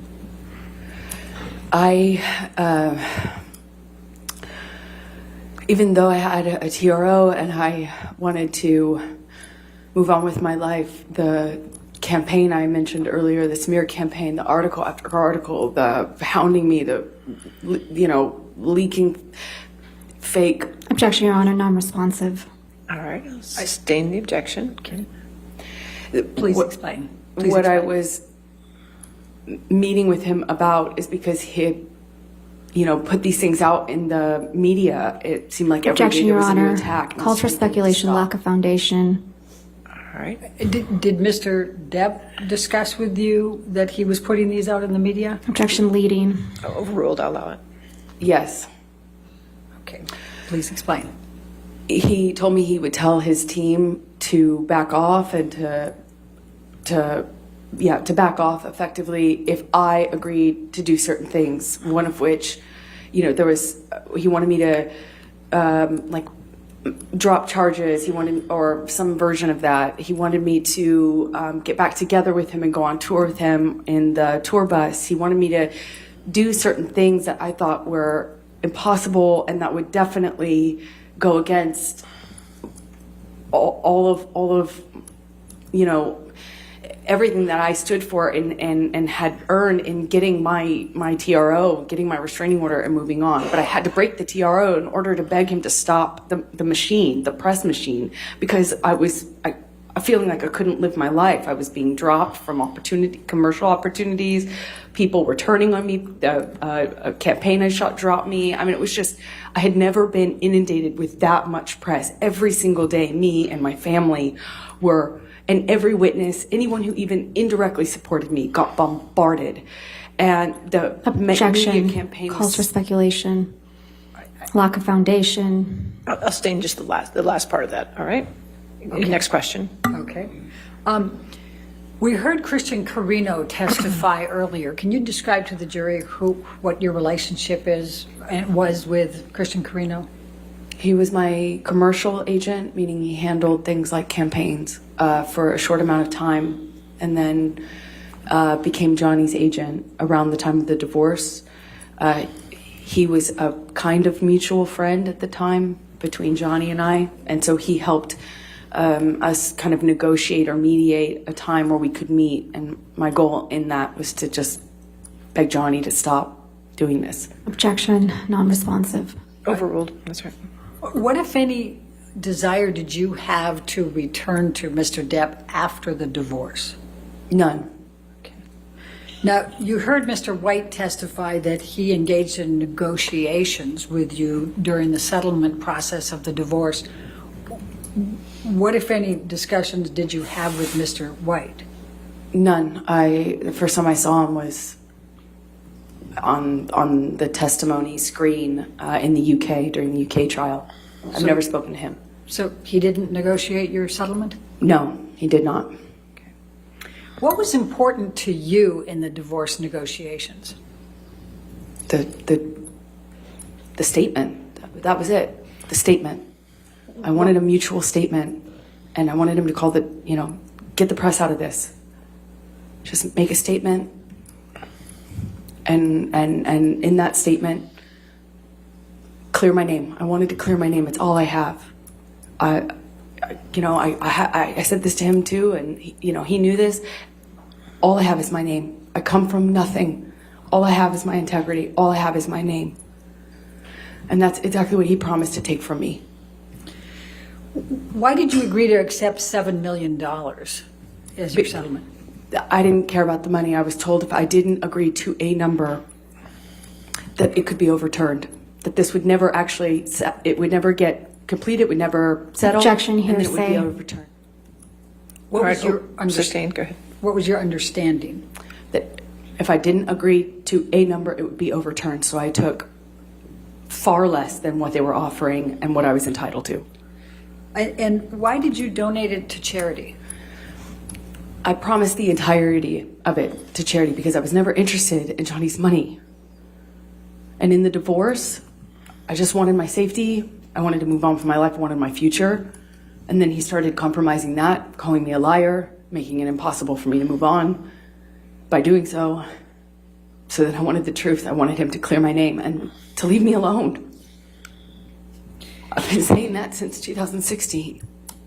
So why did you donate 3.5 to Children's Hospital and 3.5 to ACLU? Well, I pledged the first half, or 3.5, to Children's Hospital because I'd been working there as a volunteer for well over a decade. I knew the facility well. I'd worked there with another nonprofit, is how I got affiliated with them, and I knew they could use the resources. I was familiar with it. And what about the ACLU? And then ACLU because I was a supporter, because I believed in the work they were doing. I believed that they were doing good work for people who deserved it. Why did you make the donations over a period of time as opposed to just a lump sum? Two reasons. The short of it is because I was receiving the settlement in installments. I was receiving the installments over time. Second of all, so I could get the tax benefit of paying overtime. It's my understanding that's how you pay these large sums. You pay it over time. Did you make any payments towards these donations? I did. Okay. Approximately how much? I allowed for the first installment, which is $100,000 to each. That came straight from Johnny in 2016. I followed up with $350,000 that year, 2016. 2018, I did another. Oh, and I also donated $250,000 to Art of Elysium, which is the affiliate I was just speaking about, that does the work in the Children's Hospital. It was not going to count towards my overall pledge, but I did that too. And then I did another donation to each in 2018. And then Johnny sued me, 2019. Before we get to that, did anyone make donations to the Children's Hospital or ACLU on your behalf during that time period? Yes, Elon also, Elon, who was my boyfriend at the time, had his own charitable contributions that he made. He made $500,000 to both in my honor, in my name, in 2017, I believe. And have you completely fulfilled your donations to the ACLU and the Children's Hospital? I have not yet. And why not? Because Johnny sued me for $50 million in March of 2019. And I have spent over $6 million. Objection, Your Honor. This is a motion in limine. That part was supposed to come in. All right, once you come forward, let's take a look.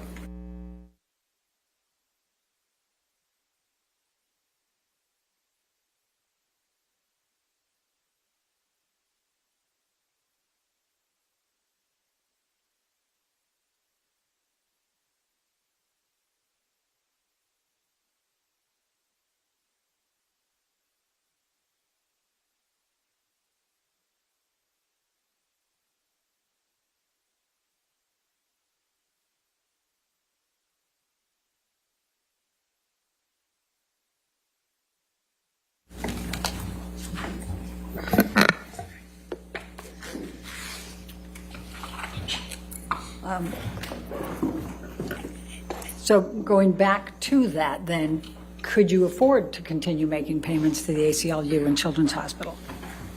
No. Okay. What, if any, intention do you have to fulfill your pledges and donations to these organizations?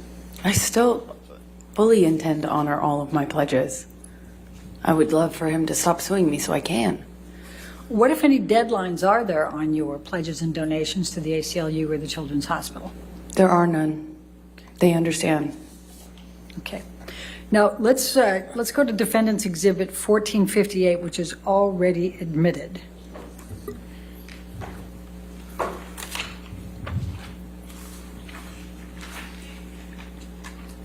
Now, I'm going to just direct your attention to paragraph 27, where it says, neither party has made false accusations for financial gain. There was never any intent of physical or emotional harm.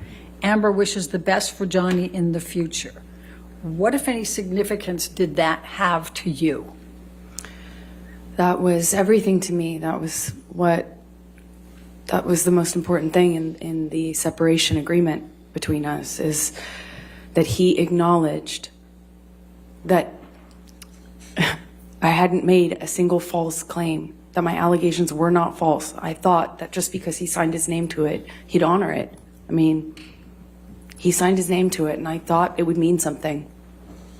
Right. He acknowledges that I never did it. I mean, I never made a false claim, and I didn't do it for financial gain. And that's what I was being called at the time, a gold digger and a liar. Okay. Thank you. We can take this down, Michelle, and I'm going to now take you to post-divorce and your career. Please describe for the jury how your career evolved after the divorce, which I think was final in February 2017. I had to fight really hard to keep my career. After I got my TRO, I lost opportunities. I got canceled from jobs. I got dropped from campaign I'd shot. I was told I was going to be dropped from... Objection, Your Honor, hearsay. Sustained objection. I fought to keep my job in a movie the biggest movie opportunity I had to date. Which was what? It was Justice League with the option to become Aquaman. It later became Aquaman, but I had to fight really hard to stay even in Justice League because that was right around the time of the divorce. Can you tell the jury what Justice League was and what your role was in that? It is a superhero franchise, DC action film, and it introduced my character, and it provided the base for the Aquaman spinoff that followed it, but that was not a reality at the time of shooting Justice League. All right. And then you were able to be an Aquaman, is that correct? Yes, I kind of showed up to work months early and stayed really late to fight to keep the job. I managed to keep it and managed slowly to kind of to gain through this kind of hard work and goodwill I was able to foster. I was able to keep and make other jobs, and eventually made a movie called Aquaman, and Aquaman was very successful. I think it was the most successful DC film by its release, and I was getting my career back, even though it was, it took a major hit when I got my restraining order against Johnny. So let's talk about Aquaman for a moment. I think you said it was the highest grossing film of DC films, is that correct? Yes. Okay. When did that come out? December of 2018. Okay. And what was your role in Aquaman? I play Mira. And was that a lead role? Yes, it is one of the leading roles. It's the female lead opposite Jason Momoa's character of Aquaman. Okay, so you were his mate? You could say that, yes. I was his love interest, the female. I was the female lead of the movie. Okay. So in December of 2018, as Aquaman's coming out, why did you agree to participate in the op-ed? Well, because I believed in some of the causes that the op-ed was seeking to advance. There was a lot of attention and energy around gender-based issues, gender-based violence issues in general. I had just recently become an ambassador for the ACLU. I was proud of that ambassadorship, and I was looking forward to the opportunity to lend my voice to what I thought was a great cause, which is just a conversation around women's issues and gendered issues that I think the whole country was having at that time, quite a political conversation and cultural conversation at the time, and I was happy to lend my voice if I could. Who drafted the first draft of the op-ed? The ACLU. Did you initially want to include Mr. Depp by name or reference? No. What were you trying to accomplish by the op-ed? I was trying to raise awareness around some of the issues that I just mentioned. There was some legislative reform, Title IX being one of them, and there was just a greater cultural conversation being had around gender issues, and I was happy to weigh in on what I saw as the unique phenomena that women and typically women experience in our culture when they come forward against somebody more powerful, when they speak up about gender-based violence. And I thought I could lend my voice to that conversation. I thought I had something to say about that. Were you trying to boost your sales for Aquaman since it was coming out in that same time frame?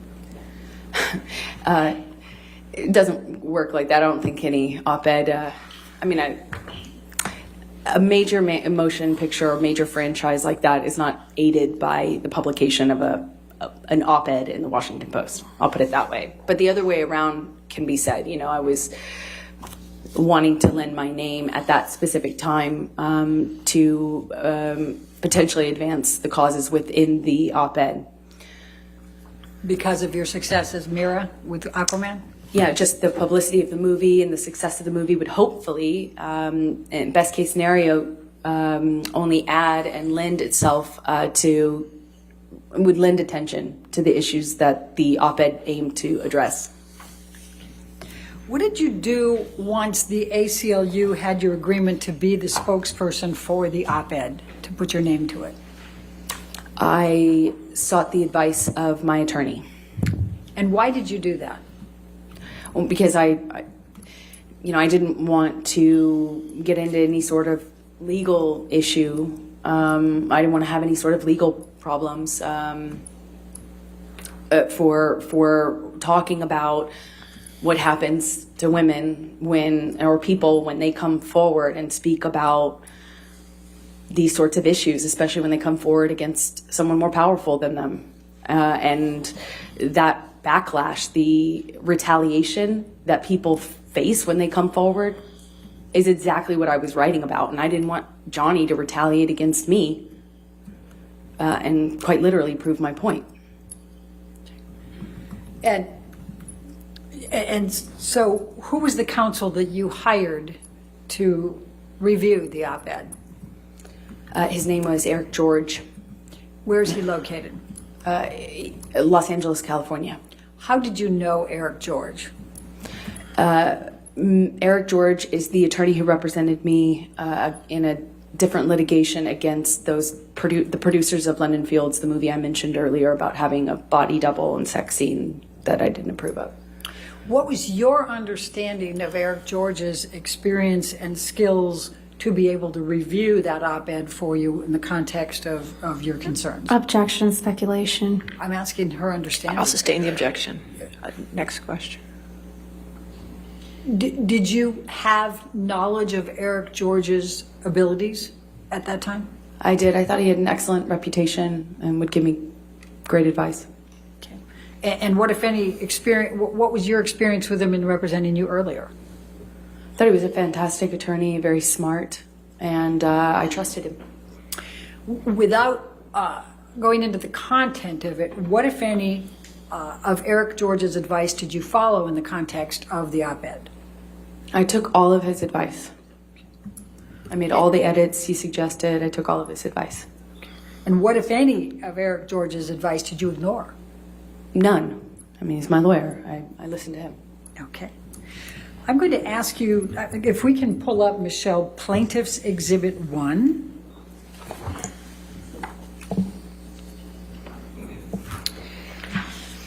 Now, this is the online version of the op-ed, and it has this title, Amber Heard, I spoke up against sexual violence and faced our culture's wrath. That has to change. What, if any, role did you play in this title? None. What, if any, role, to your knowledge, did the ACLU play in this title? None to my knowledge. Okay. Are these exact words anywhere in the article? No. Okay. No, they're not. When did you first become aware of this title being included in the online version of the op-ed? I think in this litigation is the first time I realized that. Okay. I'm going to now ask, Michelle, can you bring up Plaintiff's Exhibit 2? And this has also already been admitted into evidence, Your Honor. Yes, ma'am. And this is the paper version, if you will, of the Washington Post with your editorial. And if you go to the second page, this one has a title, A Transformative Moment for Women. What, if any, role did you play in that title? I didn't. Okay. None. Now, do you recall seeing this version, the newspaper version, at the time? Yes, this is the version I saw. I'm very proud of it. I had it framed. You had the newspaper version, not the online? I did. I had the newspaper framed. Okay. And now I'm going to ask you to turn to, and Michelle, can we pull up Plaintiff's Exhibit number 3?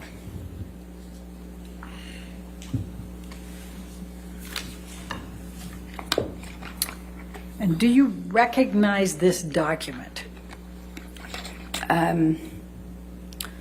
Yes. Okay. Your Honor, I'm going to move to admit Plaintiff's Exhibit number 3 into evidence. Any objection? No objection. All right, 3 in evidence. You If can we could publish. publish it to the jury. Thank you. Now, is it fair to say this is a tweet? Yes, Okay. it is. And can you explain to the jury what a tweet is for those who are not as social media oriented? A tweet is a posting on a social media network called Twitter. Okay. Now, did you send this tweet? I think so. I must have. Okay.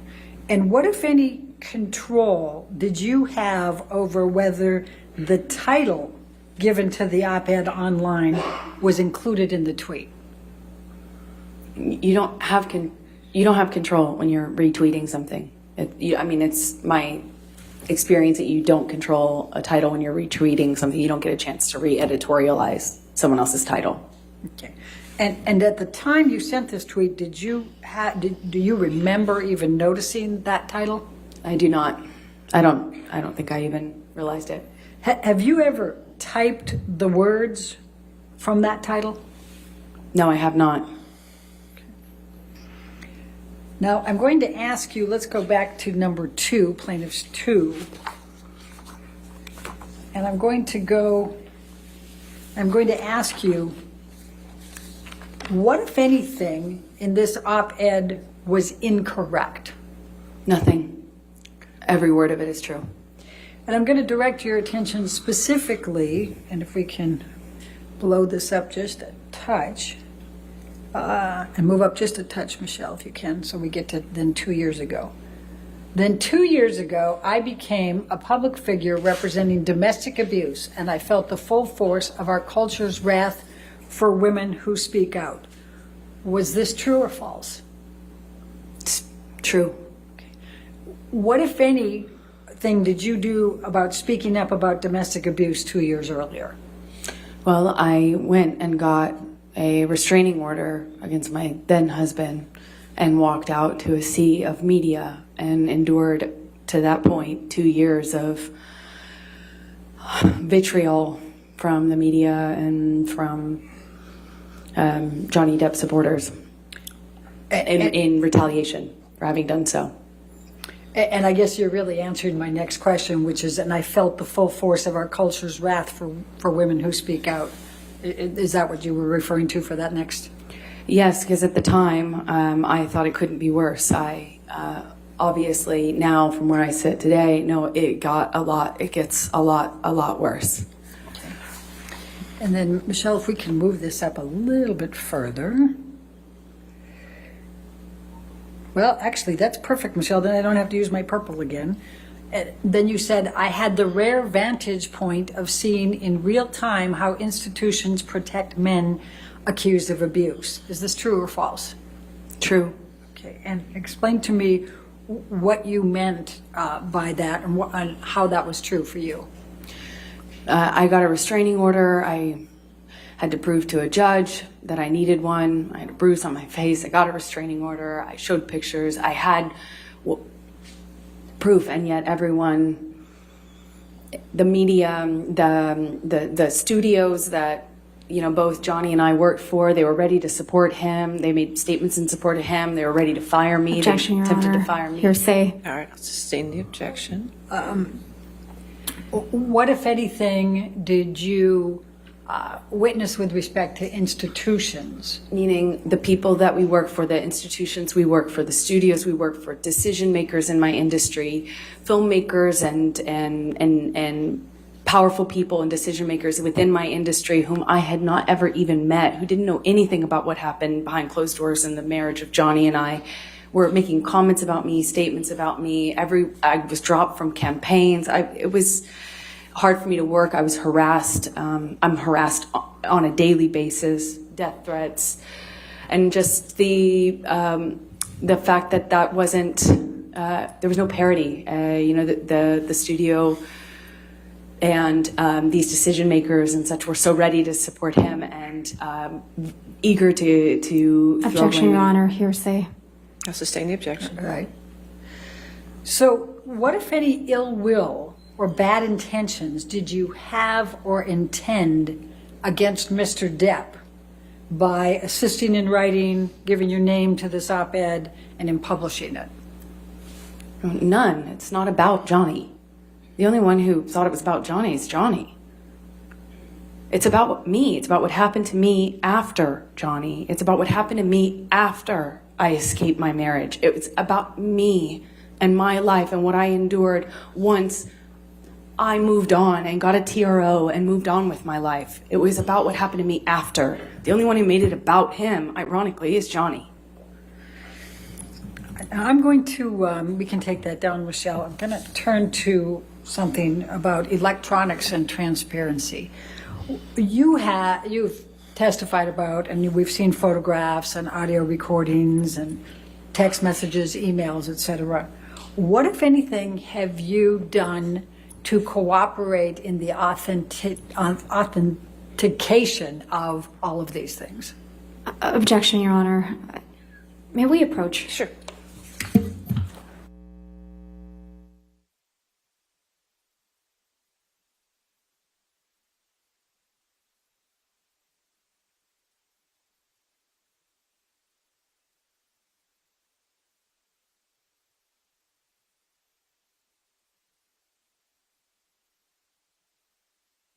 To turn to your counterclaim. You have made a counterclaim against Mr. Depp in this case, correct?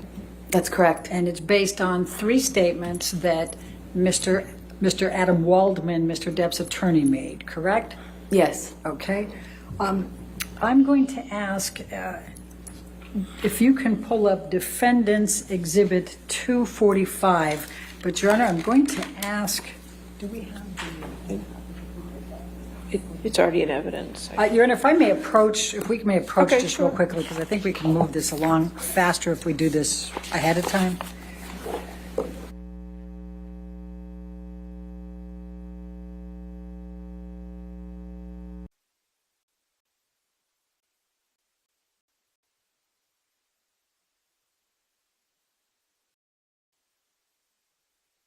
Is both a sword and a shield, depending on their needs. They have selected some of her sexual violence hoax facts as the sword, inflicting them on the public and Mr. Depp. Do you see that? Yes, I do. Is this a true or a false statement? False. And why is it false? Well, you don't have to use what I've lived through and what I've survived, calling it fake, saying that I'm harming Johnny with this, I'm harming the public with this. This is what I've lived through. And to say that it's a hoax, that these aren't even real things, I mean, after everything I've lived through and survived, and also I hadn't even spoken about the sexual abuse within my marriage. I had been protective of that. I didn't want to talk about that ever. Adam Waldman was the one who put that out in the world. As remarkable as that is, I had protected that. I had to go to another country to give testimony, and thankfully they allowed me to do so with confidentiality and some protection. And then Johnny, through his lawyer, not only uses that against me, but says it's a hoax. Thank you. Now I'm going to ask if we can bring up, and it's going to be 1246A. And I think I'm moving this into evidence as well. There's no objections to 1246A is in evidence. You can publish. And this is an article that was published on the 28th of April, 2020. And Michelle, if we can, thank you. And this one says, Depp's lawyer, Adam Waldman, said, quite simply, this was an ambush, a hoax. They set Mr. Depp up by calling the cops.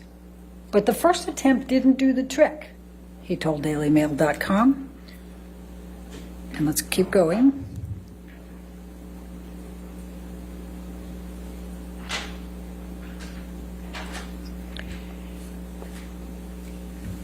So Amber and her friends spilled a little wine and roughed the place up, got their stories straight under the direction of a lawyer and a publicist, and then placed a second call to 911. Do you see that? Yes. Is that true or false? Couldn't be more false. And why is that? Every part of it is false. I didn't call 911. I didn't call the police. I refused to cooperate with them to protect Johnny. I protected Johnny. I didn't call them once and I didn't call them twice. I didn't rough up the place. I cleaned up the place. I didn't even know the second cops were coming. If I wanted to get something from him, if I wanted to hoax Johnny, why wouldn't I cooperate with the police? Wouldn't I say something to the police? Wouldn't I do more damage to the house than just knock over the things that you saw pictures of? It makes no sense. And to do it online when there's no fact checking, there's no authorities, there's no one able to, I can't respond. I can't fight this and use these sorts of media leaks and these comments to re-echo over and over and over again online with a network of people that are intent on helping Johnny through a sophisticated PR machine. Objection, Your Honor. Hearsay, speculation. I'll sustain the objection. Next question. All right. And so what, in fact, did you do that night? I cleaned up. I protected Johnny. I refused to cooperate with the police, like so many other people do. I tried really hard to keep it private even after that, even when I was committed to filing for a divorce. You see, what Amber's doing here, she could go and not call the police, but she'll go stay with him. Then after staying with him, she's going to write the op-ed about him and ruin his reputation. tried to protect Johnny. I tried to protect the history of what we had. I tried to protect him. And did the opposite. And I didn't even have a lawyer. I didn't call my publicist. I called my contract attorney to get me another lawyer who could give me advice on how to protect Johnny. Every bit of this was to protect Johnny and to protect the secret that I had fought really hard to keep for nearly 5 years, which was that behind closed doors, things were not what it looked like. Okay. Michelle, can you take this one down and go to defendants 1247, please? And Your Honor, I'll move the admission. All right. I know there's no objection. 1247 in evidence. And Amber, this is another Daily Mail Online, and this is published on 24 June, updated on 25 June 2020. And then if we can go further. And this one says, Depp's attorney, Adam Waldman, said, "We have reached the beginning of the end of Ms. Heard's abuse hoax against Johnny Depp." Is this true or false? False. And why is it false? Because, unfortunately, all of this is real. And what I mentioned earlier about how preposterous it would have to be for this to be this elaborate hoax, I couldn't believe it. I couldn't fathom one day that that would actually be legitimately the position that he, through a lawyer, would take, albeit online, where he could get away with it for some time. Objection. Calls for speculation. Sustain the objection. And why is this so absurd? Because Johnny and I lived this. We lived through this. I lived through this, and I narrowly survived it. But I survived it. And, I have mountains of evidence, mountains of proof, and yet it won't be good enough for people who are seeking to make money off of Johnny's success. Objection, Your Honor. Calls for speculation. I'll sustain the objection. That's fine. Okay. So I'm going to take you now to the damages that you've suffered as a result of these statements by Mr. Waldman on Mr. Depp's behalf. Please tell the jury how you were doing reputationally. Objection. That's a legal conclusion, Your Honor.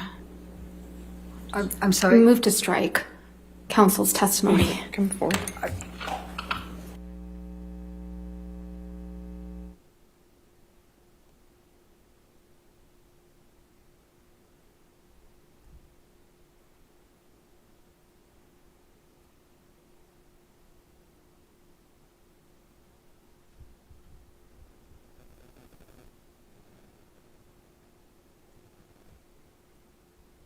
All right, your next question. What was your understanding of on whose behalf Mr. Waldman was making those three statements? Objection. Lack of foundation. Calls for speculation. If you want to approach again, that's not what we just said here. I just want.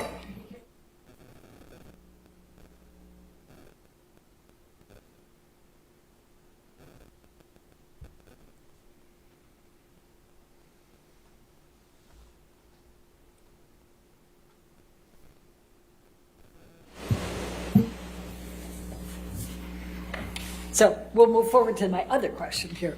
Please tell the jury, how were you doing reputationally before these three statements were made, beginning April 2020? April 8 was the first of them. Objection, Your Honor. I'm going to object on lack of foundation. She can talk about her reputation. Overruled, I'll allow. It took hard work.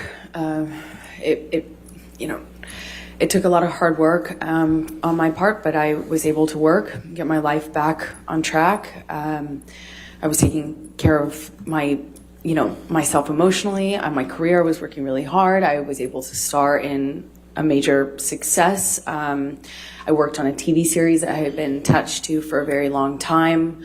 I became an ambassador for several nonprofits that I deeply care about. I was doing a lot of really it felt really good to be doing the social work and the charity work that I was doing. And I was also filming and working and planning on, I was awaiting a schedule from Warner Brothers for Aquaman 2, the sequel. And I had wrapped on that TV series I mentioned, and I was waiting to start doing publicity for it, to promote it. And I had a campaign, a global campaign, as a spokesperson for a major beauty brand. So things were, the trajectory was positive. So how did things change after these statements were made? I remember around the time, unfortunately, I lost my mother on the 1st of April. And I remember it was when I was grieving her that I got a call that I should be expecting a script for my role in Aquaman 2. Objection, Your Honor, hearsay. It's not offered to prove the truth of the matter. Overruled. Go ahead. So I was waiting a schedule and a script for that. Feeling concerned that, I wouldn't have enough time to grieve before having to get back into work. I had a press schedule to promote the TV series I was doing, and I was shooting things for this beauty brand. And then I remember at that time the beauty brand had to suspend posting what I just shot for them because they were getting bombarded. Objection, Your Honor, this is hearsay. Sustain the objection. Okay. All right. They said no. I mean, they suspended what I had shot. Objection, Your Honor. She can testify to that, Your Honor. She has to be able to testify. I'll sustain the objection. Okay. Were you actively involved in campaigns for L'Oreal before these articles? I was. Were you actively involved in campaigns with L'Oreal after these articles? No. Were you with The Stand? You were talking about the TV series. That was The Stand, correct? Yes, the TV series that I had already completed. All right. And were you actively involved in publicity for The Stand prior to these articles? Yes, I was. Were you actively involved in the publicity after these articles? No, shoots were canceled. Things were canceled. With respect to Aquaman 1, Aquaman 2, you'd already starred in Aquaman 1, right? And they called it Aquaman at that time, but now there's an Aquaman 2, just right for... That's correct. Okay. So were you actively scheduling timing for filming and scripts for Aquaman 2 before these articles? Yes, I was. Were you actively scheduling after these articles? No. The communications stopped at that point. All right. I'm going to... Michelle, can you bring up Defendant's Exhibit 1258?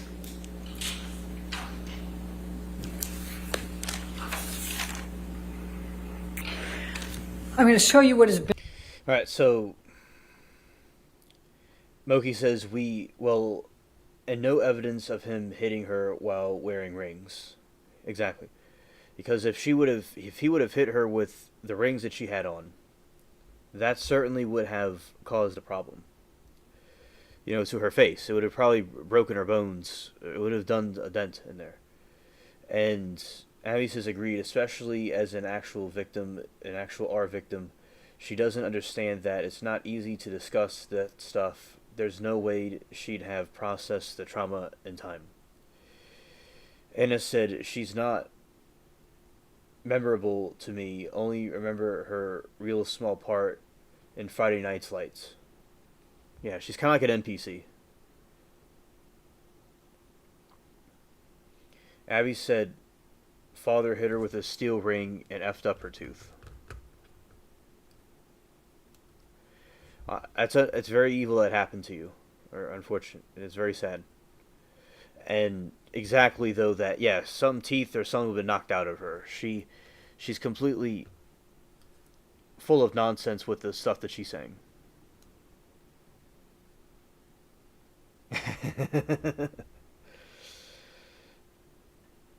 Exactly. And it wouldn't be. It certainly is Amber's lies 100%. Alright.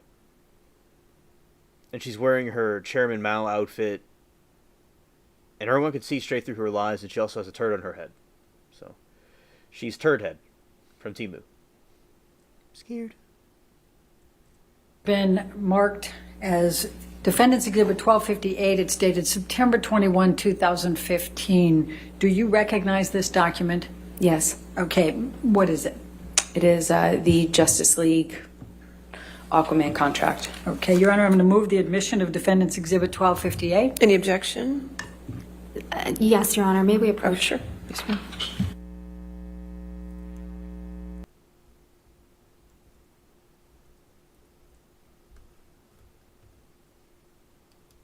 Like a 3-picture option. I signed on to do Justice League, where my character was introduced. The fee is, small relative to what it will become if and when you do the other options or movies in that under that umbrella. So it was the contract for Justice League, which could then become Justice League 2, or it could be Aquaman, or it could be some other movie within the DC universe. And the second picture ended up being Aquaman.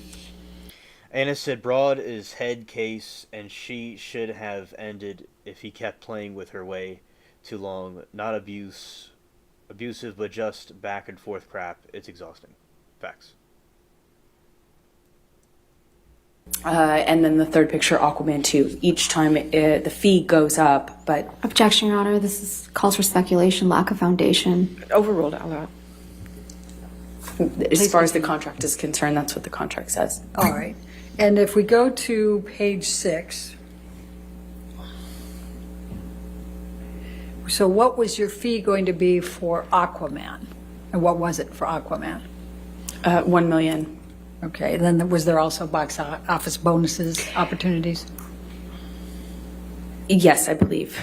Okay. Yes, there are box office bonuses. If it makes a certain amount in the box office, you get a bonus. Okay. And it says picture number 2. At the time you entered into the contract with on Justice League, did they know what the picture would be? No, as I mentioned before, when you do the contract... Objection calls for speculation. All right. I'll sustain that objection. Okay. So ultimately, what was picture number 2? Aquaman. All right. And then what was it for picture number 3? Aquaman 2. Okay.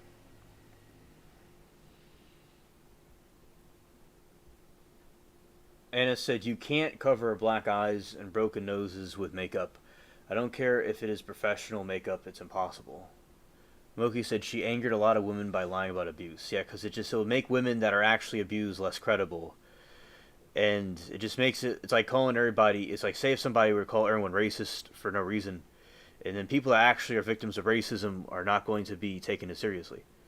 I mean, it becomes a meme when you use it too much, so when it's not necessary. So yeah, I do agree, Moki. I understand why women would be upset about that. And people that I know from this chat and elsewhere that were really abused say she was inauthentic. Okay. And what was the fee under the option agreement at that time? $2 million. Okay. Now, did you have contracts with L'Oreal? Yes, I did. Okay.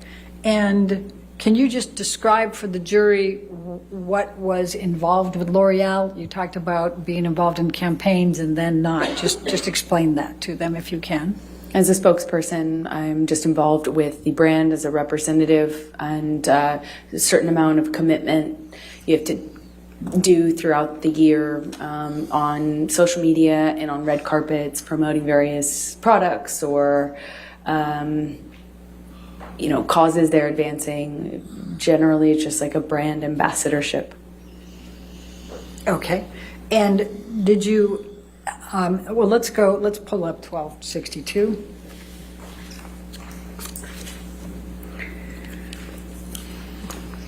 And this is dated as of April 25, 2008. Anna says he does the bohemian hippie thing. He hangs out with a guy from Rolling Stones. Ah, okay.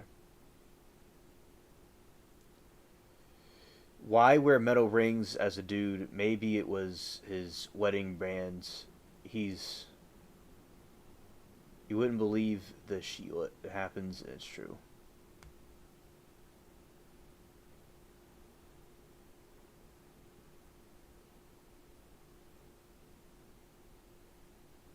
Alright. Now, Johnny Depp's character as the Jack Sparrow wore lots of rings. Captain Jack Sparrow wore lots of rings.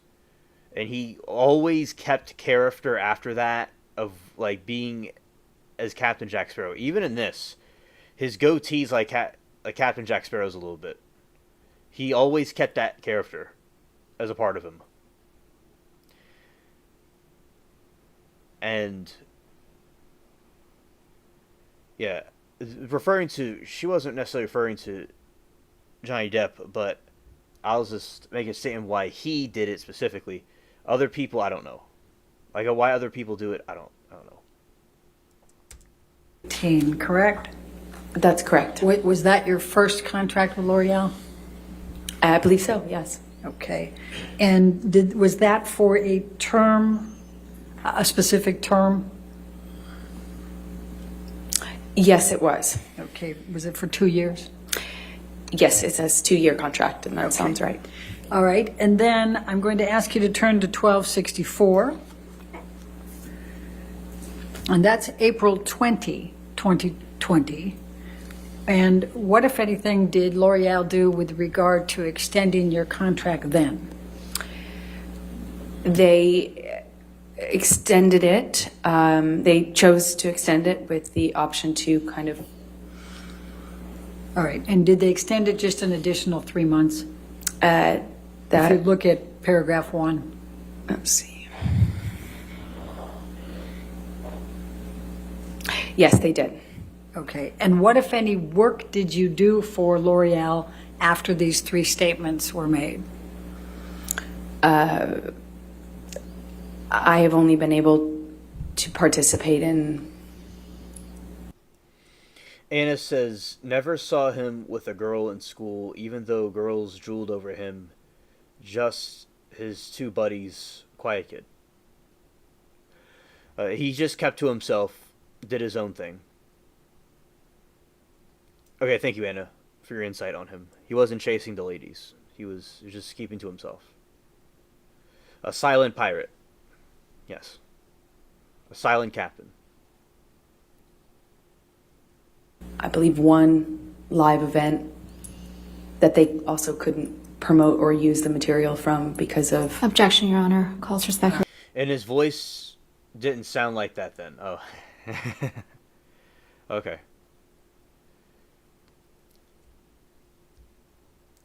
His pirate voice came in, it broke in later more. I'll sustain the objection. Okay. Now let's go to 1265. And this is, as of November 15, 2021, this is another extension with L'Oreal, correct? Yes, it is. And if you look at the second option term under paragraph 1, it's an extension of 20 months, is that correct? That is correct. Okay. And what, if any, work have you been able to do for L'Oreal since this contract?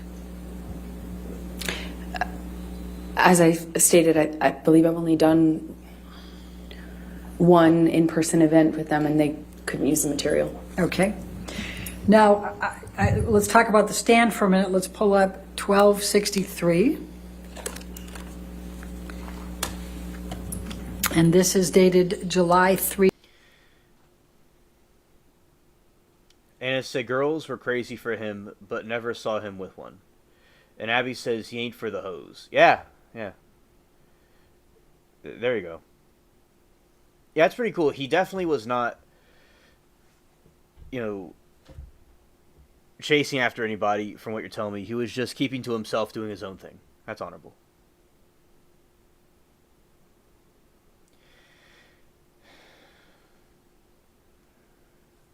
Exactly, Abby. Introvert, I think, looking back, and I think shy. Okay, so he was shy and introverted. Okay. And over time, he kind of changed and transformed into what he is now. Interesting, thank you. 2019, and I believe you indicated that you had already filmed it by the time these statements were made in April and June of 2020. Is that correct? That's correct. Okay. And what, if any, marketing opportunities were you participating in prior to those articles? We had appearances, talk show, press, the normal kind of group cast press junket, promotional material, photo shoot, and I had various publicity engagements lined up, like a magazine cover, that sort of thing, to promote the film. To promote the series. And what, if anything, were you able to do with marketing opportunities after the 3 articles were published? None. What, if any, covers were you on after that for The Stand? They pulled the offer for that, so none. Okay. And while we're on this agreement, if you look at the second page, how much were you paid for The Stand? It's at 6C.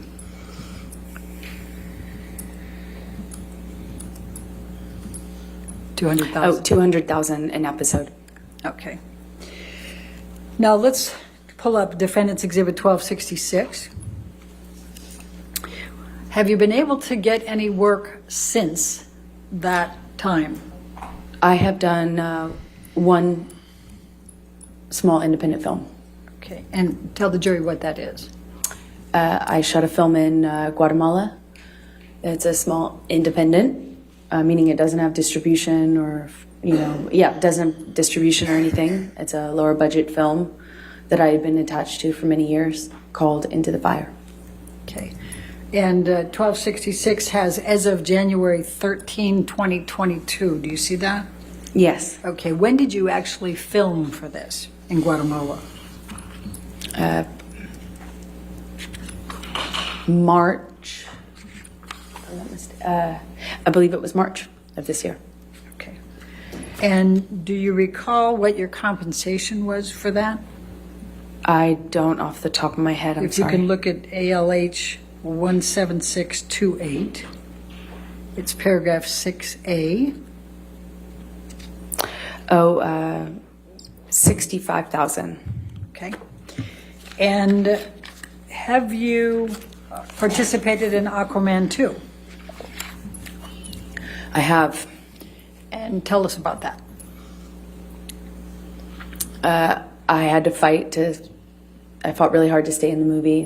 They didn't want to include me in the film. Objection, Your Honor, hearsay. I'll sustain the objection.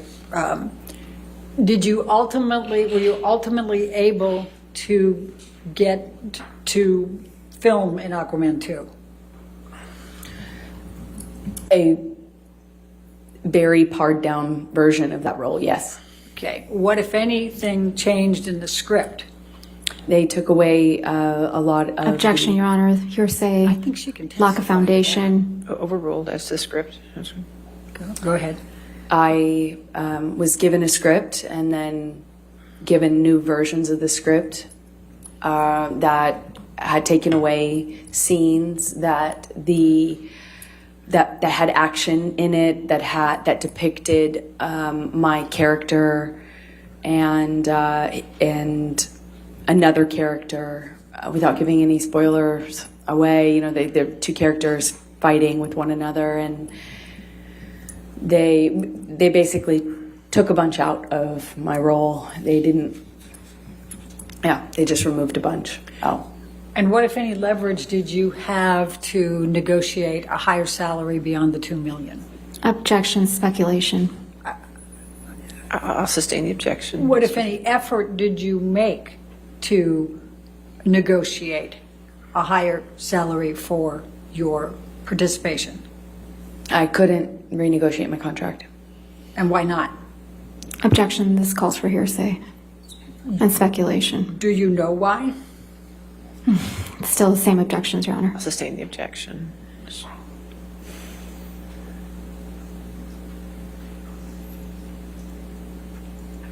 All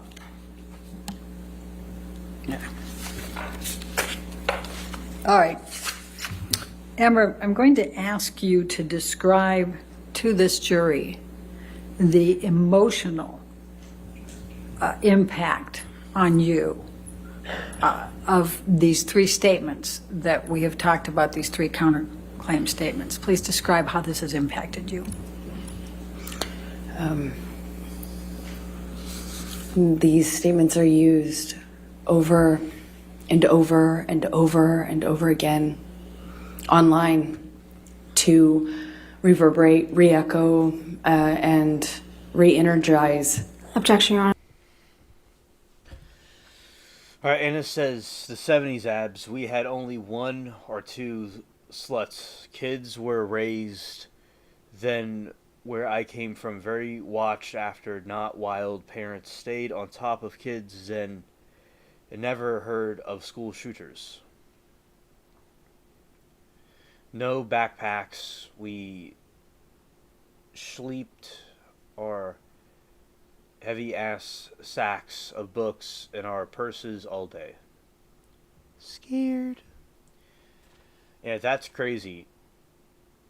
Nowadays, kids are deleting their own parents, and school shootings happen every year, or mass shooting. It's so awful. Ab says, I don't understand people like that. Don't take your anger out and hurt other strangers.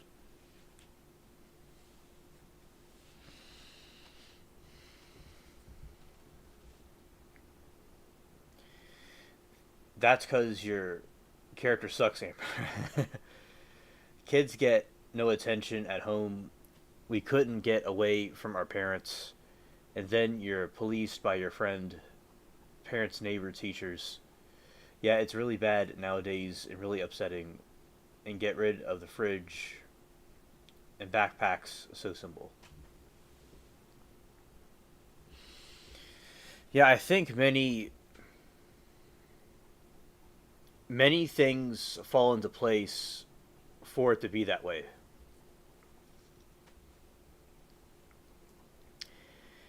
Different circumstances and the lack of, attention and guidance, and these kids do these, and these people do unthinkable things.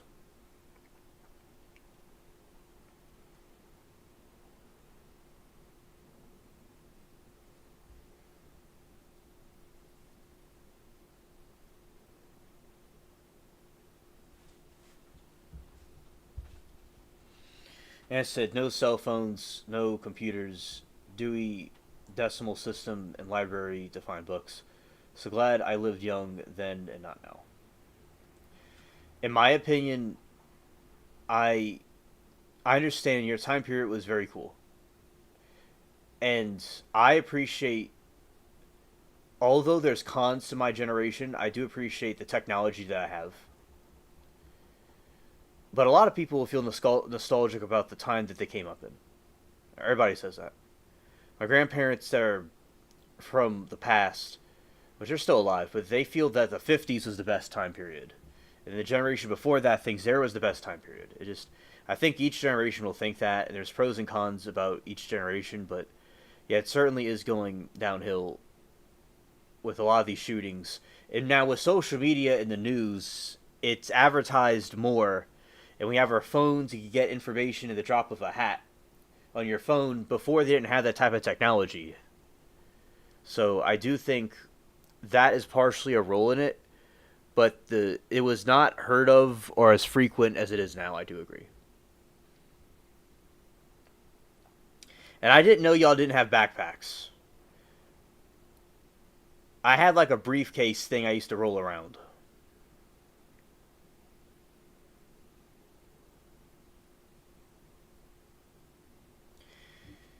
Yeah, kids can bully each other out on the internet, and they could also be very good to each other, and they could have networking and connections and learn new things. So you are right, Anna. That is true. it is pros and cons to it. There is no light without dark, and I think that's wrong for that to happen. But there's also something good that could come from it too. Like all of us talking was because of the internet. So I do agree with you, and that is an issue that should be addressed as much as possible. Now, a lot of times people these days, I think, I don't know, or I've heard people say that people are more sensitive to it now than they were before. I don't know if that's true, but I think bullying always happened in schools. It's just with the internet, it could be even more amplified now.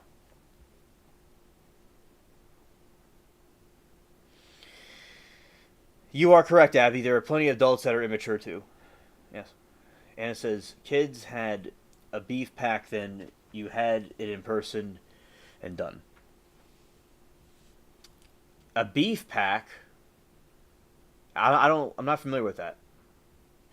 Anna, did you all have like a paper bag with food in it? Because I've seen that like on TV shows and cartoons. My buddy I would go to school with, he would have a bag, a brown bag of salami and an apple or something like that.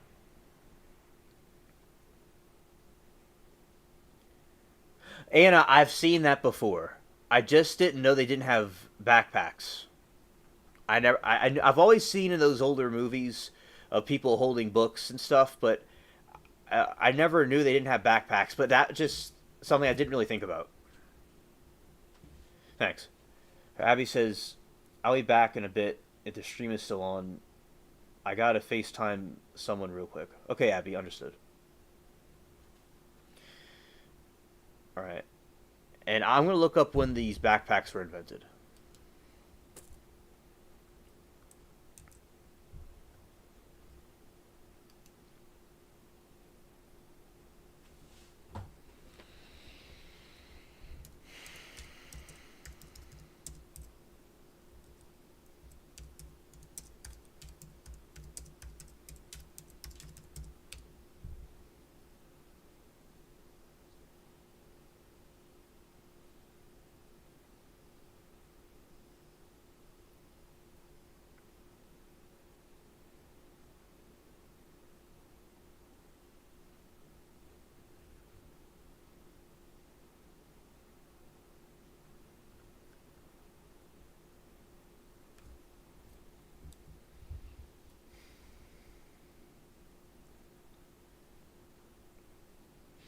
Yeah, and those people, we call them keyboard warriors.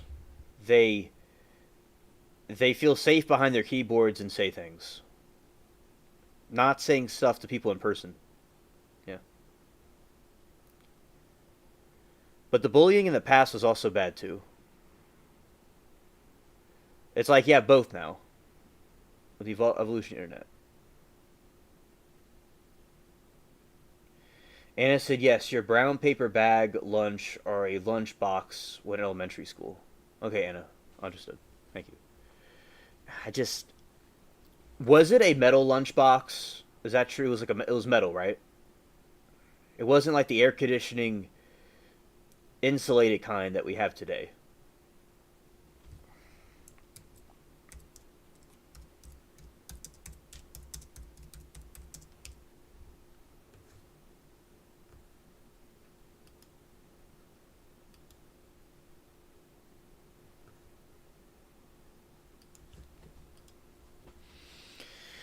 Primitive forms of the backpack have existed.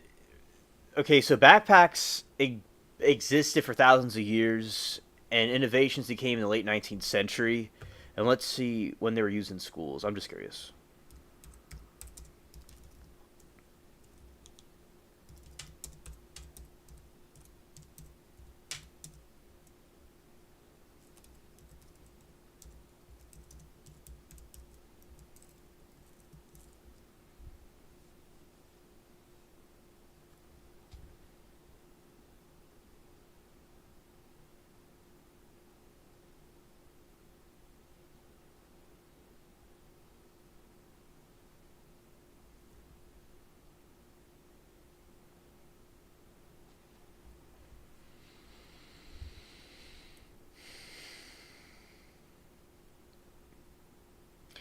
Anna says, I would be deleted as a teen if people were putting crap if me on computer. Teens are sensitive. Yeah, and I understand that. Now, do you think you would have been handled it better if you were in school and it was happening, or would it be even worse? Because I think from what I see, like the Columbine shooters, for instance, they were very evil shooters, but they were bullied really, really, really bad, allegedly, and it was as bad as it being on the internet. Like, but the internet is forever, I will say. The internet stays on forever, and that could also be a humiliating thing too. And Anna says, metal underdog lunchbox came with thermos, but lunch. Okay, they did have the metal ones. Okay. Backpacks began to be adopted in the late 60s, but they did not become ubiquitous school accessory like they are today until 1980s. All right, so it was in the 1980s. That's when they were popular in schools.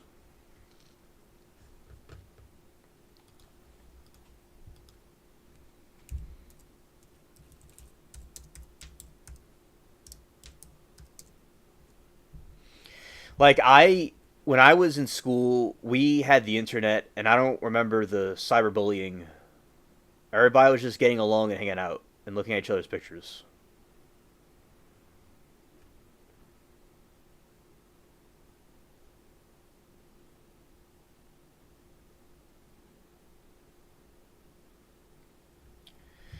Understood, Anda. Not Anda. That's not even a word. Anna. Yes. So, I guess it would depend on the size of the school. I'm not saying you're wrong. I do agree with you. Now, I do think the size of the school would matter because the Columbine had thousands of kids there.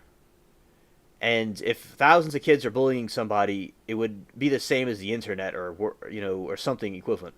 So I think if a school was smaller, you wouldn't have as many people. But then again, if you had the internet and there was more people to do it, then yeah, it could be used potentially for bad. That is true. Now, I do think the pros outweigh the cons, in my opinion.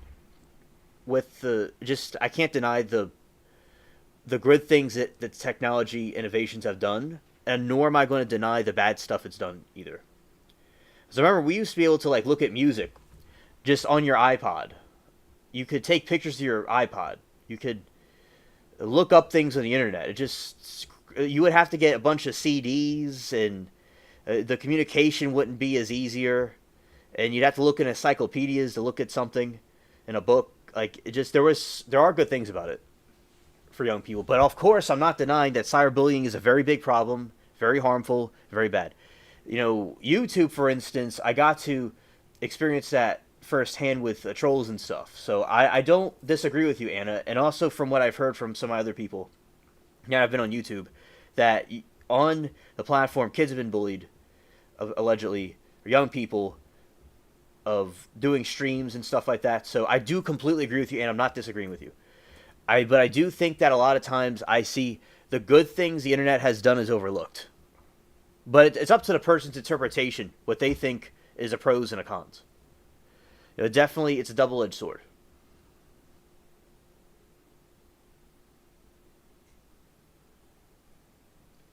Oh, Anna, I went to a small school also. I went to a small private school.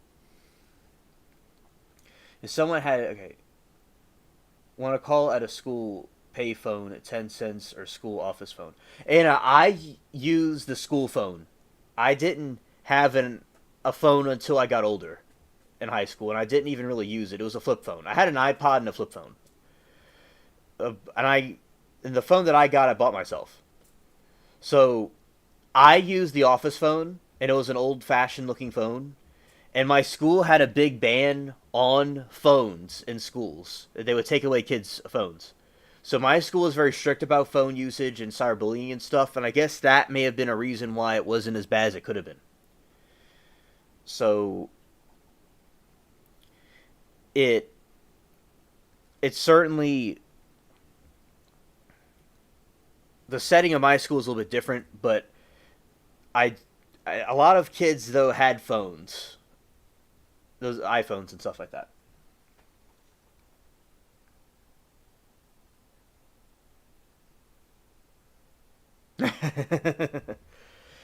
Anna said, "Oh no, I chased all off again with my glory days talk again. Yeah, scared." Now, well, I personally am just mesmerized and intrigued by these stories because I'm learning from you because I don't really know anything about this time period. Maybe the other ones, they already knew what it was like or they heard it before, but I haven't heard your story before, so I think it's extremely intriguing.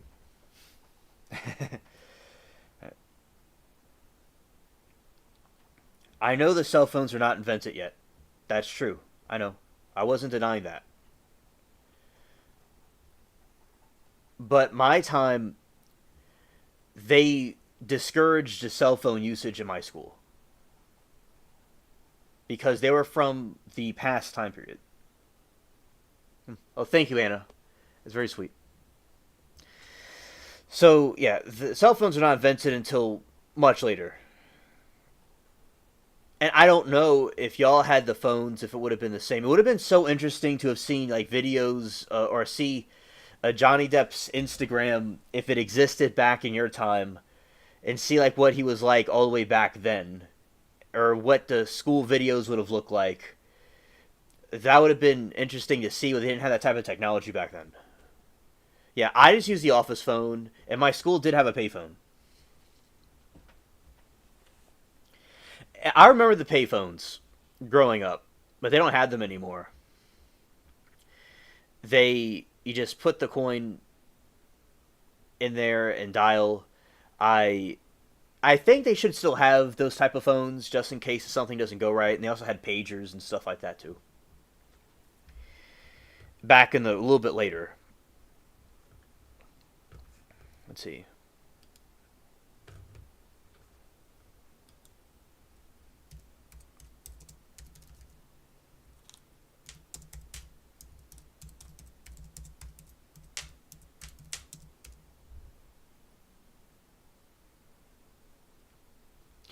Now, the first handheld... Now, they were not widely used in the past. Okay, but the first handheld cellular phone was made Motorola engineer in April 3, 1973. The first commercial hand cell phone, Motorola Dynatac 8000X, became available to customers a decade later in 1983.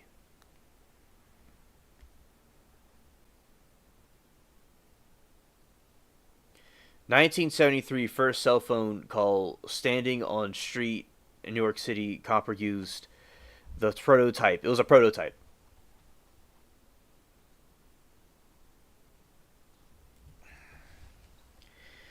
And it weighs 2.5 pounds and offered just 30 minutes to talk time. Anna said Depp had big Sony radio cassette player and his buddy carried around for him. Oh, that's cool. See, that was their version of the iPod. See, what they would do now is that you would have an iPhone or an iPod, and you would get a Bluetooth speaker, and you would be able to do that. That's what we have now. It's all like this wireless Bluetooth stuff. But if that is cool, now did they carry it, or did they have like a cart to carry it around? Like, did they do it by hand, or did they have a cart with them? I'm just curious.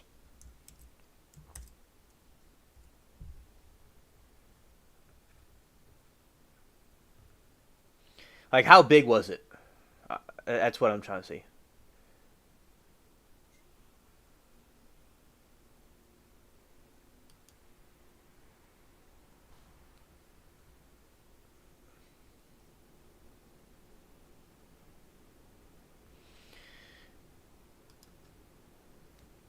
Yeah, it's pretty wild that my school did not allow that to happen. With the playing loud music in school, that was not a thing.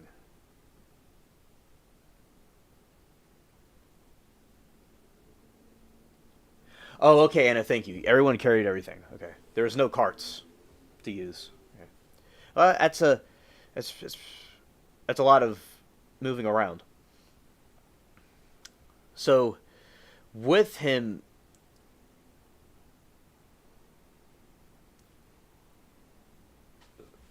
about 2 but 1. A Sony about 2 by 1. Oh, okay, Anna, thank you. Thank you. So, as you said in the not geometry, in the biology class, he used to blast the music in the back. You know, as something interesting, when I was in the geometry class, I would be in the back with the 2 of my friends. We couldn't play music or anything, but I was also in the back of the class with my friends. Interesting. So, it sounds like a wild party from what you described the biology class was. Like, there's, like, no order at all. And the 90s was when it was widespread to have cell phones.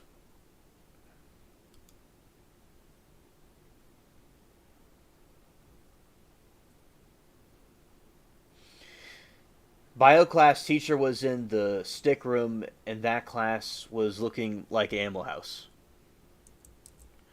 Ah, okay.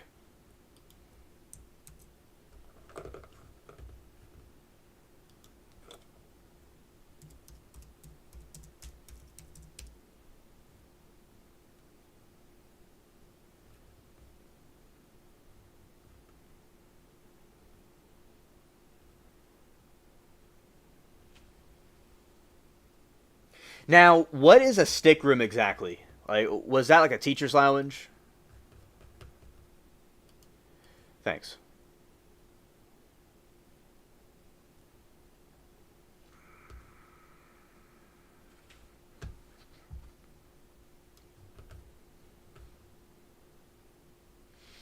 And yeah, it certainly sounds like an Animal House indeed. Yes.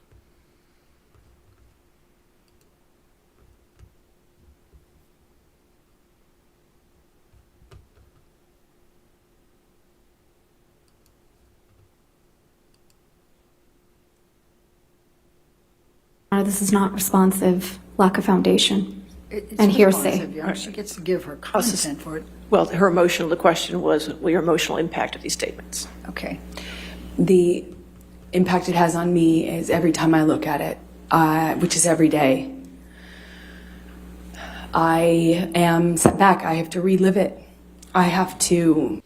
Anna says, stockroom teacher hung out. We had a big old projector with film reels, or you had grasshoppers or frogs dissect. Big room with supplies and stockroom. Oh, okay. Okay.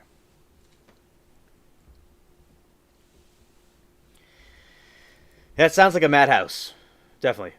Sounds like an animal house. I'm sure it sounds like these high school movies, like a lot of high school movies that we've seen growing up of my generation is a lot like what you describe.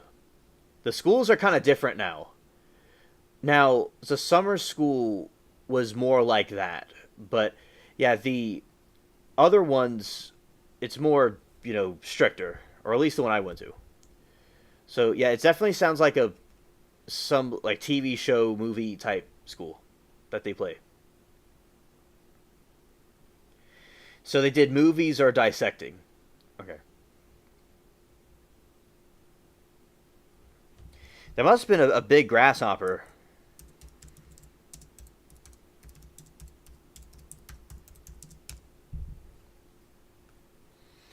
Because it's hard to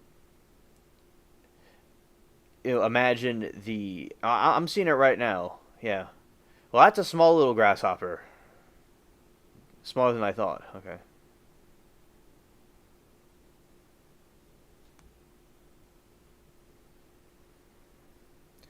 It was... Oh, that was just Mr. Green's class only. Okay. Thank you, Anna.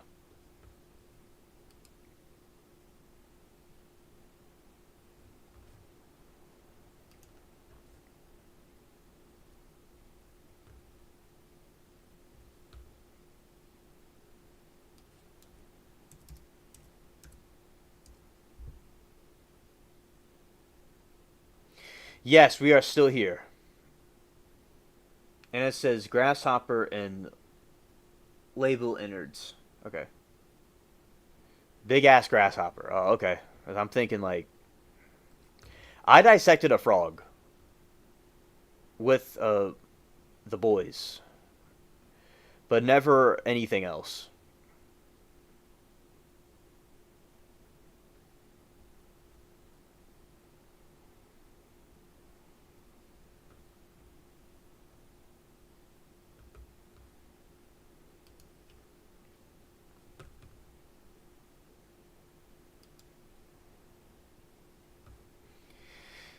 Abs, I'll shut up now. 4-inch pusher. 4-inch destroyer. Yeah, scared.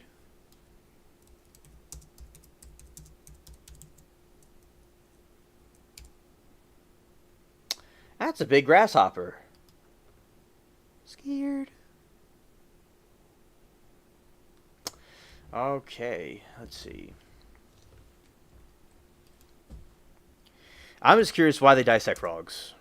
What the point of that is.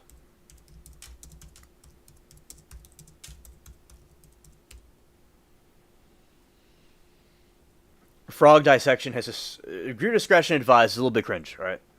A bit cringe. Frog dissection has historically been used in science classes to provide students with hands-on experience in comparative autonomy, and biological proponents argue this is a tradition offered unique educational benefits, while opponents raise ethical concerns, especially given the availability of effectiveness and alternatives.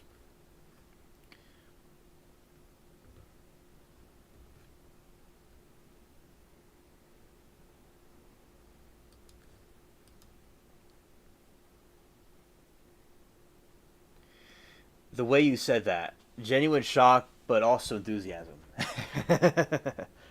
Yeah, scared. That's my alien enthusiasm right there. Then he shot guts in my hair with a big ass rubber band, label innards. That's the point. Yeah, that must have been annoying. And then you had to go and fix your hair again. So he needed to do that to Amber Turd's hair. That would have been... He had to go and flicker. I'm sure he's pretty good at aiming. Yeah, scared. And yeah, that definitely had to be a disaster. And he was trying to get your attention, maybe in his own way. And that was his way of expressing himself. Yeah, but in my school, that wouldn't have flown. They would have shut that party down quickly. They would have called the cavalry on them. Astonished. Timu astonishment.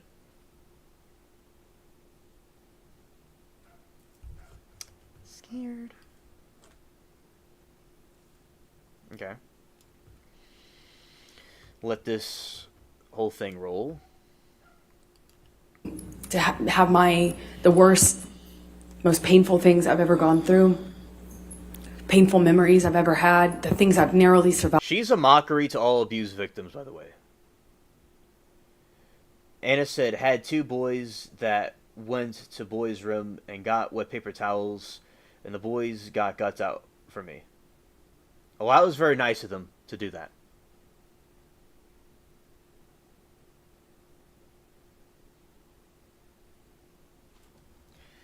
Yeah. And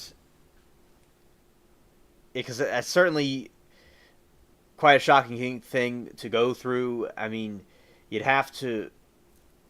Doing it yourself would be cringe. So I'm glad that you had some gentlemen do it for you. 3 guts times a week. And yes, and he had aim. Yeah. He definitely wanted you. In a way. Because you were the most beautiful one in there. Abby says, damn, chivalry existed then. Nowadays people would videotape. Yeah, you see, this is where Anna was talking about the internet. Like, imagine if they had the internet back then. It would have been all over the internet. And it would have been even worse for her. Yeah. So, and there are people that have embarrassing moments on the internet that are humiliating to them. I'm not going to deny that the internet has a very dark side that can be very, very harmful. I'm not going to deny that. All right? Because even like Mark Zuckerberg's asked these questions too that I'm asked. And it's like, yeah, it's like you want to, the new invention of technology, you want to say it's good. But then again, you cannot deny that there is bullying can be very bad.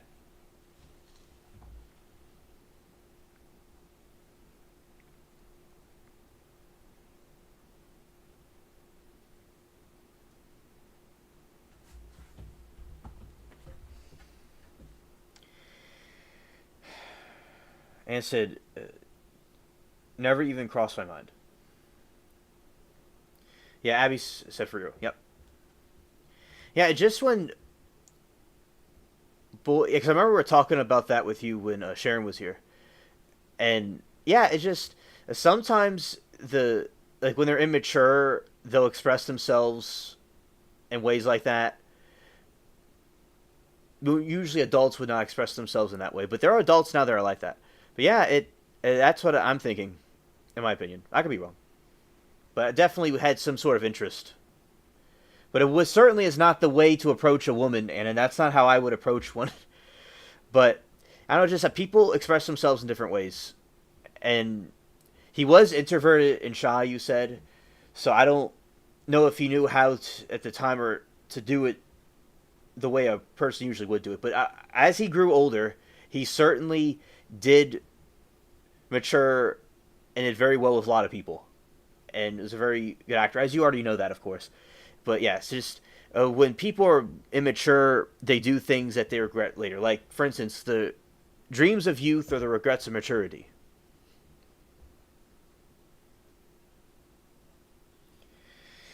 Zuckerberg, sucker turd, same thing.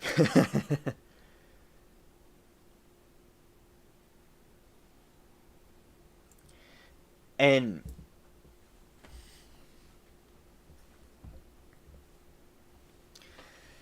yeah, exactly, Abby's the same thing. And Anna said, he just pissed me off. Funny now. Kids, that's all boys, will be boys at 15, 16 years old. Yeah. I personally didn't do stuff like that. But I had a temper. That's something I had when I was that age. I had a temper. But I got more self-control now. I have self-control now, I should say. I was immature. I mean, I wasn't immature. I was like how I am now. I just had a more bit of a temper. And immature in my comments. Scared.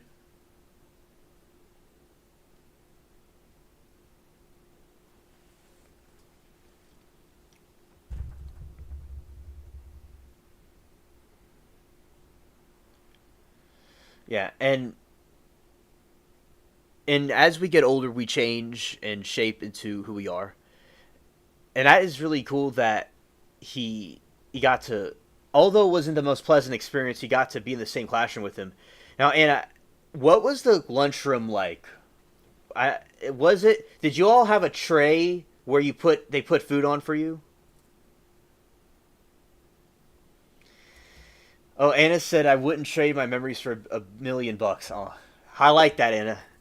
That's very good. Because as I said, that is so cool that you got to tell us about that and you experienced that. I know.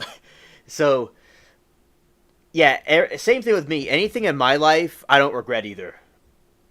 That it was supposed to happen.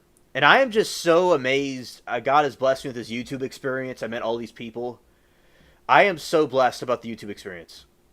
You know, the good and the bad about it. You know, the trolling and the criticism and the fans and people that came across my path that had good experiences. I said it was all a good experience on my end. So I can agree with you, Anna. in my own time, although I have a lot of time, God willing, to go. Yes, certainly. And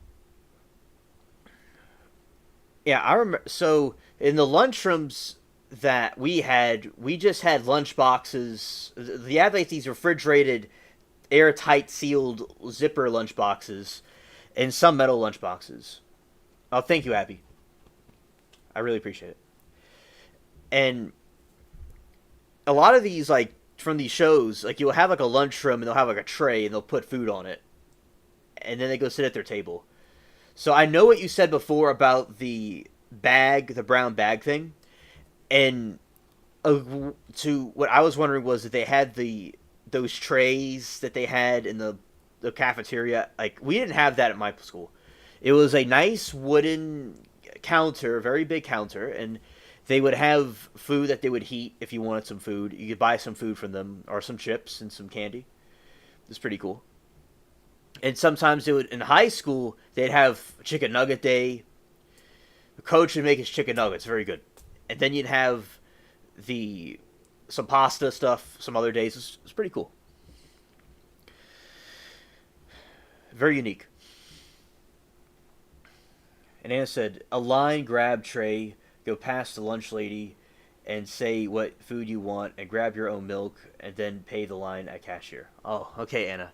Thank you. That's exactly how they depict in the movies and the TV shows and the cartoons. Exactly like that. Yes. So cool. They had a cashier, register, stuff like that, but it wasn't there wasn't like a registering machine. It was just you would give the money, they'd give you change, and they put it in a box. And my school had milk, and they would have orange juice and stuff like that.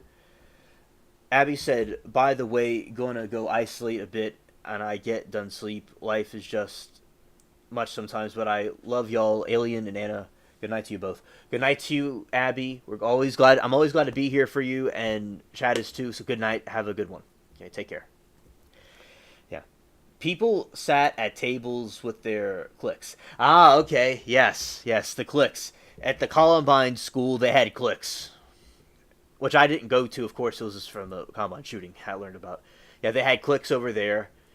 And that's where the bullying from Columbine happened, where they had the popular kids, and they'd have the jocks and stuff together, and they'd go and harass and attack other kids that were different. My school, I guess, would have cliques, but everybody was pretty much friends with each other. There wasn't really any cliques at my school. They had jocks, but they were cool people. They had all kinds of different groups, but everyone got along. I'd say the jocks are like the noble ones. They were looked up to, and they seemed to get along with everybody. That's why when I heard about these other school situations, it was strange. I remember one time one of my friends and I were like sitting down and we're talking about it, because I'm a very humorous person, and a lot of times people would laugh at my jokes and stuff. And some of my friends that were kind of didn't like another group were saying, like, oh, they're making fun of you. But no one was making fun of me. They lacked my jokes. And with YouTube's proof of this. Y'all laugh at the things that I do. I'm the same person as I was back then, except I have a bigger audience. So, yeah, it was just people, joking around, having a good time. And one of my friends was saying, like, the bullying doesn't really happen with the school it doesn't really happen here. Because I heard about these things. This is crazy to me. I never had those kind of things happen. So the cliques can be toxic, but not necessarily all the time.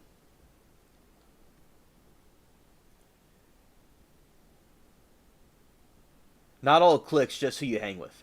Yeah, and not saying all schools are like that or all cliques are bad. I don't think that. Everybody has groups of friends that they hang out with. Even online with YouTube, it seems that there's cliques. It seems that little friend groups. It's like a cyber school. It's just natural. Humans are like that. But as long as it doesn't resort to bullying and violence, that's all that matters. Along with other things. Yeah. Now, my cafeteria had no windows, and I liked it that way. I liked it dark. It was nice. There was chocolate milk. There was regular milk. And then breakfast, they had this nice egg sandwich I used to always eat because I love eating eggs. And the egg sandwich, oh, very good. I remember it to this day. It wasn't that long ago, but I remember it to this day.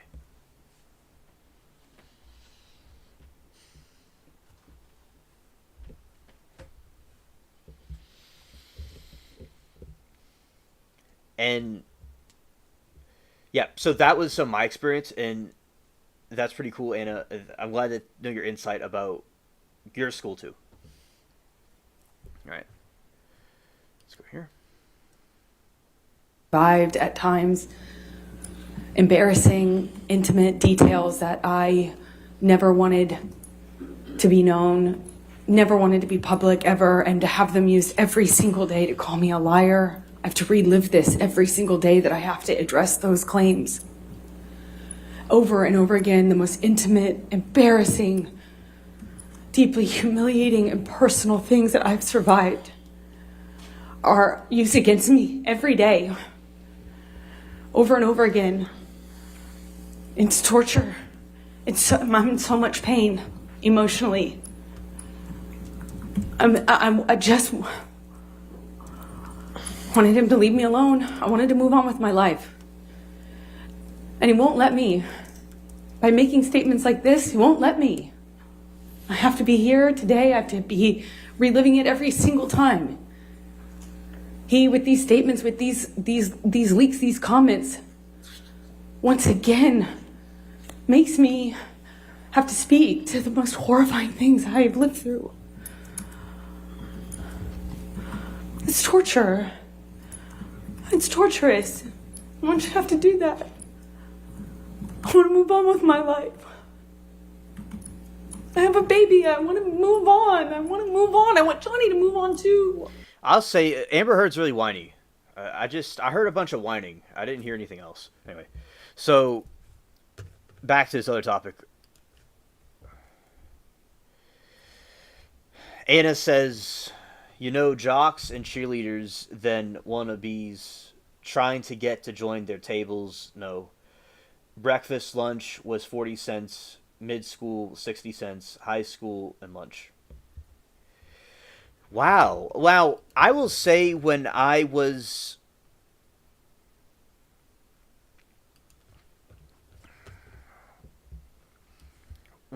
in school, they had chips that were a couple of 25 cents, and then a candy bar was 75 cents.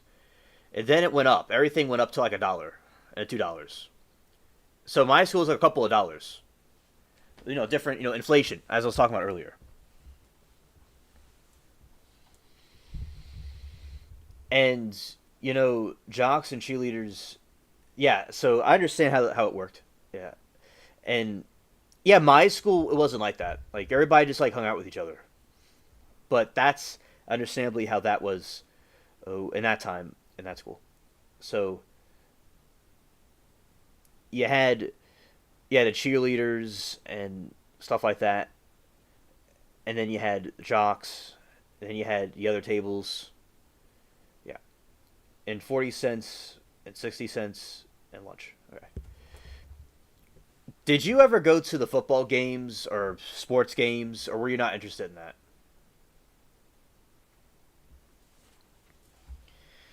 All right. My high school lunch was... It depends on different time periods. It seemed that the frozen food was $3 to $1, $3 to $1, and the other food, say the chicken nugget day, it was $5. So around the most $5, but mostly less.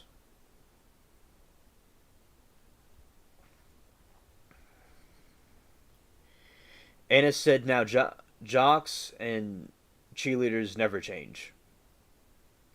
All right.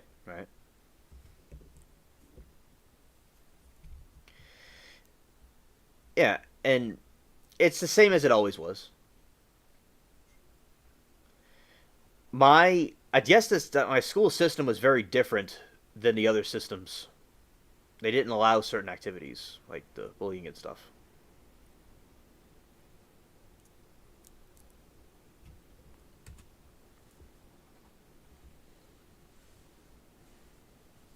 Yeah, when I heard about these other incidents, especially about the school shootings, I'm like, I wasn't too bad. I didn't have it that bad. Yeah, there's also something where they had $5 for free dress day sometimes. Because we had to wear a uniform. It was a gray shirt and like navy blue for men, and the girls had this red plaid skirt and then the gray shirt with the school name on it.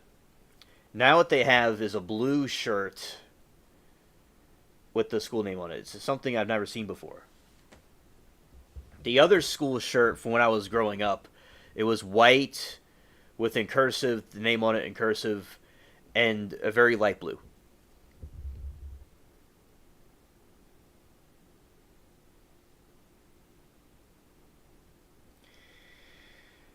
Oh, yeah.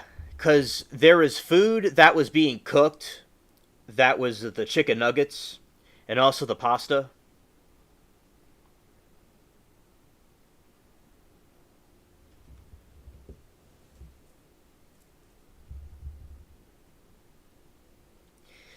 And while here, and all food was cooked, remember, microwave. Yeah. So, and there was also, a lot of it was microwaved.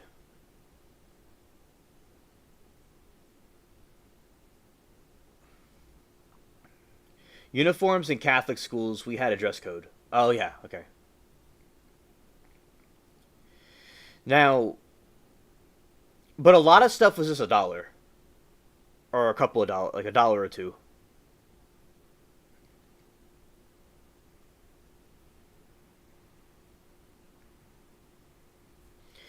So as I said, it was like $1, a couple of dollars. At most, it would have been $5. But yeah, it was just like a couple of dollars. Or $1. So that's really cool that y'all had it all cooked and you didn't have microwaves back then. So it's probably even better in some sense than a microwave food. They would have a hamburger and you'd put it and microwave it.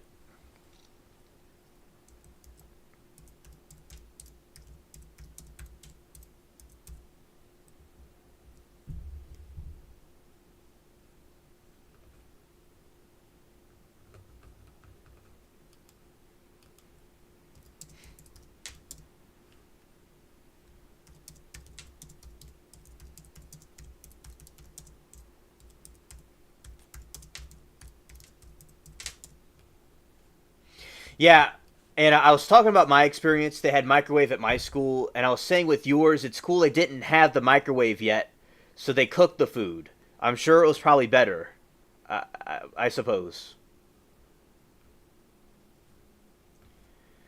Right. Yeah, it's inflation.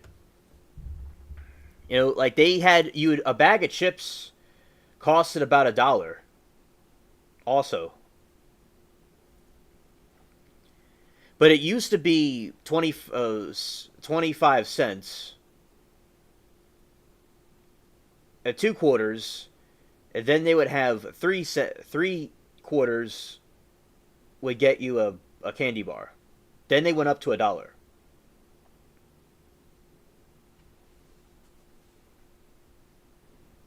Oh, that was good. I can't complain about the food. The school had very good food.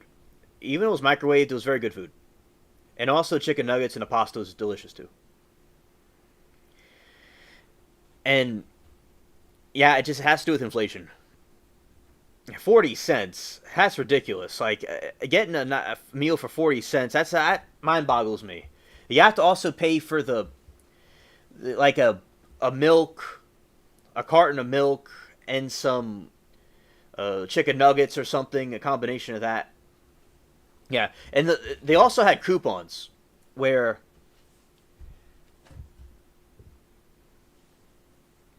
well, yeah, and that's fine. I'm glad they let you know what happened. And they also had coupons where you buy a coupon book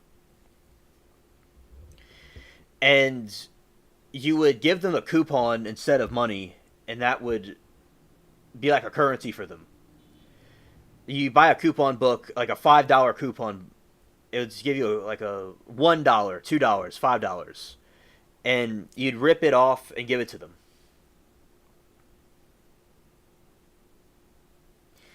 A whole meal and milk came with it for 40 cents. Wow, that's really incredible.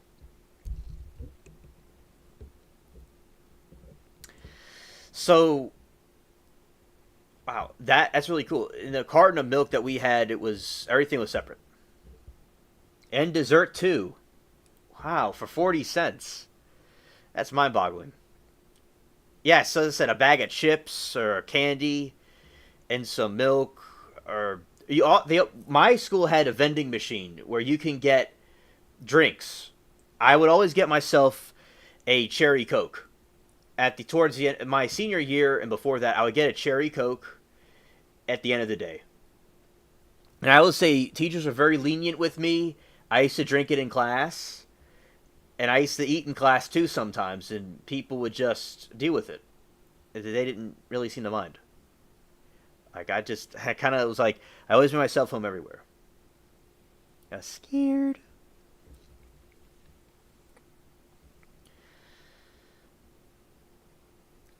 The school would have a play towards the end of the school year. They would have a play.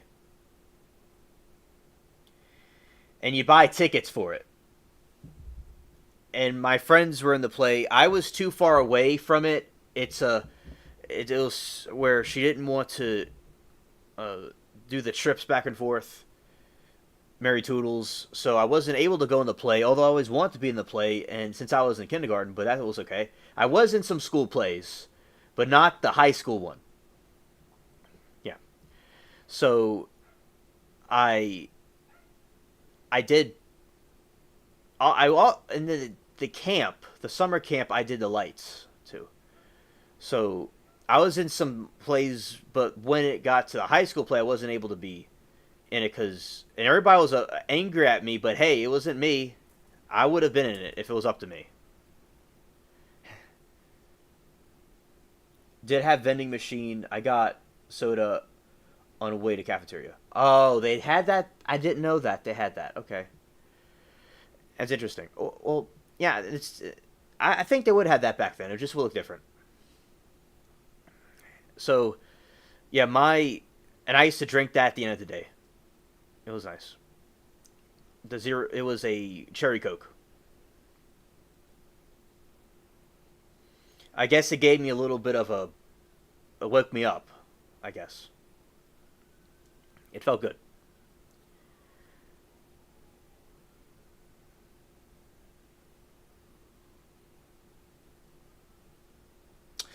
Yeah, where I was, where the auditorium and the cafeteria part were in the same room.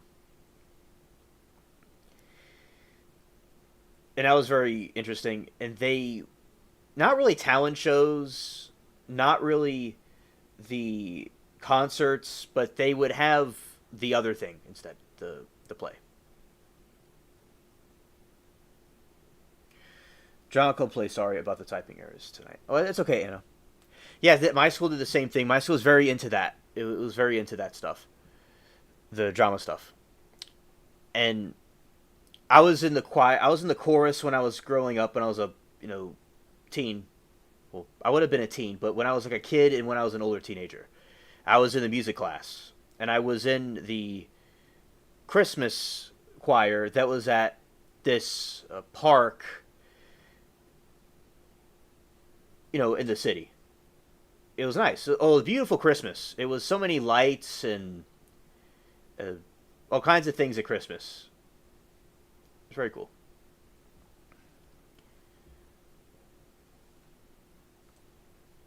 Now, they had sports, things like that as well. They did not have a computer class anymore. When I was like in first grade, they had a computer class, but they didn't have it anymore. So, Alien Spaceship didn't learn about typing and stuff like that growing up.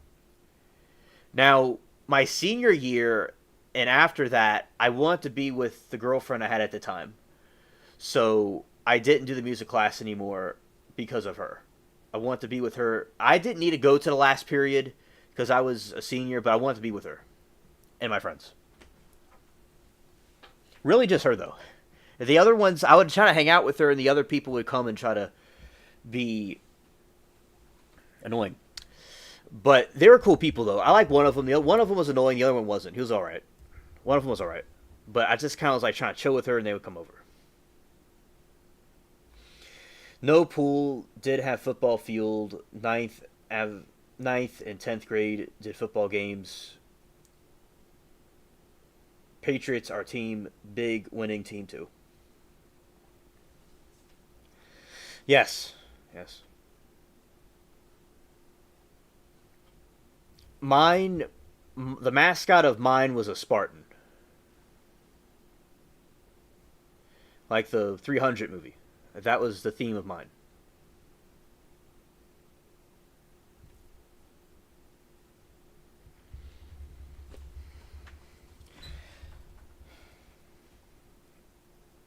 Oh, that's cool, Anna.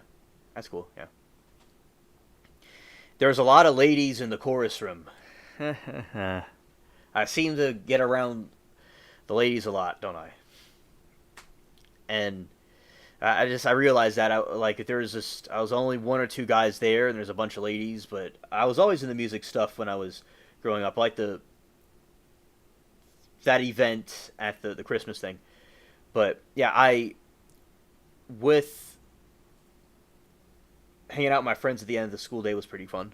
Sometimes we get in some fights, but it's all like silly now. It's like similar like how you think with Johnny, how it was like, it's like silly. Like I think back when her and I had arguments, it's just silly now. It was just, but her and I eventually matured, and we did very well with each other the last few years we were together, but then we drifted apart.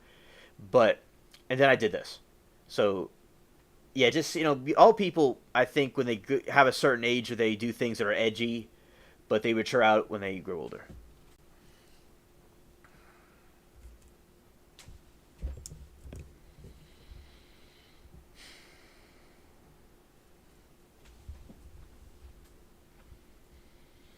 Talent shows were the best, girls mainly in chorus. Oh, okay. Understand. I'm sure those talent shows were funny. In the sense that you probably had some comedians up there. Or you had some people do things. That sounds pretty cool.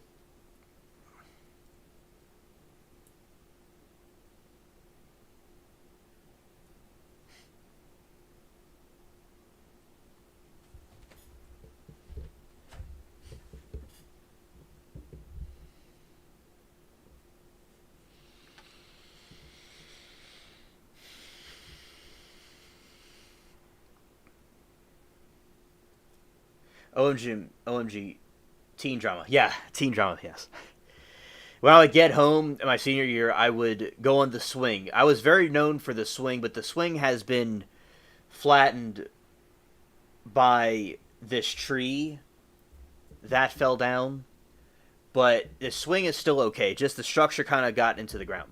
And I would go home on the swing. I would go on it since I was a kid, the bench swing. And I would hang out with my friends down the street after school and do things. And I would listen to music and stuff. And then my senior year, after I graduated, I was going to go back on YouTube. And here we are. Wow. Incredible. Guys did chorus for chicks. I knew the music teacher since I was a little kid, and I liked the Christmas thing, so that's why I did it. But I did like the ladies too. Y'all know that. I like the ladies, of course. You can see, judging by my chat room, it's quite obvious. But it was a combination of reasons, including the ladies. They're cool ladies, cool people. We had some interesting, conversations in there. Yeah. So, of course, that's going to be a factor as well, adjacent to the other things as well. I remember when we would get there very early in the morning, and she'd make these biscuits, and it was like really cold, and I didn't have a drink, so I had to go to a water fountain. But you know what I could have done? I could have got myself a drink from the vending machine, but I didn't do that.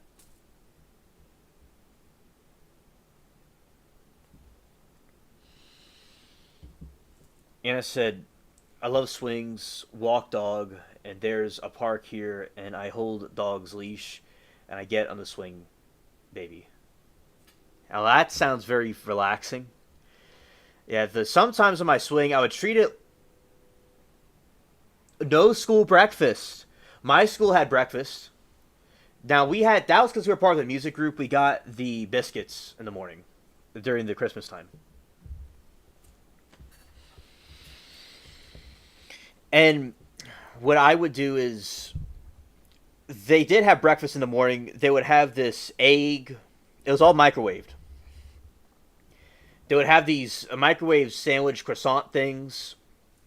They would have these egg sandwiches and all kinds of stuff they would microwave. I'm still a kid. Yeah. There you go. So we had this thing where in the morning, people would get there in the morning, especially like when you're in the younger grades in the cafeteria, and like parents would drop their kids off very early, go to work, and they drop their kids off, and they'd be watched in the cafeteria, and they would eat breakfast and stuff. Say their parents had to go to work very quickly. Like say with us in the trial chat, and I know from the trial chats that you gotta, in the other streams, sometimes you gotta be there quickly. So yeah, if you would, and I would, it's at break at around 10:30, 10 o'clock to 10:30. When I was in high school, it was 11 to 11:30. You would have a break, and I loved hot Cheetos. I was very known for hot Cheetos. I still like them to this day. And I was a little kid in first grade, and I'd eat them, and I ate it the whole way through.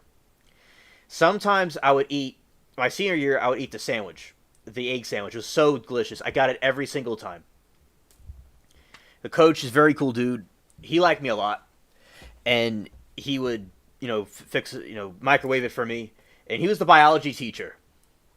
And a lot of people thought he talked too calm and too slow, but I liked him. I thought he was very logical and straight to the point. I liked his class a lot. He would not tolerate Johnny, though. He wouldn't have tolerated that. He probably put him out in the gym, put his desk out in the gym. He's done that before, and he can watch from outside. Scared. And so it was very, formative, information. So there's one time in biology, the original people a long time ago, they thought that something like bee honey grew inside a deleted cattle, and they kept on doing experiments, and they found out that's not how the honey happens. So back in the past, when scientists were first trying to learn things, they did a lot of experiments through the scientific method to see if this works or not. And seeing it evolve over time was very fascinating. Learned about eye color, genetics about it, what you inherit from your parents, all kinds of stuff. Yes, my mom made me breakfast, but I sometimes would choose to eat from the school. I would eat an additional breakfast at the school. Yeah, Mary Toodles always made me breakfast, and then she would take me there, and sometimes I would also eat there too, and additionally. Like, I didn't need aftercare or daycare, but I would want to go, because I thought it was interesting. So I never needed that, but I sometimes wanted it. I volunteered it.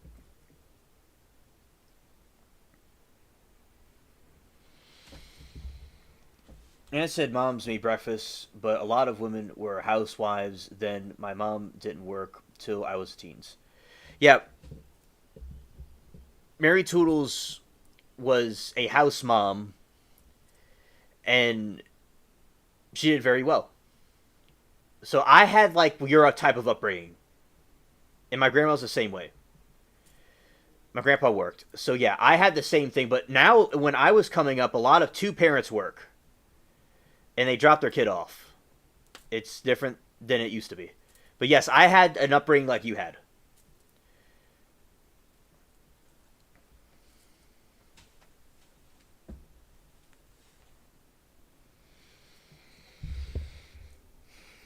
And, you know, with inflation and stuff, I can understand, you know, people need to make ends meet. It wasn't always the easiest thing in the modern age. I like how I have this frozen picture of Amber Heard. Oh my goodness, that's funny. It's Amber Heard's stupid face, her puppy dog face, scared. I was going to join the baseball team.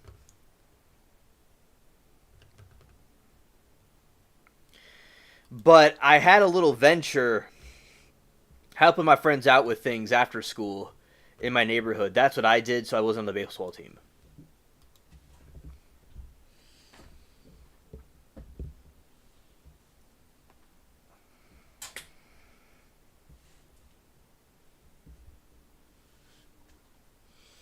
Alien, we've had bees in a roof 3 times. Last time, a guy weighed beehives, 40 pounds of bees, hives last time, very costly. Yikes. Yikes, Anna. Scared. Well, that's a little bit too much honey. Yeah. So, it could be very big, those beehives. Definitely. And sometimes in biology, we would watch a movie.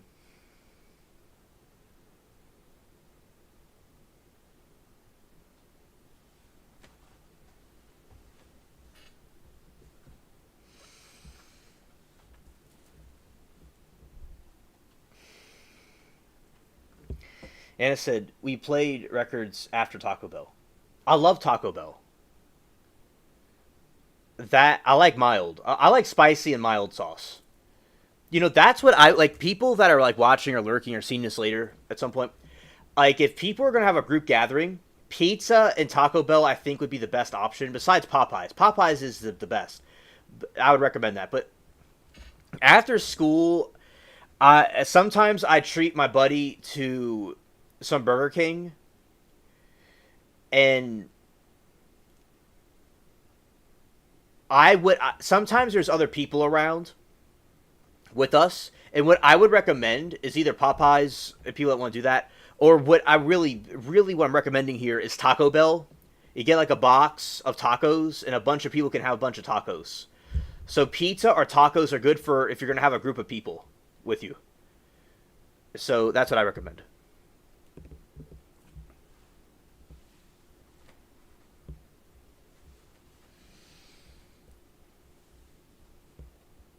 Man, I have some pizza stories. Oh, good. The middle of the night, walking to the pizza place with a couple that was fighting. And, you know, they were cool with me, but I was just, I got a little triggered there. But it was okay. It was all good.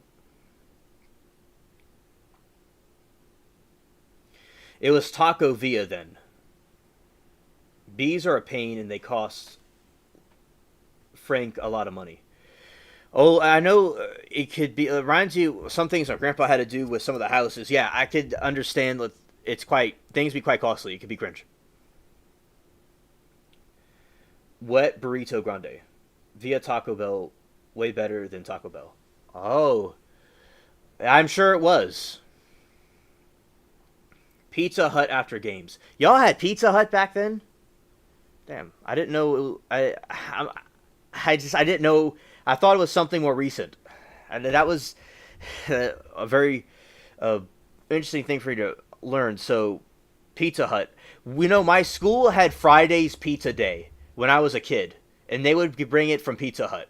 My favorite is Domino's, personally. I love Domino's pizza.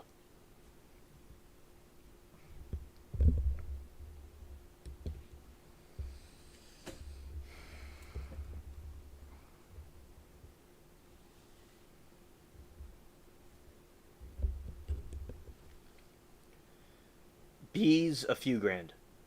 Ouch. Ouch. That sounds like a pain in the arse. Yeah. One time, when my grandparents' rentals, there was this a bunch of people were using the bathroom in one of the houses, and the pipe broke, and they had to excavate the whole thing, and it costed quite a pain in the butt. Yeah.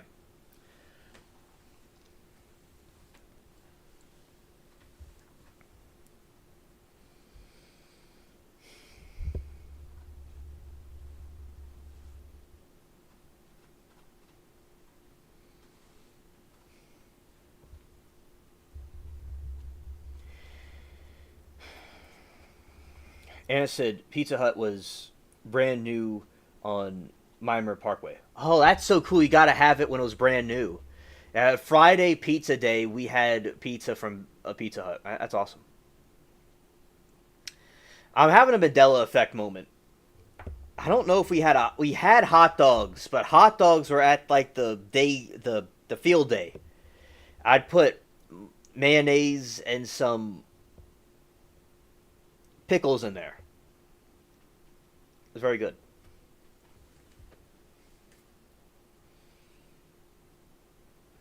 Yeah, plumbers make a fortune. Yes.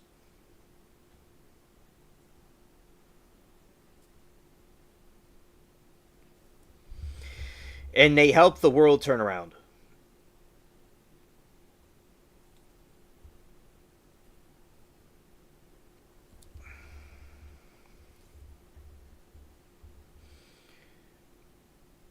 The wheel of fortune, as they say. Yeah, so I like there was soccer, but soccer didn't last for a long time. Yes, mayo on a hot dog. It's very good. It's a little bit, it sounds a little bit explicit, mayonnaise on a thick, long hot dog, but hey, it tastes good. Yeah, I really went there. Scared. It just the whiteness and the hot dog just complemented each other. It was just, yeah, you could say alien spaceship likes to eat hot dogs with mayonnaise all over it. It's like, what do we got here? They could go make a meme of that. Scared. What are y'all going to do with this crazy alien?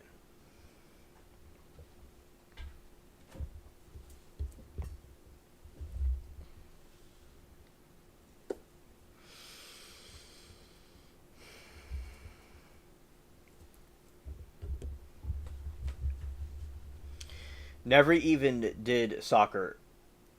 Oh, you never did soccer? I did soccer when I was very little, like in kindergarten, and when I was in, I'd say it was kindergarten, and I got a trophy. I have a couple of trophies from gymnastics and stuff like that I did at different places, but this is when I was very little. I was always athletic.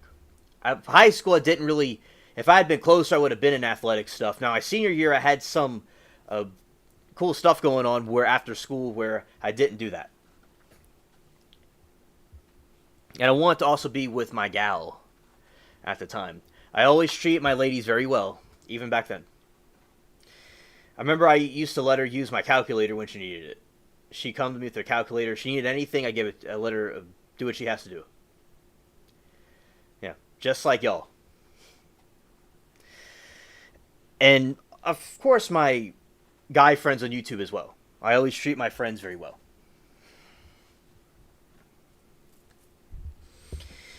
And the soccer thing, they didn't really have soccer at some point at my school. They had it for a little while, then they stopped doing it. They mostly had football and they had track. And PE never had soccer. Well, we had soccer at PE. We did that, and I did pretty good at it. At PE, we had kickball, and we had, what's it called? Yeah, we had, there was kickball, there was football, a couple things like that, sometimes basketball. Well, when it was cold, we did basketball. That was basketball season. Basketball, I'm very good at defense.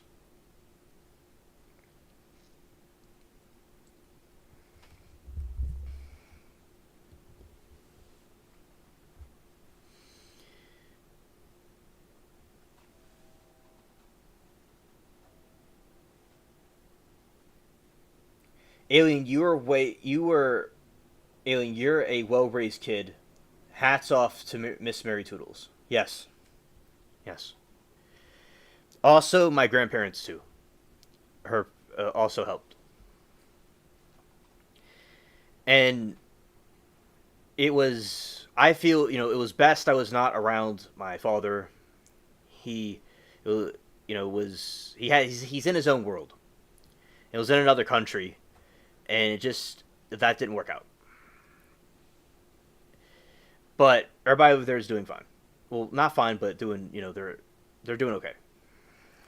And yeah, so I'm glad I was in this country and I was raised well and, I went to the school and stuff I went to. Yes.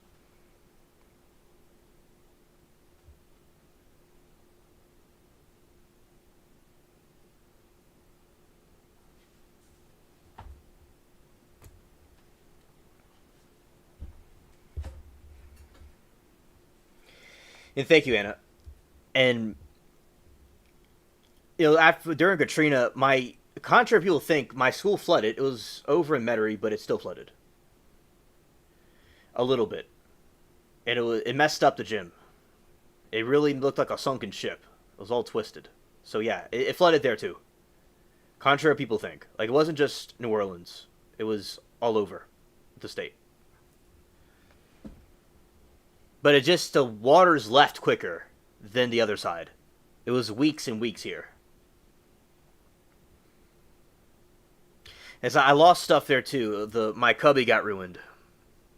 The little pencil box I had. It was at the school, got ruined.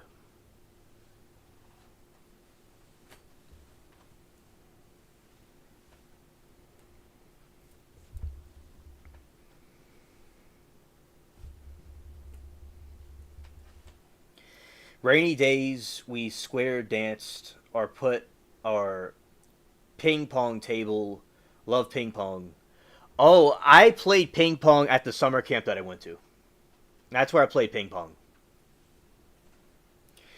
But my school didn't have ping pong. Rainy days, we would just be inside doing work or watching a movie. Sometimes we played checkers or go on the computer. There's some games on there. There was an old Mac from 2000s that I used to play on in one of the grades. Yeah, we would just watch a movie or do some work or something. That sounds very fun, Anna. That sounds enchanting.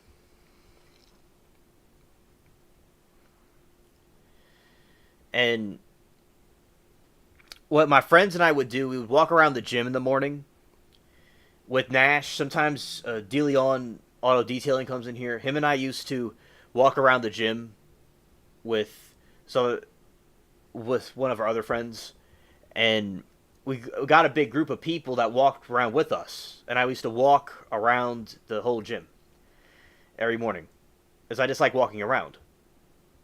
Yeah.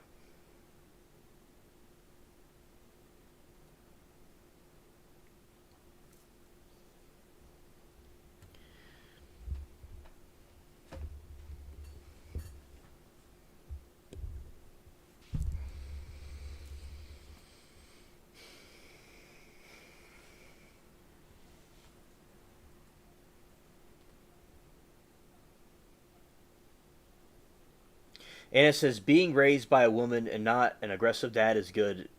If that's the case, I never had a storm damage in my life. Been lucky, by the way. Oh, I'm glad that you've been lucky, Anna.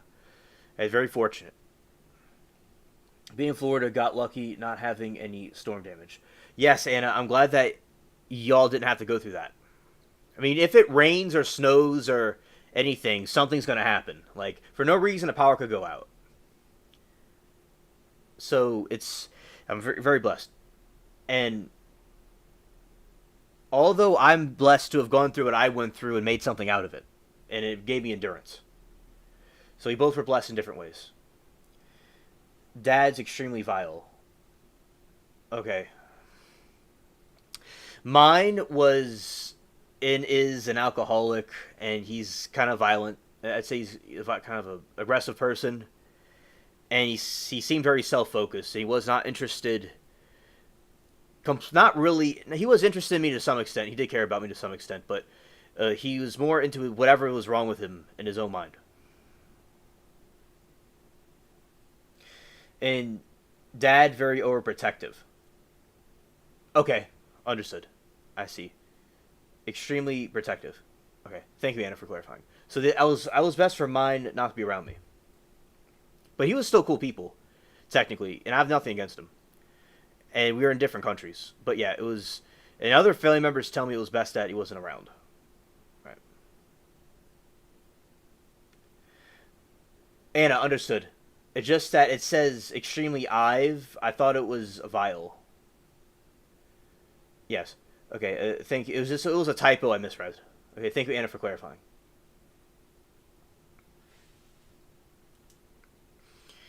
Yeah, so my situation worked out well for me. Oh, you were spoiled. Okay. Yes. And I never was affected. I had my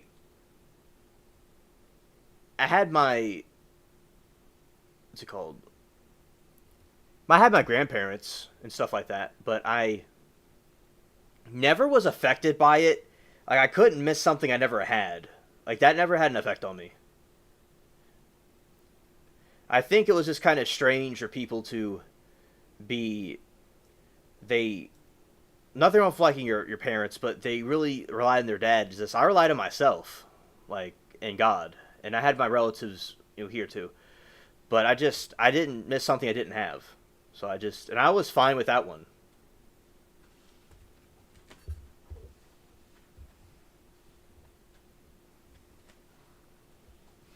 It made me tough. According to people's interpretations of tough. Sometimes I'm Timu tough. But yes, it made me tougher. Oh, it's okay, Anna. It's okay. And I want to say that right here. Okay. I am going to be to a stopping point because I have to get some things done. But I want to thank you, Anna, for the conversation. And we're going to have more conversations like this. And Anna says, well, grandparents, too, you have a lot of love. Yes. Yes. That is true. My grandpa was very important in my life. And also my grandma, too. It was good to have. And I've also have other relatives that were good to have around as well. I got to talk to my family in England when I was older. So, yeah, I was definitely. I had a lot of friends and family cared about me in my realm here. Also with I had friends in school, too, that were nice. And people there, too, that were cool. And so I am thankful for the blessings I do possess. My best friend that I met at that school was the person that told me about aliens, and here we are now. And his theme is the theme of the spaceship, the alien spaceship stuff. And Steve Jobs' Apple computer, they had alien spaceship sound effects in iMovie, and that was also helped to bring this thing here. It's a combination of that. Well, thank you, Anna. You are a sweetheart. An enchanting sweetheart. Fields of dandelions. That's what you are.